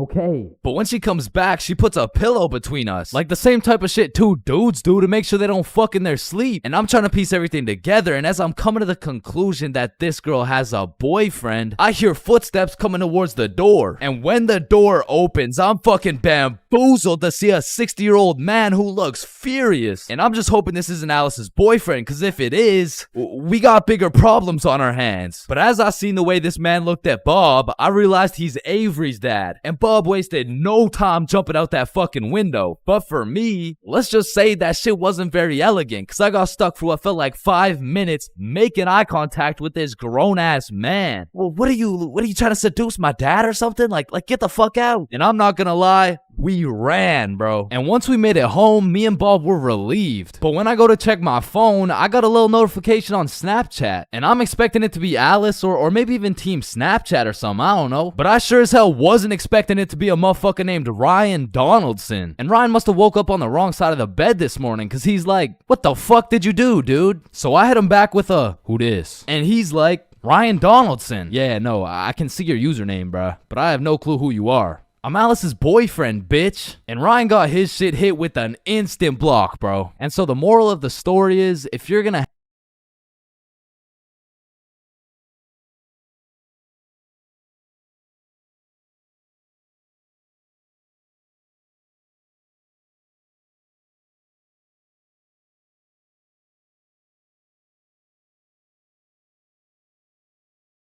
Oh Yo. shit. Ooh. Damn.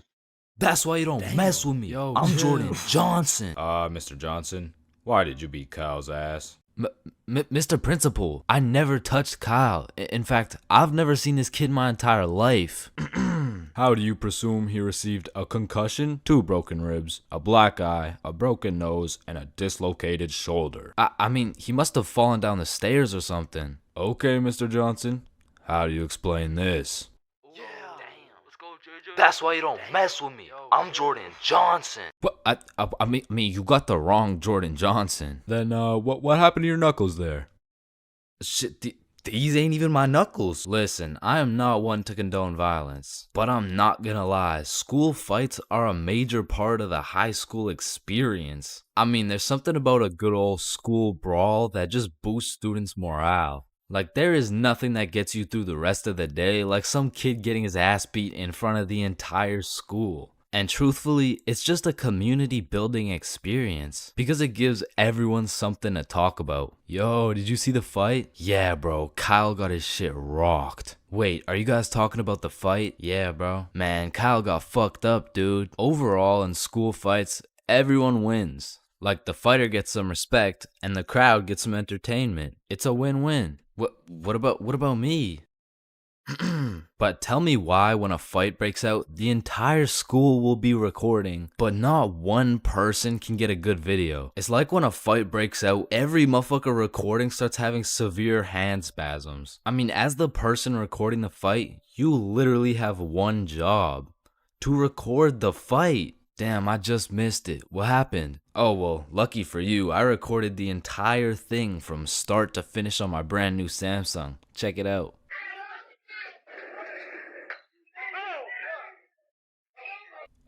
Did anyone else record the fight? Oh shit, yeah, I did on my brand new iPhone 14 that actually records in 4K. Okay, bet. Ooh, Oh. damn.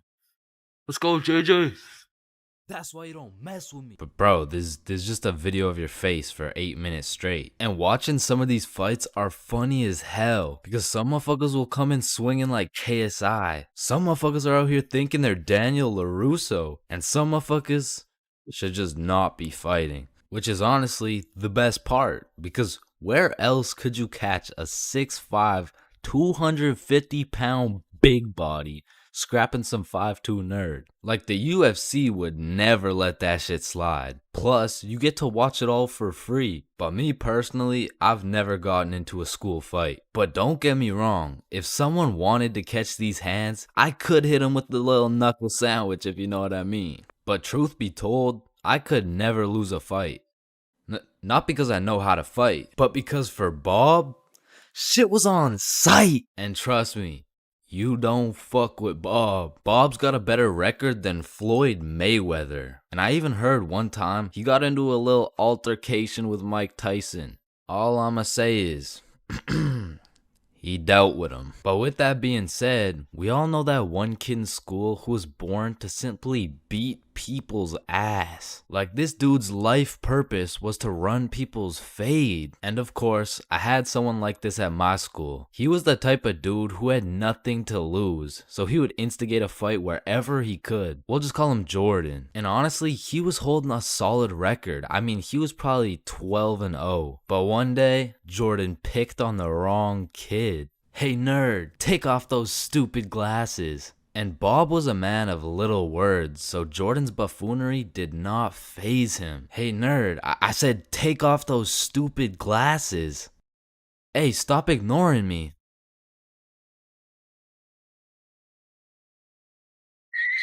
And without saying a word, Bob just ended Jordan's whole career. And ever since that day, nobody messed with Bob. That's why you don't mess with me. I'm Jordan Johnson.